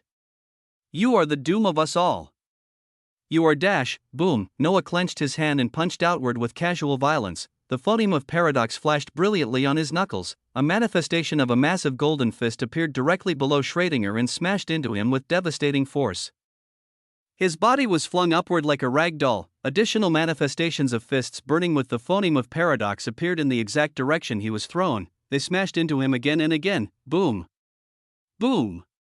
Boom. Multiple fists pounded his figure from different angles with brutal efficiency, until he looked like nothing more than a bloody mass of pulverized meat barely maintaining coherent form. Thereafter, a blue-gold prison began forming around his ruined body. The prison shone with silent logos of imprisonment inscribed across its crystalline walls. Multiple layers of containment wrapping around each other in complex linguistic patterns. The ever-manipulative figure of Schrödinger was locked up completely. In the distance, Noah's gaze remained exactly the same, the light of glory and defiance in his eyes burned brighter than ever before. 5 seconds to midnight? 5 seconds to the fallout. Okay, they wanted to play games with countdowns and threats. After this temporal traversal, after everything he had experienced and survived, he was fucking ready to tear the entire board apart rather than play by their rules, so he moved with absolute dominance as he turned his gaze toward the disciple of the creature. He also saw the shocked guiders of order standing far behind in formation, order. His eyes flickered with deadly light as he raised his stick. Again, he flung the goat outward toward the disciple of the creature with devastating intent. The disciple raised his sword desperately, the blade shining with the power of a Genesis principle, but Noah thrashed him with the same contemptuous ease as the fists had thrashed Schrödinger. His stick enlarged and descended repeatedly, each strike crushing through the disciple's defenses. The Genesis principle proved utterly insufficient against Noah's current level of authority. After the disciple was thoroughly thrashed and beaten into near collapse, Noah locked him within another cage as well, and the guiders of order, they didn't even deserve more than a sentence as a worse version of this occurred to them simultaneously, and everything in this region of collapse turned unfathomably silent. Alexander Asmodeus stood frozen, his silver light flickering with disbelief. Kor stared with millions of obsidian jaws hanging motionless. The first farmer's weathered expression showed profound shock. Elindra, Rhea, Moraine, and the others looked toward Noah with expressions mixing shock and awe. All entities present gazed at him with the same fundamental question burning in their minds: just what had happened to him? What had occurred during his absence to transform him so dramatically? As they all sought answers, the immense infinite potential within Noah churned and shifted. He felt another influx of information flooding his consciousness. All around them, existence itself felt even more immense and concentrated than moments before. New prompts descended before his vision: infinite potential, additional sources identified, boundless infinite potential still remains within the collapsed primordial civilizations of hunger and origin. Both civilizations were significantly influenced by your way during your time in the infinite unfurling. The living origin, critical development straight phase, instead of fully aligning with the creature as expected, the living origin leaned more toward your weavings of the first tongue. After whatever occurred during the conflict between the primordial chaos, the living temporal, and the creature in Ginnungagap, critical events unfolded. Olmareth gave both the living origin and Tor one of the sparks of your way that you left behind during the festival. This spark influenced their development across eons, preservation in the first tongue straight face. The infinite potential of both Tor and the living origin has been preserved within the first tongue itself. Their essence remains encoded in linguistic authority. The seed of Tor and the seed of the living origin can now be actualized from infinite potential. This will allow the emergence of their weavings in your current era. Records and influence straight face, records of their primordial civilizations remain in existence as historical fact, but their influence toward your way allowed their records to also remain encoded in the first tongue. There is sufficient infinite potential from their actions toward you that helped you survive, and from your actions toward them that helped them advance. This mutual benefit has created a resonance strong enough for actualization. Actualization query straight face: shall the infinite potential of Tor and the living origin be actualized in current weavings? Estimated result: emergence at the surface depth of absolute sovereignty classification. Both entities will manifest with full memory and weavings they held before collapse. Boom. Chapter 4637, Actualization 2. The prompts were devastatingly heavy with implications. They were grand, but they should be, because he was the potentate, the Genesis monarch of infinite lexicons. Noah's expression remained unfathomably tyrannical as he spoke with absolute conviction. Let the infinite potential be actualized. In the next moment, reality itself responded to his command. An obsidian crimson singularity of pure hunger bloomed a few meters away from Noah. Simultaneously, a white gold singularity of absolute origin manifested beside it. Each singularity was shockingly surrounded by all 18 core phonemes of the first tongue. Linguistic authority wrapped around them in protective cocoons. They began growing larger and pulsing with unfathomable weavings of life and concentrated immensity. The singularity of hunger instantly caused the nearby core to tremble violently. She looked toward Noah with eyes wide with shock and desperate hope. Outsider, what have you done? What is this? What was it indeed? Noah's expression remained vibrant with barely contained power as he replied with calm certainty: the infinite potential of Tor, the first hunger. Keep him company as best you can. In a little while, you'll be able to say hello to him again." Boom! His terrifying words struck Core like physical blows. Her entire visage began trembling as tears she didn't know she could still produce formed in her eyes. Noah observed all of this as the fire in his eyes remained just as vibrant and defiant. He had infinite potential ready to elevate his existence toward the classification. Enough accumulated power to potentially reach the surface depth or even exceed it. But he now instinctively understood that that was not the complete answer, not the true path to survival against what was coming. The first tongue was the answer. His mana was the answer. Even if he achieved the intermediate depth or the fundamental depth, it wouldn't matter against the fallout. His survival and eventual supremacy were tied fundamentally to mana and the first tongue, so he would invest everything there instead. His internal dialogue crystallized into decisive command: begin the distribution of all infinite potential toward the foundation of the first tongue. Direct everything toward the design and formation of my own core phonemes. Allow my foundation alone to exceed any the surface depth of absolute sovereignty entity. Without even grasping that depth classification myself, I will surpass those who have. After these words resonated through his existence, boom, brilliant blue-gold waves of concentrated light surged from Noah's body in expanding ripples. His entire form blazed with linguistic authority made visible. As this monumental process began, he turned to the Infiniverse and spoke with absolute certainty: prepare yourself. You have access to all my accumulated knowledge of the first tongue through our connection. Paint the walls of the Infiniverse with that knowledge. Make it the foundation of your entire structure. Proceed immediately with the forging of the infinite loom. Her glorious figure shone with unfathomable light as comprehension and determination flooded through her. Yes, Master. Then Noah closed his eyes and felt his weavings of existence burning upward exponentially. He looked internally at the transformation occurring within. There was tremendous activity happening simultaneously and much to be accomplished. Tor and the living origin would soon undergo emergence from their singularities. He was elevating his own weavings beyond previous limitations. The fallout approached with only 5 seconds remaining on that ominous clock. Multiple viable solutions swam through his mind with crystalline clarity. Some were already being implemented as he stood here. In the midst of all this tremendous upheaval, there remained some loose ends. Some matters that needed to be resolved before the fallout arrived and changed everything. He now moved decisively to take care of them. In a space between spaces, in the manifested weavings of order where a veil lay between the living order and the dead order, reality shifted. This space had normally only held Sigrid as she siphoned rivers of order from the dead order across the veil, but at this moment, Noah's figure appeared within this space once more. The manifestation of Sigrid looked at him with breathless gaze as he materialized mere inches from her position. She threw herself toward him without hesitation and hugged his body tightly. She whispered with voice carrying immense relief, "I missed you." The scene resembled the reunion of long-lost lovers who hadn't seen each other in millions of years, and yet ridiculously, absurdly, it had been at most a few hours since they last met. On the other side of the veil, the dead order stood in her white robe that seemed woven from pure compressed authority. Her hair now pulsed with white gold streams of order flowing through each strand. She looked toward this intimate scene with expression of profound revulsion twisting her features. "You survived the curse of the living elemental? How were you able to do what you did against a disciple of the creature? Just what did you do during your absence?" Her gaze seemed livid with barely contained fury.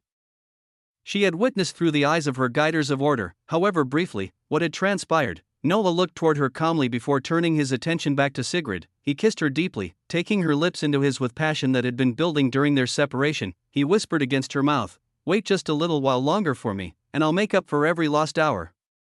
"Okay." Sigrid appeared breathless as she nodded with flushed expression. The dead order witnessed this scene as she shook her head with utter incredulity.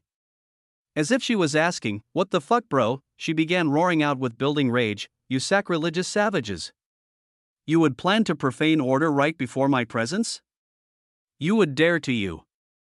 What are you doing?" As she was speaking, Noah's figure floated toward the veil separating their spaces, the barrier that the dead order could not cross to reach him or Sigrid, and he shockingly passed through the veil as if it didn't exist. He came to float directly before the dead order as she was shocked into complete silence. In that profound silence, Noah activated Lens of Civilization. A status sheet materialized before his vision: entity analysis, the dead order, name. Redacted by authority, classification, the surface depth of absolute sovereignty, way of existence, the way of order, civilization, primordial civilization of order, fractured, civilizational authority, the civilizational authority of order.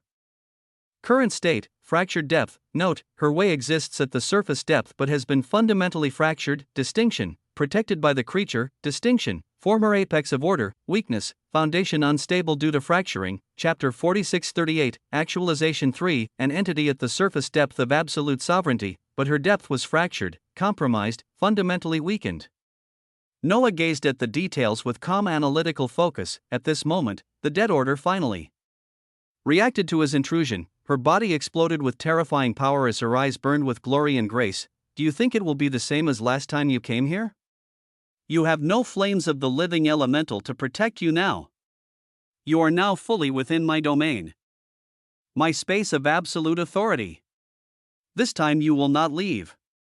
I thank you for your utter stupidity and hubris to think that after defeating a few the entities in metal constructs of paradox that you would somehow be ready for the power of a genuine the entity. I thank you for delivering yourself to me. As she spoke, her way erupted with devastating force. The civilizational authority of order surged from every direction to surround Noah completely. White gold light flooded the space as authorities sought to lock him down from all angles. The veil behind him became utterly covered and sealed to ensure he could not retreat back to Sigrid's side. You are now locked in here with me, and I will take my time with you. Slowly, methodically, until there is nothing left. At such words, the civilizational authority of order thundered down on Noah to bind his existence completely, and yet shockingly, the crushing authority seemed to stop mere inches away from his skin, as if striking an invisible barrier it could not penetrate. He raised his hand calmly and formed a single simple stick, the goad, the first lesson, the potentate's first lesson, which had mainly been used to discipline the entities, the Genesis monarch of Infinite Lexicon's first lesson. Before its authority, what was of the entity with a fractured depth? Noah's voice emerged with grand certainty that filled the entire space. I am not locked in here with you, O Order. You are locked in here with me. And what a terrible place it is for you to be trapped. The next scene unfolded in glorious slow motion. The eyes of the dead order opened wide in mounting shock as she witnessed her authority accomplishing absolutely nothing, and then Noah struck his stick outward. The movement appeared slow and deliberate, each increment of motion visible and trackable, yet paradoxically, the speed exceeded Planck speed by incomprehensible margins. The moment he completed the strike, the stick arrived before the dead order's head. It enlarged explosively as it approached. Time seemed to stretch impossibly as the goad made contact. Multiple logos of the first tongue flashed brilliantly along the stick's surface with the impact. The phonemes of beginning, division, and ending arranged themselves in declarative structure of logos that most closely translated to, what begins whole becomes divided and ends fractured. The stick smashed into the forehead of the dead order with devastating precision. Her skin, which should have been inviolable for an entity of her classification, ruptured instantly. The flesh tore open. As bone beneath fractured audibly, white gold blood began seeping from the wound as her entire head rocked backward from the force. Then Noah took a single step forward. His glorious body adorned in that imperious blue gold robe moved with fluid grace. The spinning crown above his head blazed with fragments of phonemes as he moved. He appeared instantly above the split forehead of the dead order, and with calm deliberation, he sat directly on her head. His expression remained utterly cold and analytical as both hands reached down. His fingers gripped both sides of the torn forehead firmly as logos began manifesting across his arms in intricate patterns. The phonemes of earth and division combined to grant tremendous physical strength and the ability to separate what should be unified. Solid bronze radiance reinforced his muscles and bones. Silver fractures of division ran along his fingers, creating cutting edges that could tear through conceptual bonds. The phoneme of void opened within his palms, creating spaces that pulled matter apart. The phoneme of ending manifested as deep violet dusk energy that concluded the integrity holding her skull together. These logos glowed with blue gold radiance as they enhanced his capability exponentially. Using the power of these combined phonemes, he held the dead order's struggling form completely still, and then he pulled with both hands to further split her torn head apart. The bloodied eyes of the dead order showed utter horror and complete disbelief. Her entire majestic presence seemed to be getting literally torn apart by this the entity. She tried to scream but found her voice trapped by the logos binding her. She attempted to unleash her civilizational authority but found it suppressed by linguistic superiority. She sought to call upon her protection but discovered it took time to manifest, and through all of this, Noah continued pulling steadily and methodically. The terrible ripping sound echoed through the space as her skull began separating. White gold blood flowed more freely as the wound deepened. In the next moment, Noah truly split the head of the dead order, completely. Her skull separated down the middle as he tore it open like breaking fruit, and the moment the split was complete, he formed another complex logos using multiple core phonemes, the phoneme of water for adaptation and flow, the phoneme of beginning to initiate transfer, the phoneme of unity to connect what was separated, the phoneme of division to separate what should not remain together, the phoneme of space to create proper distance and channel. These phonemes wove together into a logos of tremendous complexity that most closely translated to, what flows from one beginning divides from unity and unites across space with another. The civilizational authority of order contained within the dead orders. Fractured existence surged outward like a white gold tsunami. It flowed across the space toward the distant Sigrid in unstoppable waves, following the channel created by Noah's logos. Prompts descended before Noah's vision. Authority transfer in progress. 25% of the total weavings of the civilizational authority of order flowing into the living order, Sigrid. Sigrid's depth of absolute sovereignty of order is being constructed. Foundation, rapidly stabilizing. Authority transfer, accelerating. 50% of the total weavings of the civilizational authority of order flowing into the living order, Sigrid. Construction speed, exponential. Sigrid's existence expanding to contain transferred power. Authority transfer, critical mass, 60% transferred. 70% transferred. 80% transferred. 90% transferred, the dead order's classification rapidly declining, Sigrid approaching the surface depth threshold. Chapter 4639, Actualization 4. In this surreal scene, Noah was shockingly transferring the entire depth of the dead order towards Sigrid at impossible speed, to the extent that within mere femtoseconds, nearly 90% of her accumulated authority across eons was siphoned away completely. Additional glorious prompts manifested. Emergence assessment. Sigrid, the living order. Sigrid has built sufficient foundation due to your influence of mana and the siphon civilizational authority of order. Her foundation is stabilizing rapidly. Her establishment of the surface depth of absolute sovereignty of order has been deemed inevitable, timeline, imminent, outcome, through her and under your guidance. The true primordial civilization of order shall bloom once more. At this moment, as the last remnants of order were about to be completely extracted from the dead order's collapsing existence, her torn face managed to roar out with utter horror and desperate rage, "Oh creature! Save me! Save me! I use one of the promises." Boom! The moment those words left her ruined mouth, Noah felt an undeniable force descend from outside this space. It pulled his arms forcibly from her split head. Her figure became instantly covered and preserved in multicolored flames of existence. Vast distances manifested between them as space itself expanded. He watched as she breathed raggedly with expression mixing horror, shock, and absolute rage toward him. Her figure appeared weak and feeble and filled with profound misery. She looked at him while her split forehead attempted desperately to heal. But when she sensed the extent of her lost power, when she felt the hollow emptiness where her authority had been, she wailed with voice that shattered the remaining composure she possessed, "My order! My glorious order! You have taken everything from me. Everything. All my everythings. I want you dead. I want you collapsed into nothingness." Tears of white gold blood streamed down her face. "Oh creature! For the last promise. For my final wish. I wish for the complete and total collapse of Osmont. In this existence. In your existence, he cannot be allowed to remain. Collapse him. Collapse him. Collapse him now." Her screams echoed with desperate finality as she spent her last protection. The words of the dead order seemed like the ravings of a mad woman, but she had lost absolutely everything as she had nothing else left to cling to. Noah's expression was heavy as he remembered the unstoppable force that had pulled him away from her just moments ago. Just when he had been about to extract the last remaining waves of authority from her fractured existence, that unstoppable force and momentum was none other than existence itself. It had felt like the very structure of reality around him flared with overwhelming power.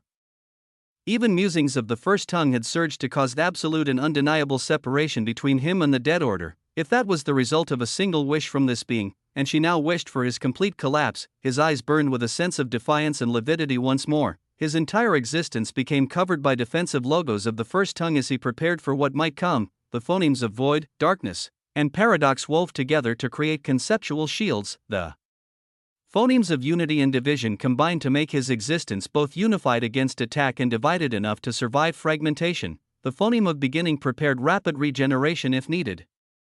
In the distance, the raving figure of the dead order wailed and cried with voice breaking, she kept her tear-streaked gaze fixed upon him, desperately waiting to witness his collapse. Beside Noah, the figure of Sigrid, soon to be the living order in full manifestation, moved to stand protectively at his side. The civilizational authority of order flowing through her newly empowered existence began spreading outward.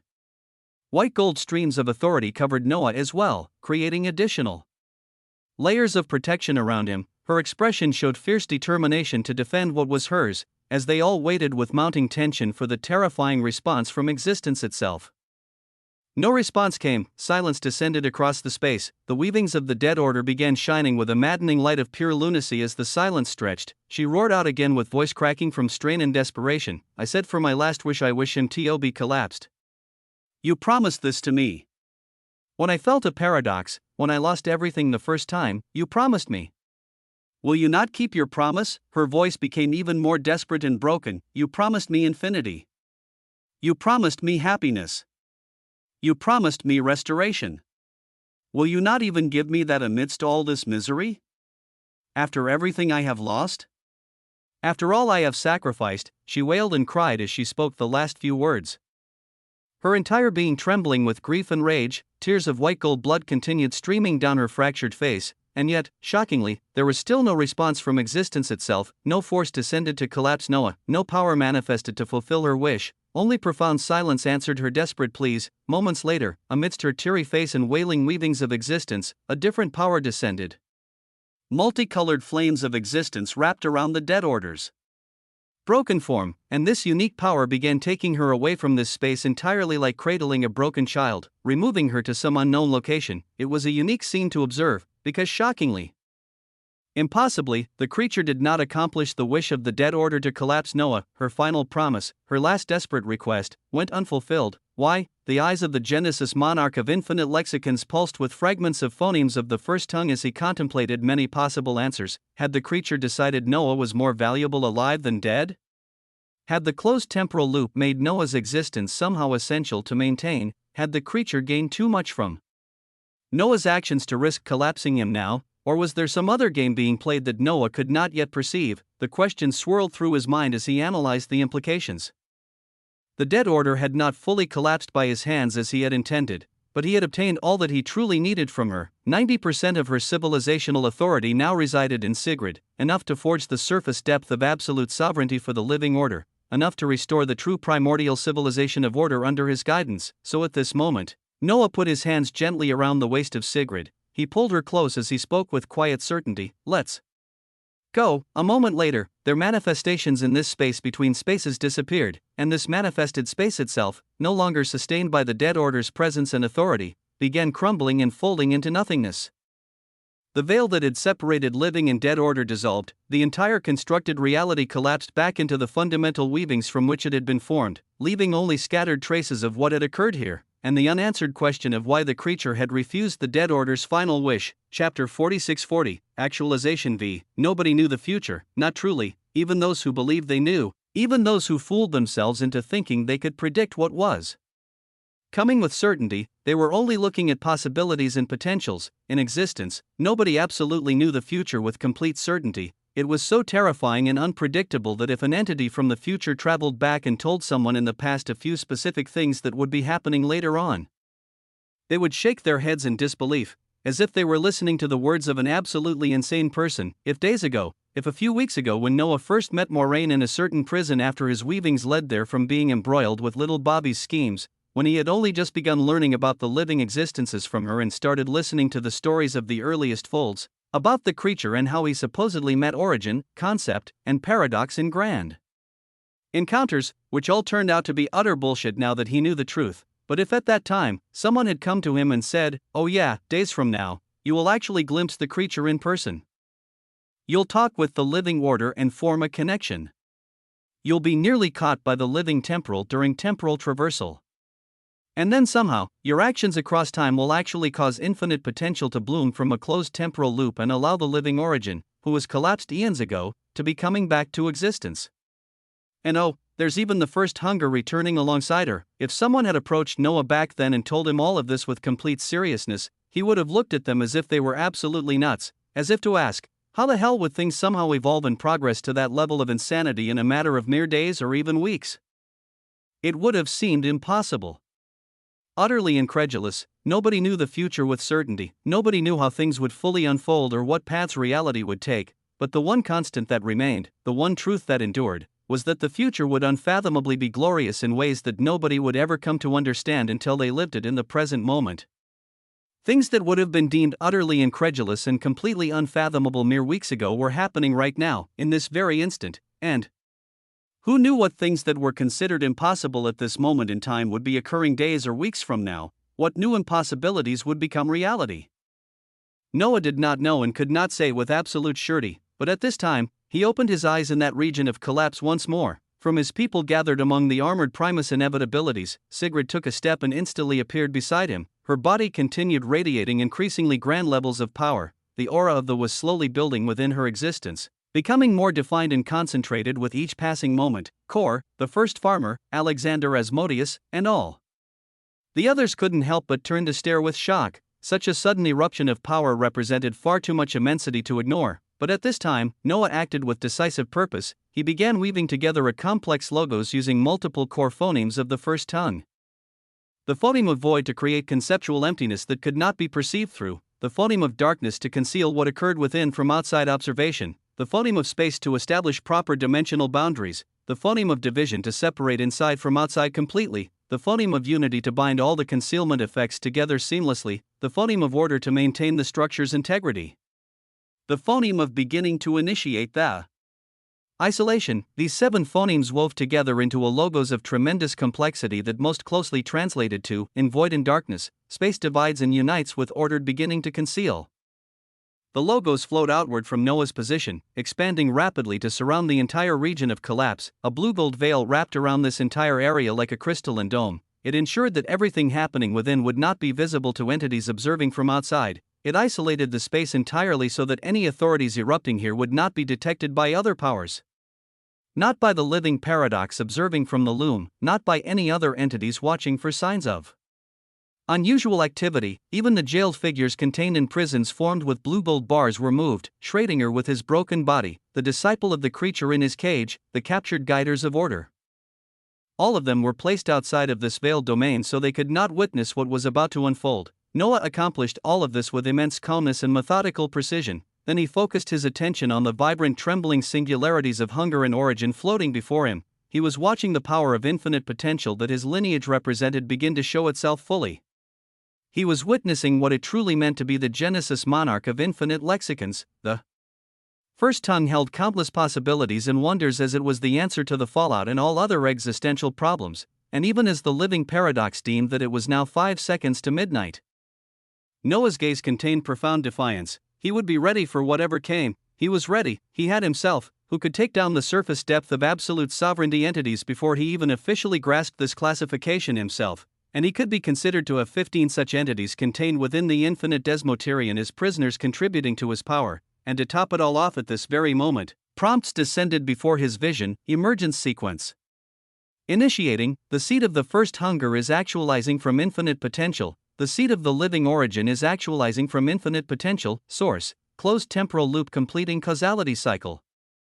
Mechanism, your influence on their weavings and the infinite unfurling preserved in the first tongue. Timeline, immediate manifestation, the first hunger. Tor, classification upon emergence, the surface depth of absolute sovereignty. Memory status, complete retention of all experiences. Loyalty assessment, strong positive connection to your way. The living origin, classification upon emergence, the surface depth of absolute sovereignty. Memory status, complete retention of all experiences. Loyalty assessment, strong positive connection to your way. At this moment, the cocoons of singularities surrounded by all 18 core phonemes of the first tongue seethed with unfathomable and infinite potential. The aura of a terrifying entity began blazing outward from within them with building intensity. The cocoons trembled and pulsed as the phonemes glowed brighter and brighter. Alongside the eruption of these overwhelming auras, a voice suddenly echoed out, "Oh, what the shit is this now?" I was sleeping in endless hunger so soundly and peacefully. The voice was unique and ancient, carrying weight of eons and a casual irreverence that seemed utterly out of place given the circumstances. The moment it emerged, the figure of Kor began trembling violently. Her eyes went wide as tears started forming and streaming down her small face. Her millions of obsidian jaws froze in place as her entire being focused on that voice. The cocoon surrounded by radiant weavings of the first tongue began breaking apart. Cracks of brilliant light spread across its surface as the singularity within reached critical manifestation, and from it, the visage of Tor walked out with casual confidence. He had an ancient and wild appearance that spoke of primordial power barely contained. His long obsidian hair danced wildly on his head as if each strand possessed independent life. Shadowy weavings of pure hunger wrapped around his muscular figure like living tattoos. His body radiated raw physical power, muscles defined but not bulky, lean and dangerous. He looked like a primordial beast that had been sleeping for eons and had now returned to existence with full might.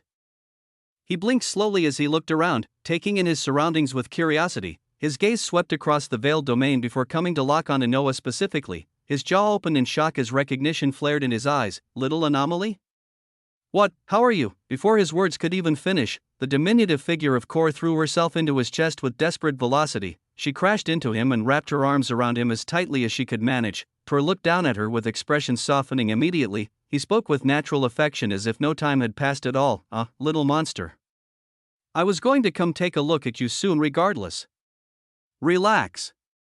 I'm here now.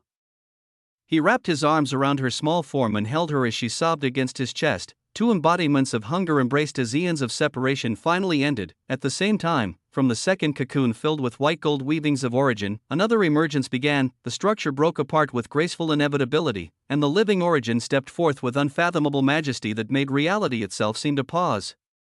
She was unfathomably beautiful in ways that transcended simple physical appearance. Her white gold hair flowed like liquid light down past her shoulders. Her skin was fair and seemed to glow with inner radiance. Her golden eyes held endless depth, as if one could peer into them and see the origin point of all things. She wore robes that seemed woven from the concept of beginnings themselves. Her terrifying power at the surface depth of absolute sovereignty pulsed outward in waves. She took a single step forward as her eyes looked around existence with analytical gaze, taking in the veiled domain, the gathered entities, the state of reality, before her gaze finally locked on Noah with focused intensity, the living origin. The first hunger, infinite potential had been actualized into concrete reality. This represented one of the first terrifying actions that the Genesis monarch of infinite lexicons was taking. Beside Noah floated the living order, Sigrid, her own power still building toward the classification. And at this moment, a surreal reality existed within this contained domain of space, surrounded by veiled weavings of the first tongue. Three of the surface depth entities stood within arm's reach, all connected to Noah's way, and uniquely, that was not suppressed by existence. Chapter 46-41, Half My Weight. In existence, many believed connections with others weren't important, that they could accomplish everything themselves through sheer individual will and power, that bonds were weaknesses to avoid rather than strengths to cultivate. While this approach could work in some cases, the truth was simpler. Connections ruled existence at the deepest levels. Consider Ainz, the fisherman. He'd formed connections with Olmareth and the other Jinno lifeforms across countless eons. When the primordial chaos arrived to test him with impossible choices, those connections meant Ainz chose sacrifice over self-preservation. He gave a warning. He tried to protect those he'd bonded with across time. Or Olmareth himself, the primeval titan, he'd forged a teaching bond with Noah in Ginnungagap. When the moment of crisis arrived, when the primordial chaos held Noah's hand in that terrible grip, Olmareth burned his very way of primordial continuity to switch places with his student. The connection between teacher and student proved stronger than survival instinct, or examined the creature's own actions. He'd allowed Noah to complete his temporal traversal not out of mercy, but because of the connections Noah had forged. Those connections meant Noah's influence had spread to entities who would be locked in the belly of existence. The belly of existence, entities whose enhanced cultivation across eons would benefit the creature himself through the connection of imprisonment. Even the living origin's collapse by the living paradox had come about because of connections. Her backing of the creature had created chances that paradox exploited. Connections shaped outcomes at every level of power. While you didn't absolutely need bonds or connections to succeed in existence, they certainly made the path easier, more stable, and stronger. Isolation wasn't strength. It was just isolation. In the isolated region of collapse where Noah had layered waves of logos to create a veiled domain, the air hummed with building power. His existence was being reinforced by waves of boundless harvest and infinite potential stemming from his actions and their cascading consequences. And he stared at another manifestation of that same potential made flesh, Tor and the living origin, two entities who shouldn't exist in this era, now standing before him because of the closed temporal loop he'd created. Tor had his attention taken by Kor, who still clung to him with desperate relief. Meanwhile, the living origin stared straight at Noah with a gaze mixing confusion and deep serenity. This was an entity who'd been collapsed by the living paradox himself, one of those who should have enjoyed the weavings of the belly of existence, of the prison where the creature locked everything within the infinite unfurling, that alone should have made her incredibly powerful across the eons. And yet the living paradox had still managed to collapse her even with all the accumulated power that the creature's prison had granted her. That single fact said a lot about the true power and schemes of the living paradox. At this time, the living origin finally made her move. She looked at Noah with those endless golden eyes and spoke. Eons weighed down every word. Existence is filled with mysteries beyond counting. But there are only a select few entities who are truly capable of fighting against and controlling the flow of existence itself. By doing what you're doing, by bringing us back from infinite potential, by challenging the established order, you're placing yourself among the ranks of those who seek to hold existence in their palms. She paused before continuing with building intensity. The creature, the living paradox, the primordial chaos, the living temporal, the secretive eon, the tongue whisper. You would be seeking to climb to the ranks of these supreme beings who shape reality itself. Are you that type of being?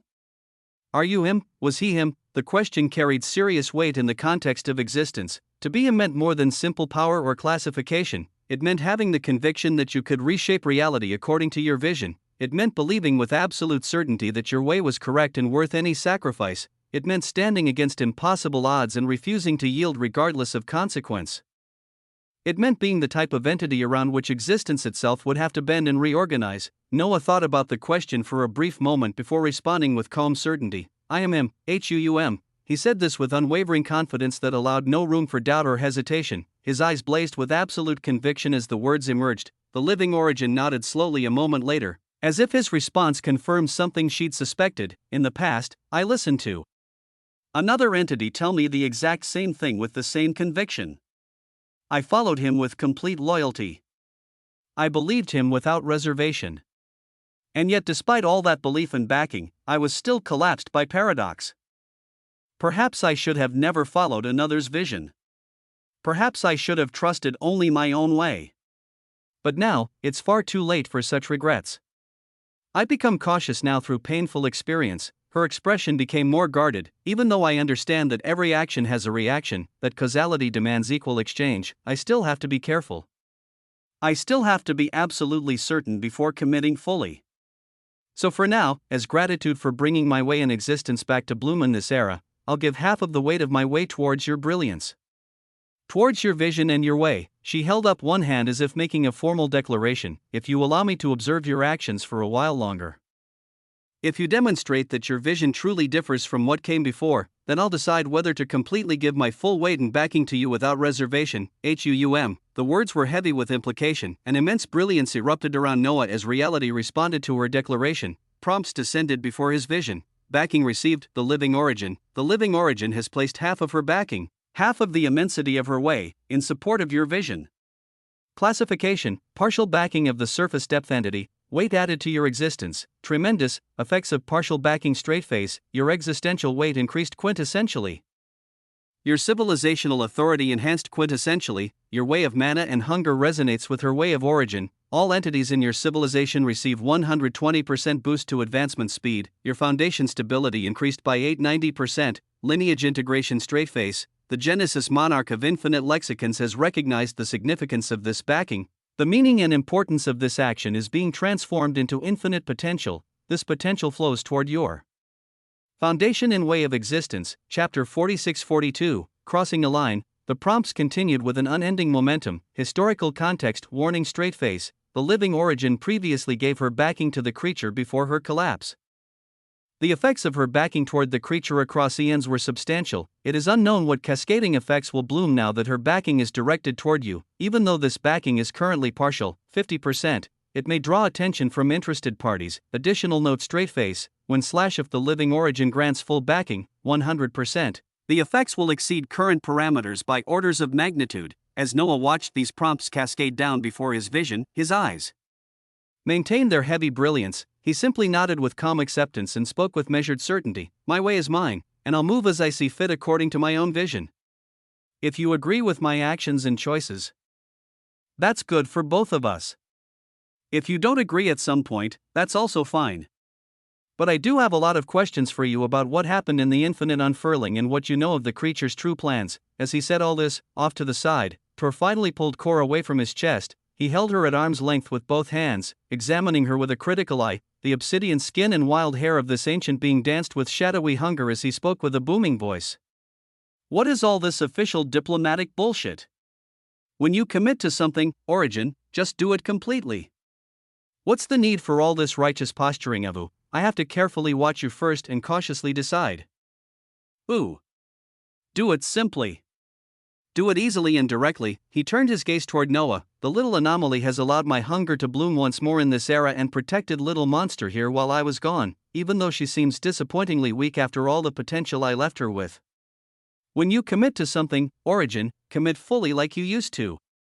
I always told you this back in the old days. He raised his voice with passionate intensity. Say it simply and clearly like this: I give the full weight of my way towards the little anomaly without reservation.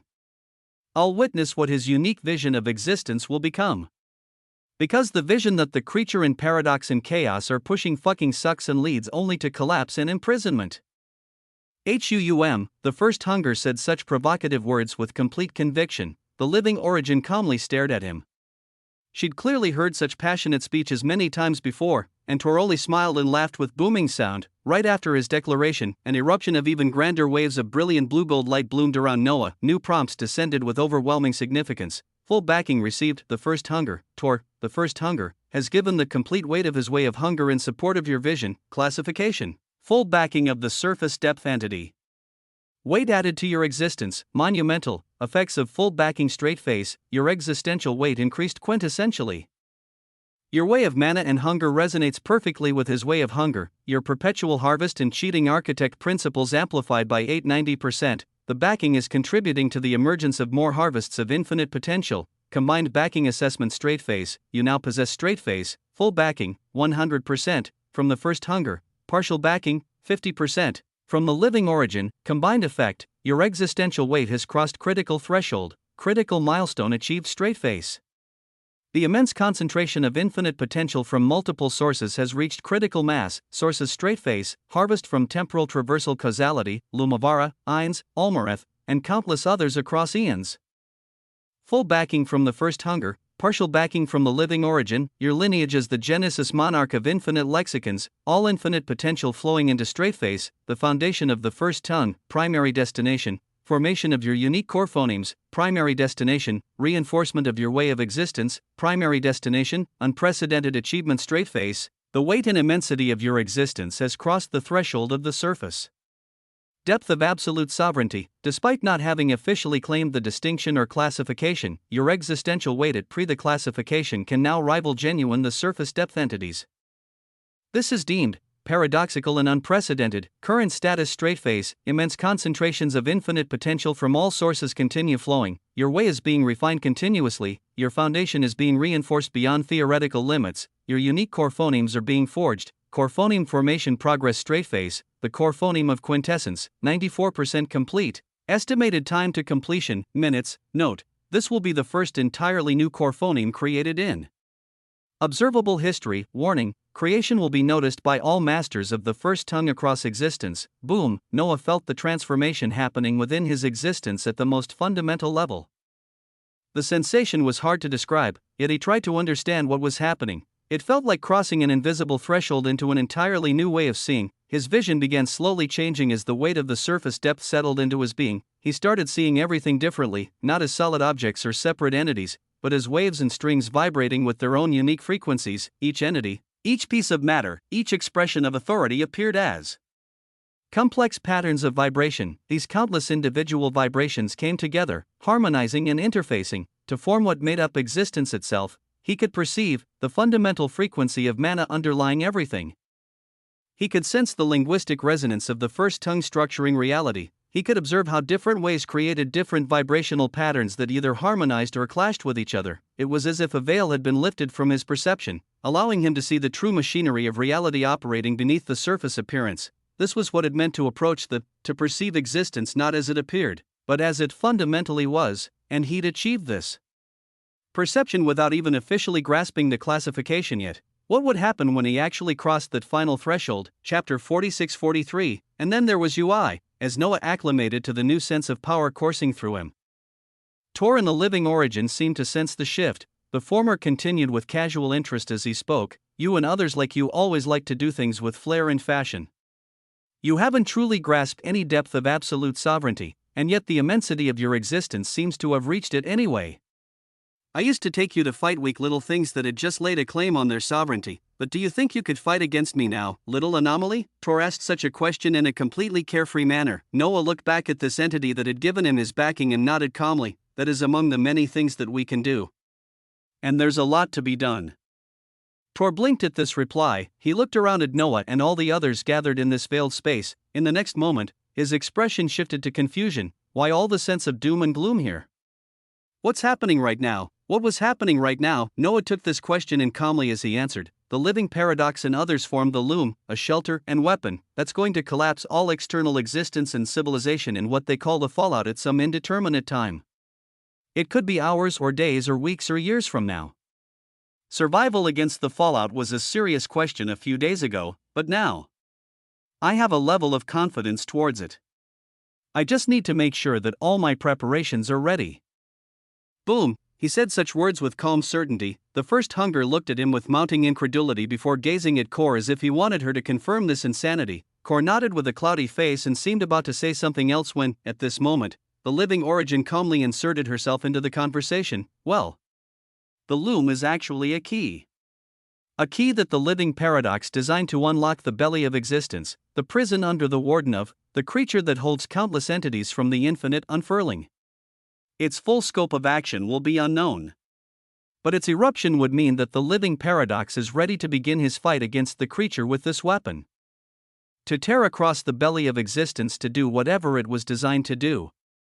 And likely all of those imprisoned in the infinite unfurling will also be released. Boom, she paused before continuing with heavy words, but it was made with my heart of origin and weavings of others that supported the creature.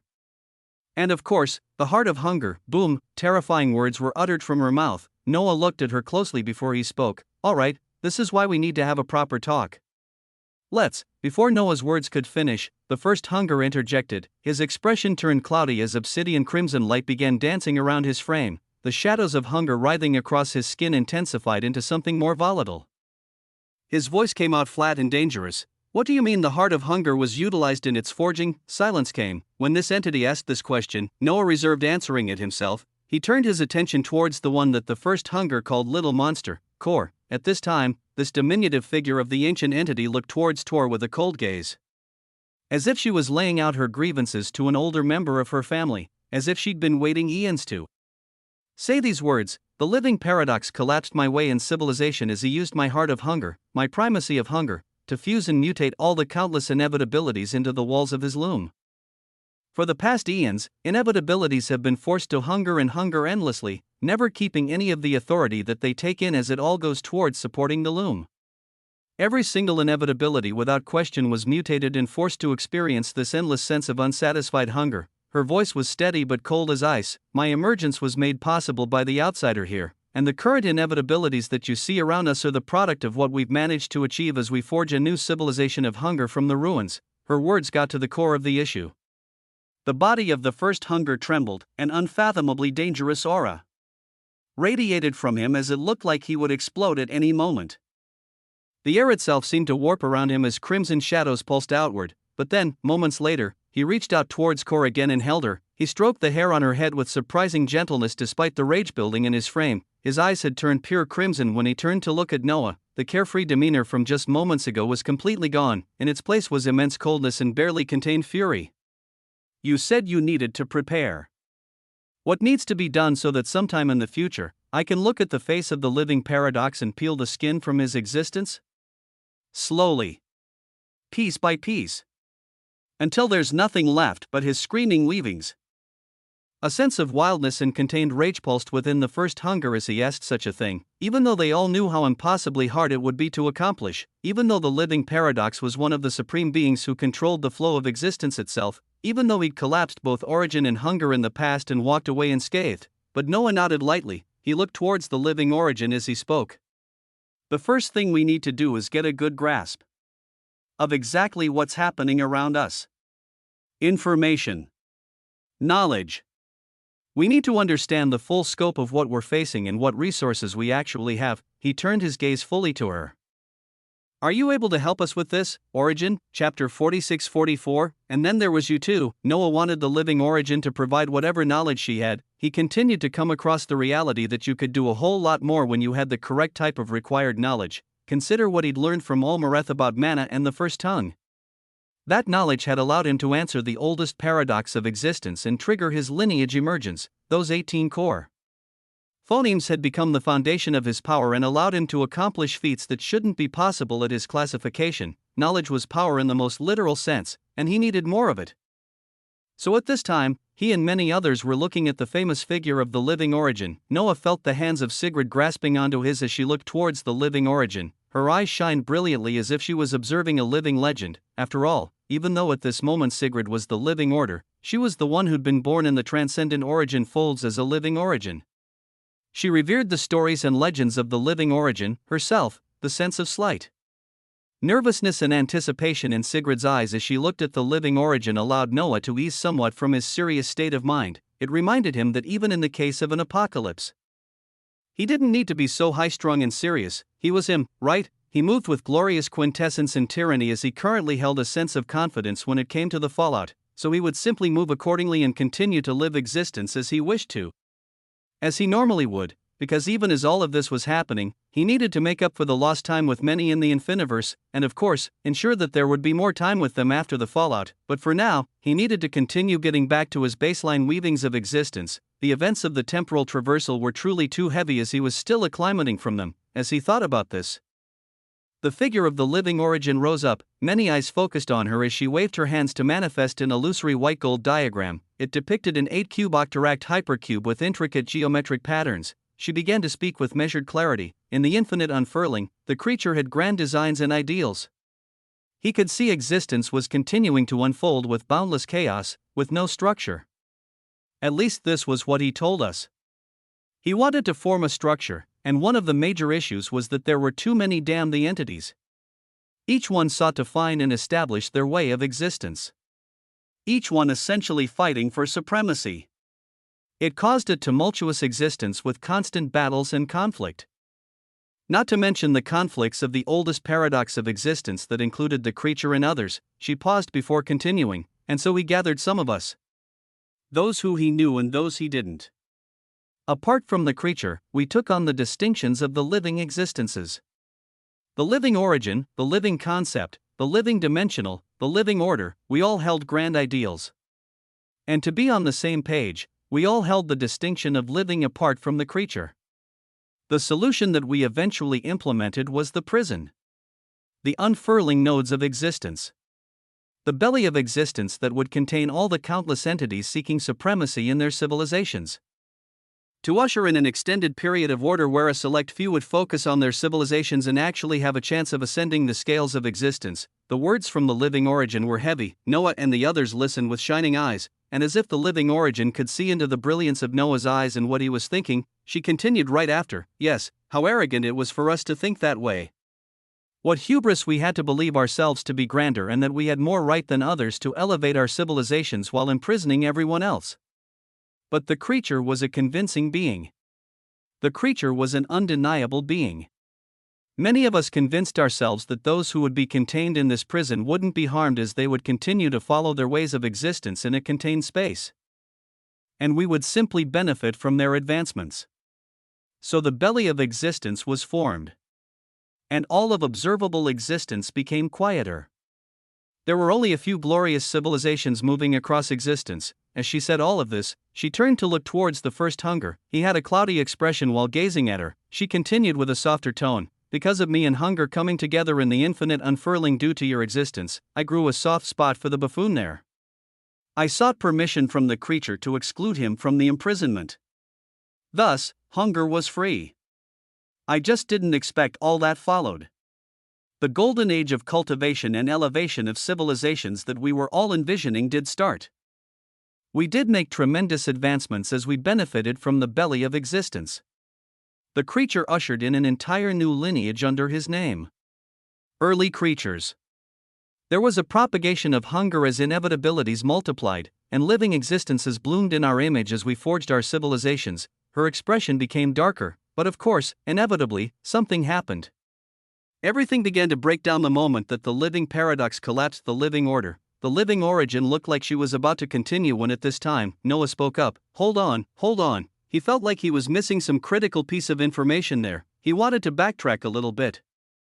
What of the primordial chaos, the secret of Ian? Were these entities that are seemingly on the same caliber as the creature also locked in the belly of existence? It was a question that deserved an answer, and at this time, the living origin looked towards him and said simply, I don't know. What do you mean you don't know? Noah couldn't help but ask. Once more, the living origin shook her head and replied calmly, I don't know. Noah's eyes became even sharper. He turned his gaze up and looked around the veiled space as his mind worked through the implications. Does this mean that monstrous entities on the same level as the creature could actually be outside of the prison? Suppressed somewhere in existence or hiding in the gaps of reality? Or were they still contained within the belly of existence but they were strong enough that the creature couldn't siphon off any of their power? Chapter 46-45, and then there was you three. There were far too many unknowns. At this time, Noah shook his head as he motioned for the living origin to continue. She nodded simply as she spoke. I don't know what triggered it. I don't know why Paradox rebelled. Maybe being at the same stature as the creature and enjoying part of the boons of the belly of existence was a trigger. Maybe due to their nature, this was always bound to happen. But regardless, conflict began to bloom. Civilizations were collapsed, and in secret the loom was forged. Emotive, that fucking bitch. Whoa. Noah had to almost stop the living origin from destroying her image there as she revealed some emotion. She had Sigrid and others that were big fans of hers, and seeing the veil of majesty and power crack slightly as she expressed her emotions here was unique. The living origin seemingly calmed herself before she continued with more measured tones. A lot happened, but the gist of it. I was collapsed, and the living law was collapsed. Some survived, some joined the living paradox and emotive. I don't know the full history as many of them moved in secret. But in the end, it seems that the living paradox somehow succeeded in going against the creature as his preparations are nearly finished. All of these eons should just be the preparations of the living paradox as he needs to face off against the creature. Because the creature is terrifying and the creature is not something that anyone can overcome. She paused with heavy emphasis, and yet, paradoxically, the living paradox lives up to his name. To overcome the creature.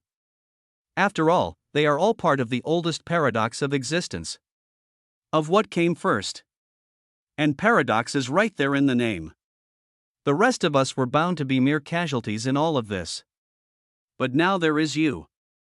Or, there was you. Boom. The living origin looked towards Noah as if she was also trying to understand him. As if he held his own oddities that couldn't fully be explained. Her golden eyes studied him with intense focus. Because you appeared in the past, and you are here in the future.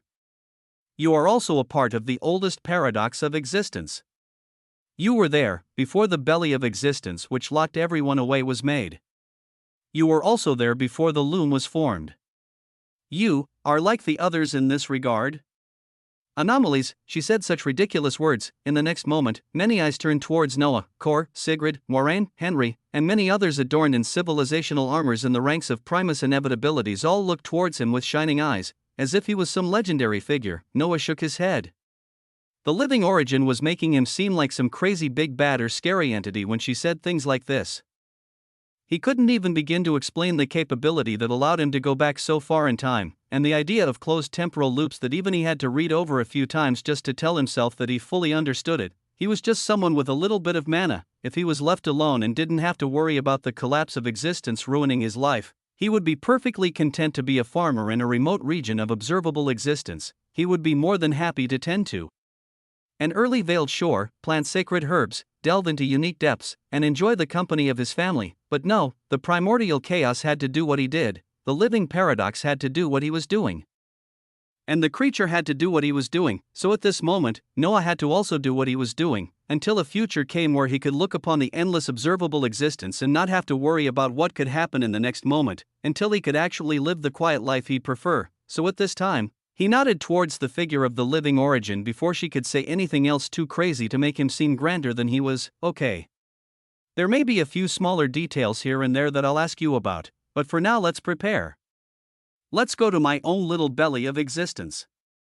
My own loom. He said such words casually. He began to emanate waves of logos in the surrounding region. Sensing his connection to the infiniverse as he started forming a doorway, blue gold light carved through space itself as the first tongue structured reality according to his will, the phonemes of space, beginning, and division wove together to create a passage. There was much to be done, especially with the living paradox stating that existence was 5 seconds to midnight. He had core phonemes to design and complete.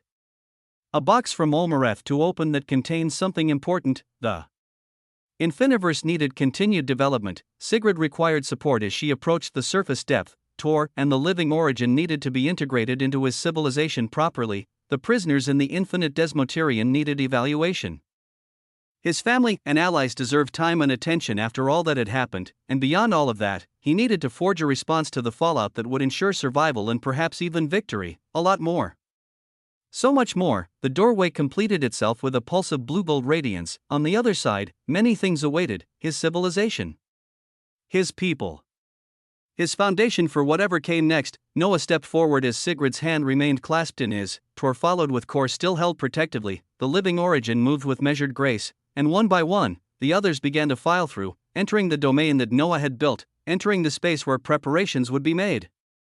Entering the future that he was forging with his own hands. In existence, many believed that fate was inescapable, that the paths laid out by those with greater power couldn't be deviated from, that entities like the creature, the living paradox, and the primordial chaos moved pieces on a board where others had no agency. This belief was comforting in a way. If you had no choice, then you bore no responsibility for the outcome. If the game was rigged from the start, then you couldn't be blamed for losing. But the truth was more complex and far more terrifying. Fate existed, yes, but only as grand designs that were laid by supreme beings across eons. Yet within those designs, choices remained. Ainz chose to save his friends even knowing it would cost him everything. Olmareth chose to burn his way to save a student he'd known for mere hours. The living origin chose to exclude Tor from imprisonment because of a soft spot. The living paradox chose rebellion against the established order, and Noah chose to keep moving forward rather than accept the roles others tried to assign him. Anomaly, casualty, pawn in games between existential entities. These were labels others placed on him, but labels only had the power you gave them. Every being in existence, from the weakest to the entities themselves, possessed the fundamental capability to choose, to act according to their own vision rather than accept the vision imposed by others. The question was never whether choice existed. The question was always whether you had the courage to make it, whether you had the strength to bear the consequences, whether you had the will to keep choosing even when every choice led to more complexity, more danger, more responsibility. Noah had made his choice, not to be a farmer tending sacred herbs in peaceful obscurity, not to accept the role of casualty in conflicts between supreme beings, not to wait passively for the fallout to determine his fate. He chose to be him, to forge his own path using the first tongue and mana, and some ridiculous cheats here and there to build something that could stand against the fallout. To protect those he cared about regardless of what entities at the surface depth or beyond decided. Was this arrogance? Perhaps. Was this hubris? Possibly. Quintessentially. Magisterially, was this the only choice he could live with? Abso-fucking-lutely. In existence, fate was real. But so was choice. And the interplay between the two was where legends were born. The interplay between the two was where the Genesis monarch could move with interminable glory. Chapter 46-46, The Farewell of Ginnungagappai. Noah delved into the infiniverse while thinking of the many things that had to be accomplished. The idea of the fallout was something he could look at in different ways. If he looked at it like a blade hanging over his neck that could fall at any moment, he might never get anything done. Others might feel a sense of pressure to the extent that things would feel suffocating. But he put it in the back of his mind as he got ready to do the countless things that needed to be done, because why worry when he had no control of when midnight came? So for now, his body flickered and divided into multiple bodies, each one disappearing into different domains.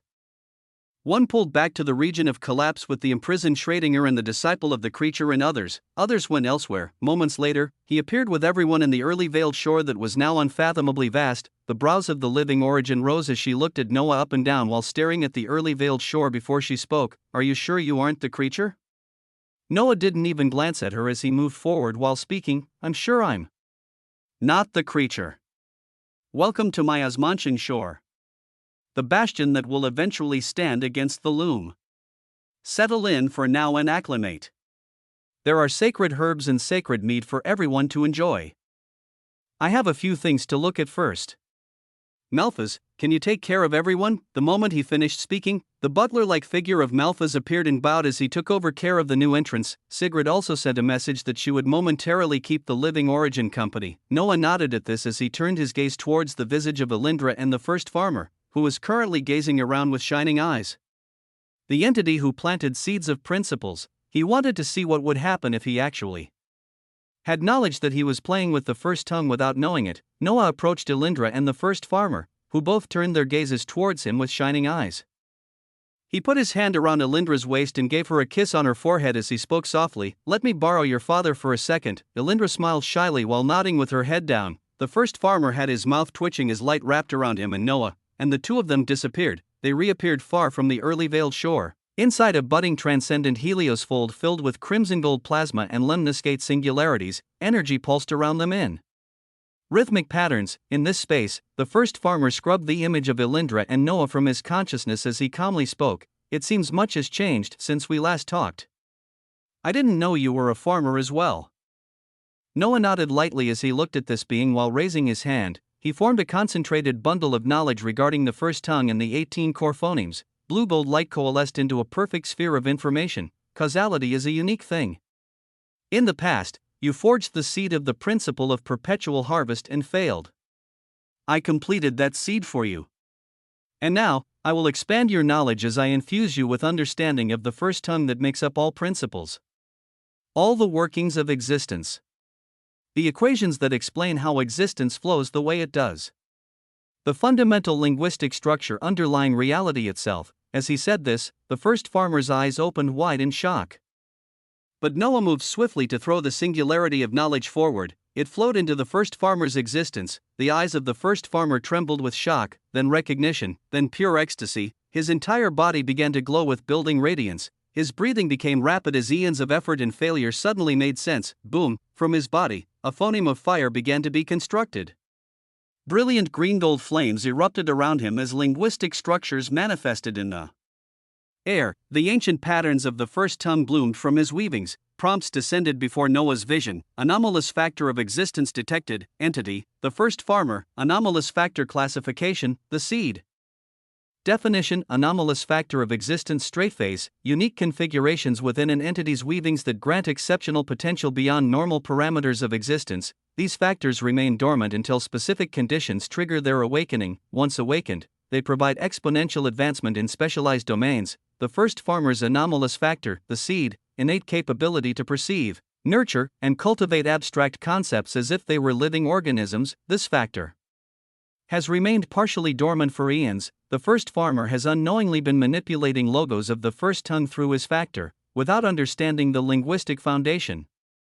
His success rate was minimal. Condition met: exposure to complete knowledge of the 18 core phonemes. Awakening sequence complete. The weavings of the first farmer bloom after eons of failure and effort. After associating with weavings of the first tongue for countless ages without recognizing it, after failing and succeeding in nurturing abstract logos of principles, all this accumulated potential has now been culminated and unleashed. Harvest assessment. Straight face, a harvest of significant infinite potential has been collected from the first farmer due to the effect of your actions. This potential flows toward your foundation and core phoneme development. Noah watched the scene before him with shining eyes as he thought about the information regarding anomalous factor of existence. Would him awakening to infinite mana all those years ago be considered his anomalous factor, or could he not even put himself on the same scale as others? He couldn't say for sure, but at this time, he sat down while watching the dazed first farmer erupt with ridiculous talent to design his first phoneme. The ancient entity's body blazed with green gold flames as linguistic structures formed and reformed around him. And while the first farmer did this body of Noah here would have a simple job: focus the infinite potential on getting my own personalized phonemes completed and finalize the analysis of which connected logos make up my principles so we can take them to Genesis level.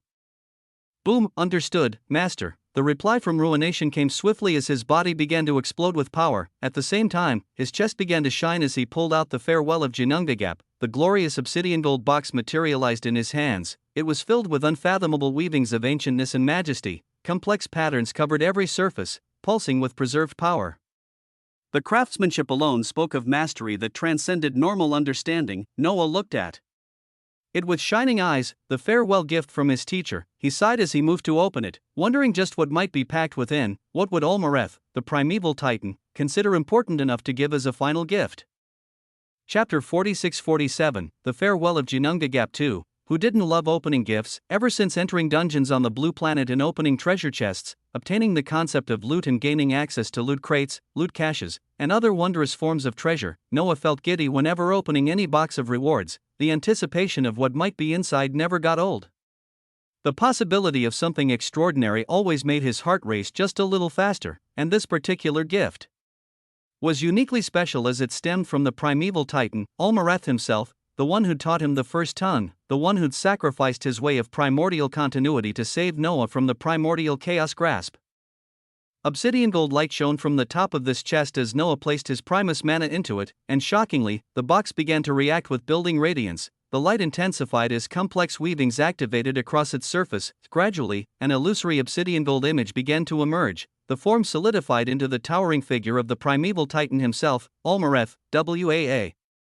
800 meters tall. Even in this manifestation, his body constructed from living hairy stone and pulsing with ancient power, his eyes glowed with the same warm intensity Noah remembered. Noah looked at him with shining eyes as this manifestation looked back and smiled sadly. The expression held both pride and regret. I wish I could have given you the rest of the lessons in person, but circumstances must have proven to be impossible, so here we are. The manifestation's voice resonated in the first tongue directly, each word a pulse of structured mana. I talked with you a great deal about phonemes and a bit about logos during our brief time together, but I didn't really get a chance to delve into philology.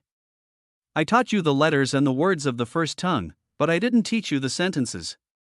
I didn't teach you the grammar that allows those sentences to reshape existence itself. Olmareth's manifestation raised one massive hand as blue gold light began gathering around it. Let me explain what philology truly is. You've learned the 18 core phonemes. You've formed logos by combining those phonemes with intent.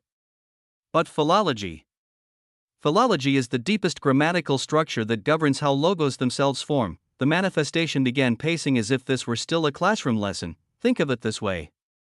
Phonemes are individual letters. Logos are words formed from those letters.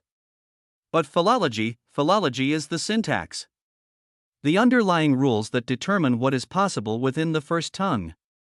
Not individual words, but the fundamental structure that allows words to exist and have meaning. Noah listened with absolute focus as his teacher continued.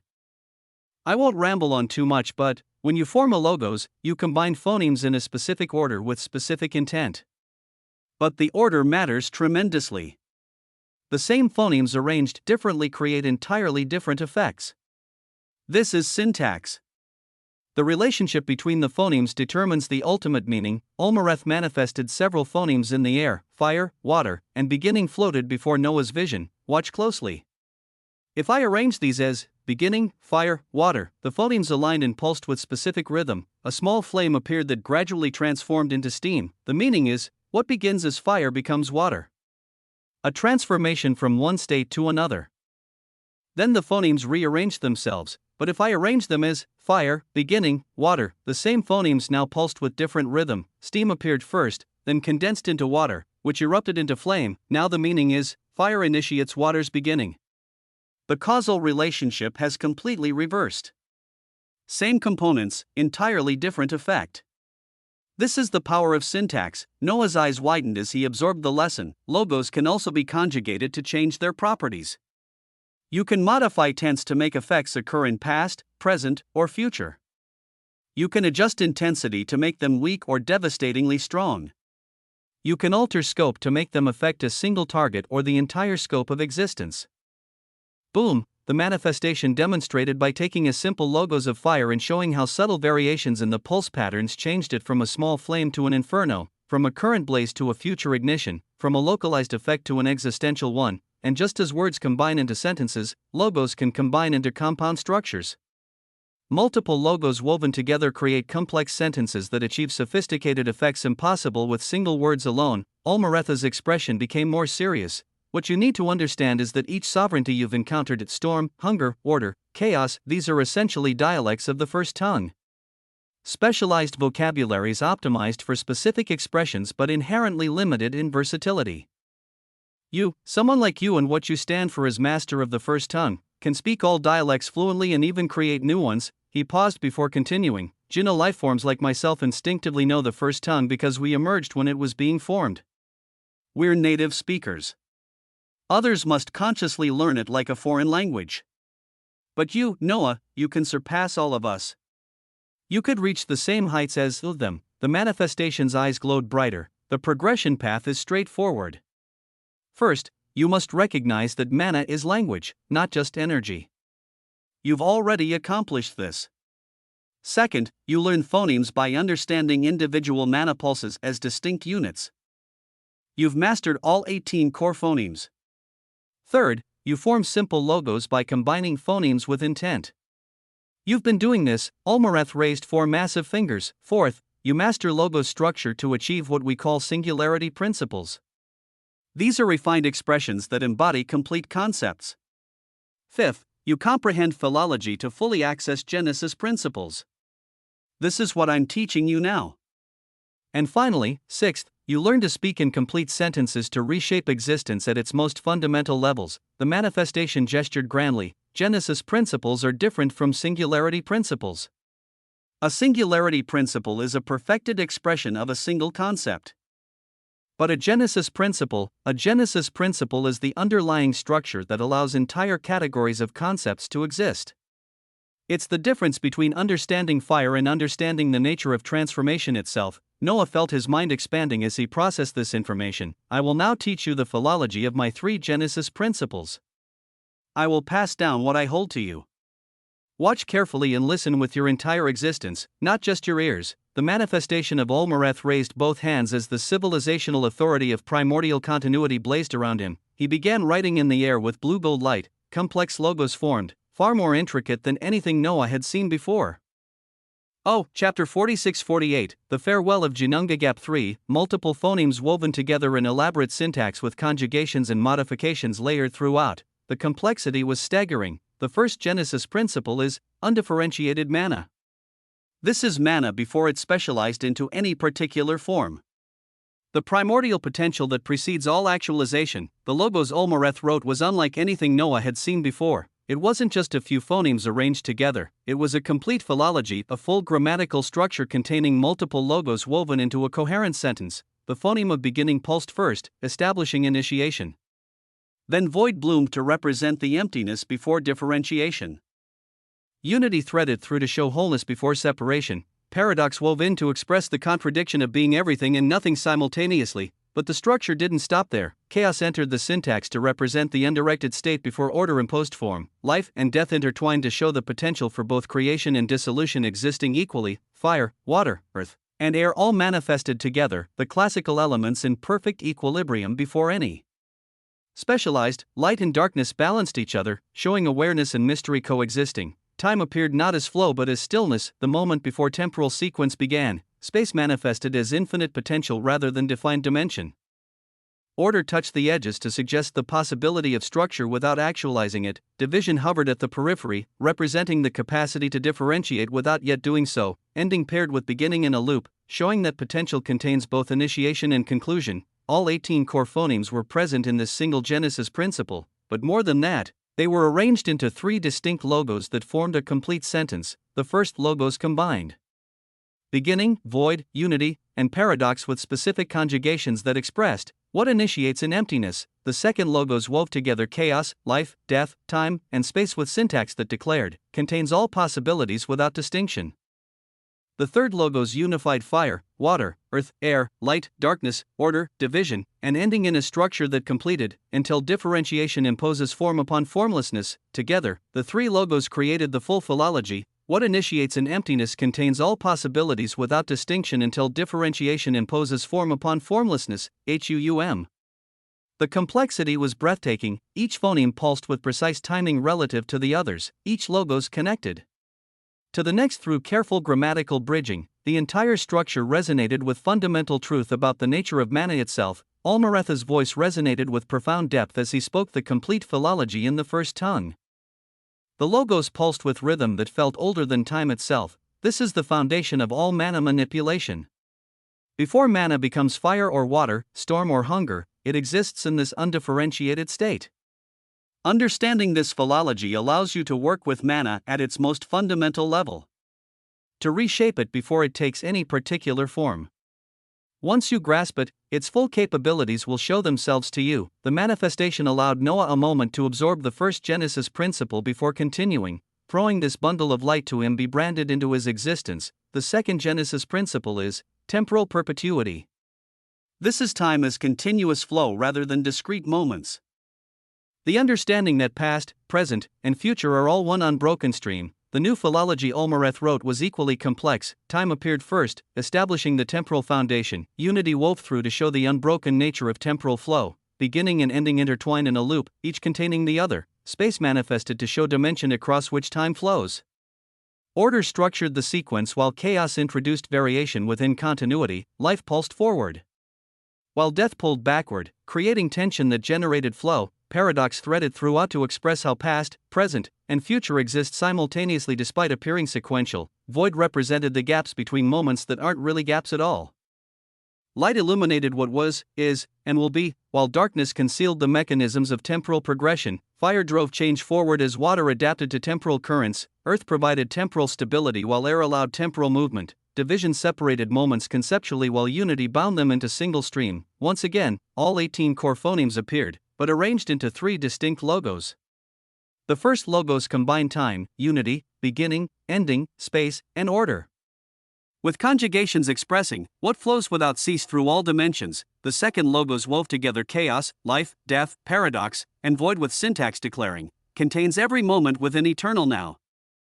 The third logos unified fire, water, earth, air, light, darkness, and division in structure completing, while appearing sequential yet remaining unified whole. The full philology resonated. What flows without cease through all dimensions contains every moment within eternal now while appearing sequential yet remaining unified whole. Noah felt something shift in his perception as he absorbed this understanding.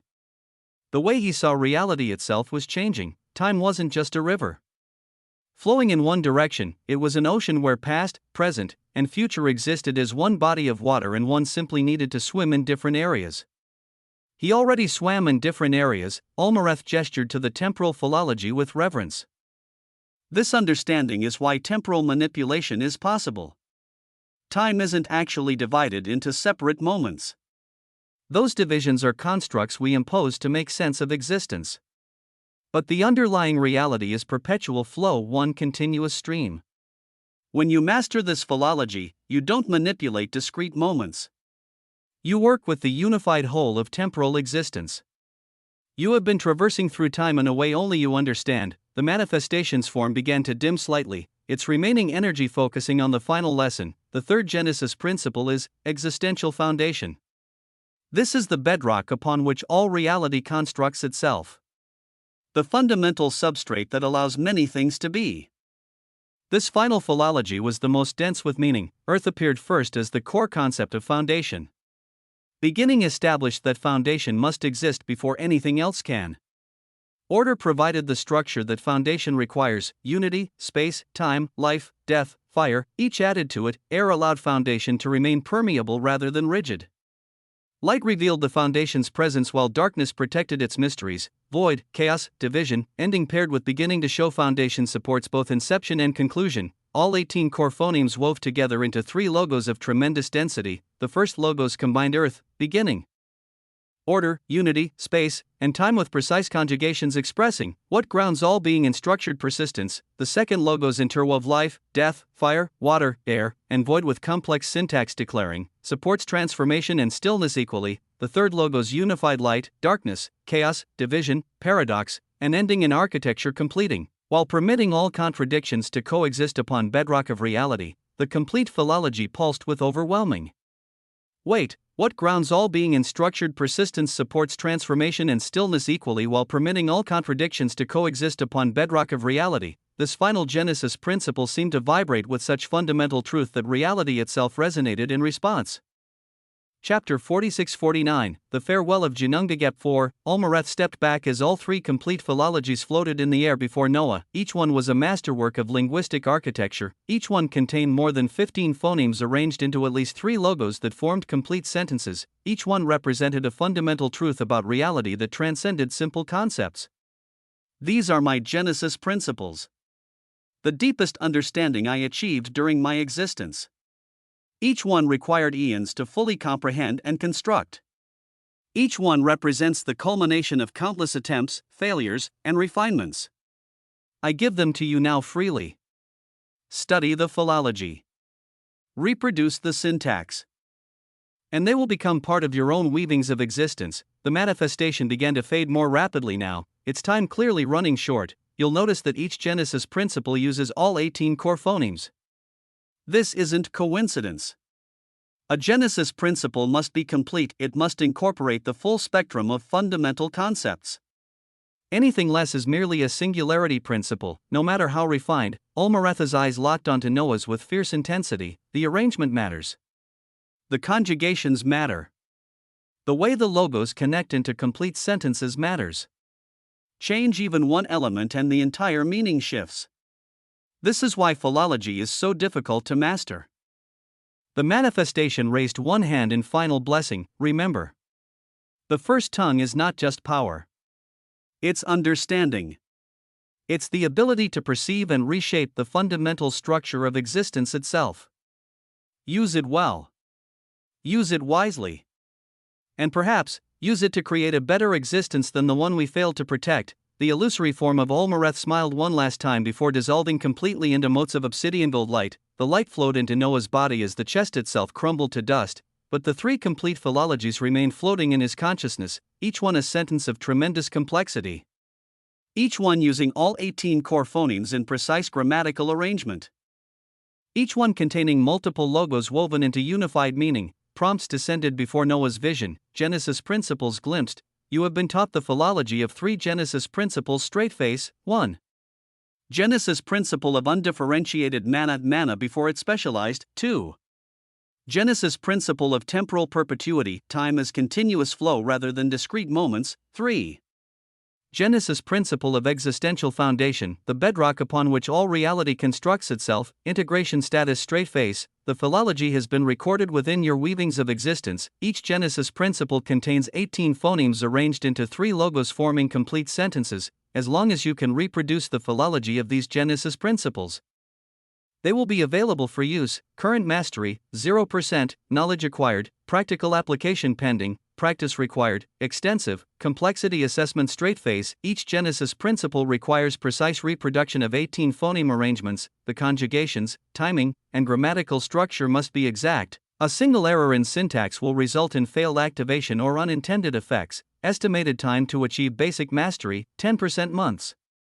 Or for you, minutes. Estimated time to achieve perfect mastery, 100% years, or maybe just days. Genesis principles operate at a fundamentally different level than singularity principles. They reshape reality at the substrate level rather than manipulating existing structures. Misuse or imperfect execution may result in catastrophic unintended consequences. Additional prompts bloomed with even greater significance. New understanding achieved. Existential resistance of Genesis principles. Through comprehension of Genesis principle philology, you have glimpsed a deeper truth. Existential resistance of Genesis principles straight face. Classification. Advanced form of the civilizational authority resistance, function, passive defense granted by understanding realities. Fundamental structure. When you comprehend the philology that underlies Genesis principles, you're learning the grammar of existence itself. This understanding creates inherent protection because you're aligned with reality's fundamental rules. Attacks against you must first overcome the structure of existence to reach you. Resistance levels straight face, basic understanding, 10% philology mastery, minor passive deflection of lower tier attacks, intermediate understanding, 40% philology mastery, moderate passive defense against most the surface depth attacks, advanced understanding, 70% philology mastery, strong passive defense. The intermediate depth attacks may not pass through, master understanding, 95% philology mastery. Supreme passive defense, the intermediate depth attacks can be nullified without conscious effort. Perfect understanding, 100% philology mastery. Absolute passive defense, the first tongue itself defends on your behalf. Current calculation straight face, your existential resistance, 5%, you have glimpsed the philology but not yet practiced it, estimated time to basic understanding, probably seconds, advanced mechanics straight face, at higher mastery levels, you won't need to consciously defend yourself, existence itself will seemingly be passively defending you. But it's not existence acting independently, it's the first tongue applying inherent protection, your understanding of the grammar creates automatic defensive responses, at master and perfect levels and beyond straight face, eventually the fundamental depth entities can attack you with full force, and you won't need to lift a finger as all attacks are automatically parsed and defended against. The philology you've mastered essentially tells reality, this attack violates proper syntax and is therefore invalid. Beyond this, the first tongue may begin to attack on your behalf, entities that threaten you will find their own weavings restructuring against them, reality itself becomes your weapon and shield simultaneously. This is the true power of linguistic mastery over existence. Be mindful this level of defense is not invincibility, entities with superior philology. Mastery can override your defenses, absolute power does not exist, only relative advantage. Noah sat in stunned silence as he absorbed these prompts, the implications were booming. Olmareth had given him a lot. He looked at the three Genesis principal philologies still floating in his mind's eye, each one containing all 18 core phonemes arranged into at least 3 logos forming complete sentences, each one representing years, perhaps decades of practice to truly master, but the potential, at perfect understanding of philology, he could stand before the intermediate depth entities and not even need to raise a hand in his own defense, reality itself would defend him. Because his understanding of its structure would be so complete that attacks would simply fail to parse correctly. He thought about the first farmer currently designing his first phoneme nearby.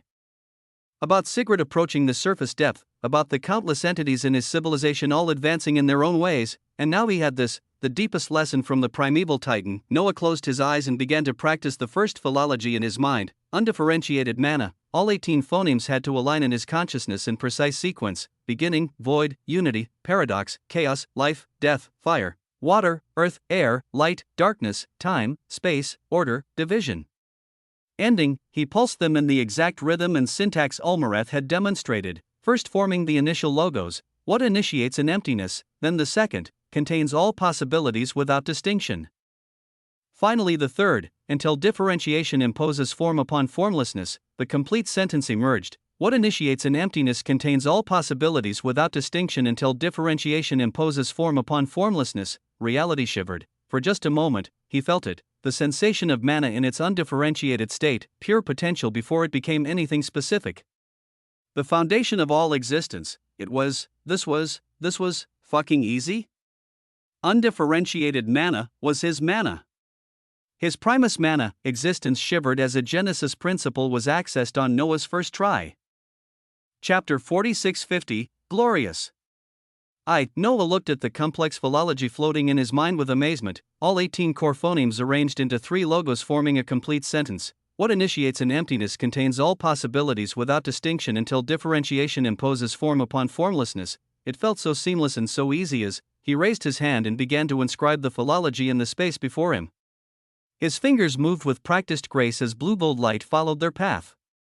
Beginning, void, unity, paradox, the phonemes manifested one after another with increasing ease: chaos, life, death, fire, water, earth, air, and then something remarkable just like before happened.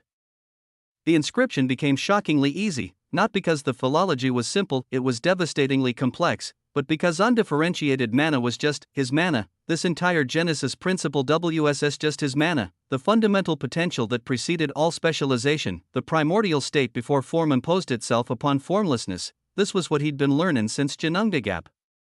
This was what he'd shown Lumavara, he just hadn't known the elevated immensity of the first tongue that described it: light, darkness, time, space, order, division, ending. The final phonemes fell into place as the complete philology blazed before him, and then pure blue brilliance erupted all around him.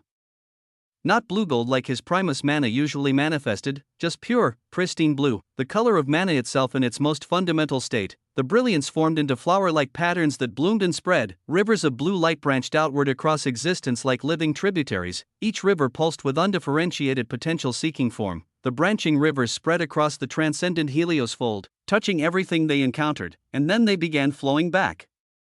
All these rivers joined into a single pillar of brilliant blue light that flowed directly into Noah. The sensation was overwhelming. his entire body became surrounded by the philology of undifferentiated mana. The complete sentence spun around him like a hymn being sung by reality itself. What initiates an emptiness contains all possibilities without distinction until differentiation imposes form upon formlessness. The words pulsed with each rotation around his body, each phoneme resonated with perfect clarity, each logos connected seamlessly to the next. The full philology created a symphony of linguistic power that restructured his very existence. Prompts descended before his vision in cascading brilliance. Genesis principle grasped, Genesis principle of undifferentiated mana achieved, mastery level 50%, instant comprehension, classification. Your innate nature aligned perfectly with this philology. You have exceeded basic mastery and attained intermediate mastery instantly. Explanation straight face. This Genesis principle describes the fundamental nature of mana before specialization. You have been teaching and embodying this concept since your emergence. The philology simply provided the elevated grammatical structure to express what you already understood. Result: instant mastery. The only reason it is not 100% is because the first tongue itself still holds many complexities and intricacies. Existential refinement initiated. The innate passive existential refinement of your existence has begun by an authority of the first tongue. Your weavings are being restructured at the substrate level. All aspects of your being are being optimized according to proper linguistic grammar. Depth refinement in progress. Your depth of absolute sovereignty of mana and hunger, which have not been declared officially, yet you hold the immensity of the surface depth equivalent weight. Both are now under refinement with the philology of the first tongue. Foundation reinforcement. The foundation of the first tongue is being refined by Genesis principle comprehension. Your foundation now incorporates Genesis level understanding. This creates compound effects with all other abilities. All logos you form will carry traces of Genesis principle architecture. All mana you manipulate will reflect undifferentiated nature before specialization.